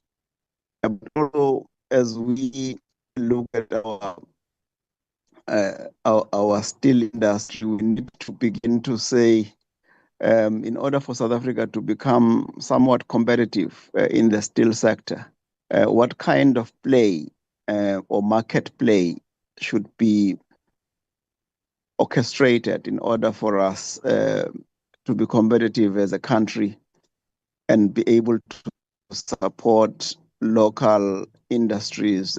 There was an indication, I think, from Mr. Van Niekerk that the DTIC family sometimes is compromised, and that we need proper steel experts who can assist us to chart the way forward in the industry, relook at some of the tariffs to make sure that there are no vested interests that are being looked for, but we look at things from a complete and total country perspective. So I think for us, it would be a very good thing for us to do, especially if you look at some of the historical issues. We used to make rail from the Pretoria Steelworks, but it is now being imported from Austria. Because what we did when we privatized ArcelorMittal, we then allowed certain things, to just fall off our grips as a country, and yet this could be critical for the reindustrialization of our industries going forward. So perhaps there is a need for an indaba where we are not rushed, but we can then begin to understand what is the vision going forward, especially the role that the DTI wants to play. Importantly, the industrial strategy that the DTI wants to present for our country, but also not a hands-off, but a more state-led intervention and an ambitious industrial strategy for our country. Thank you very much, Chair.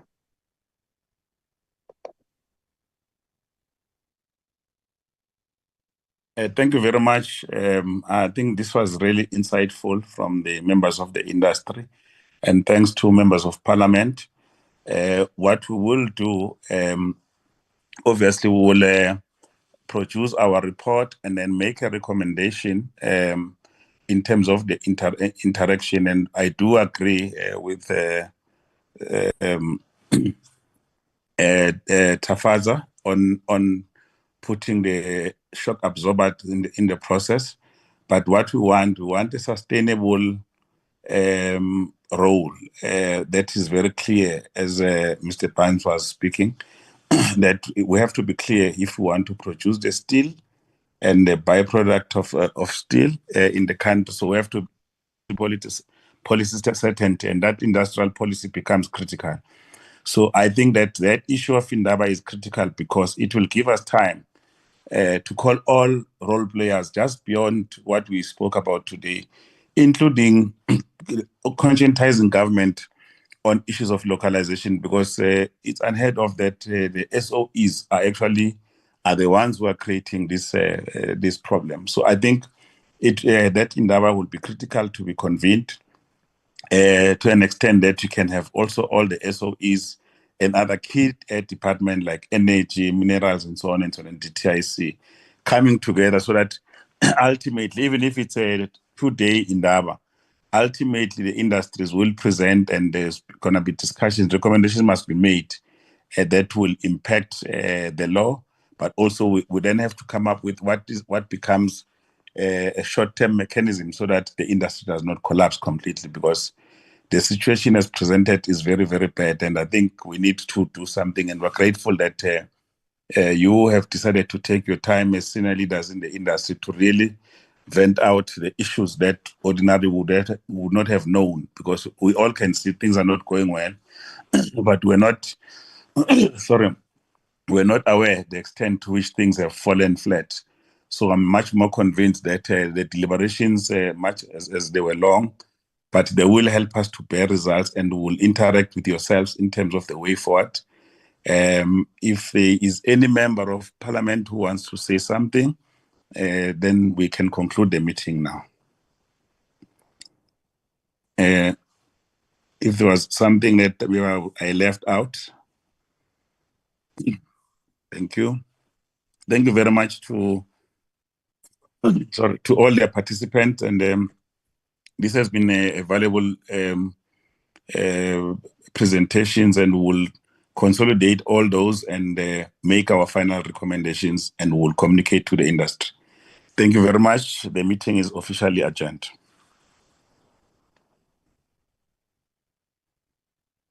Thank you, Chair. Thank you, Chair. Thank you, Chair. Thank you to everybody. Recording stopped.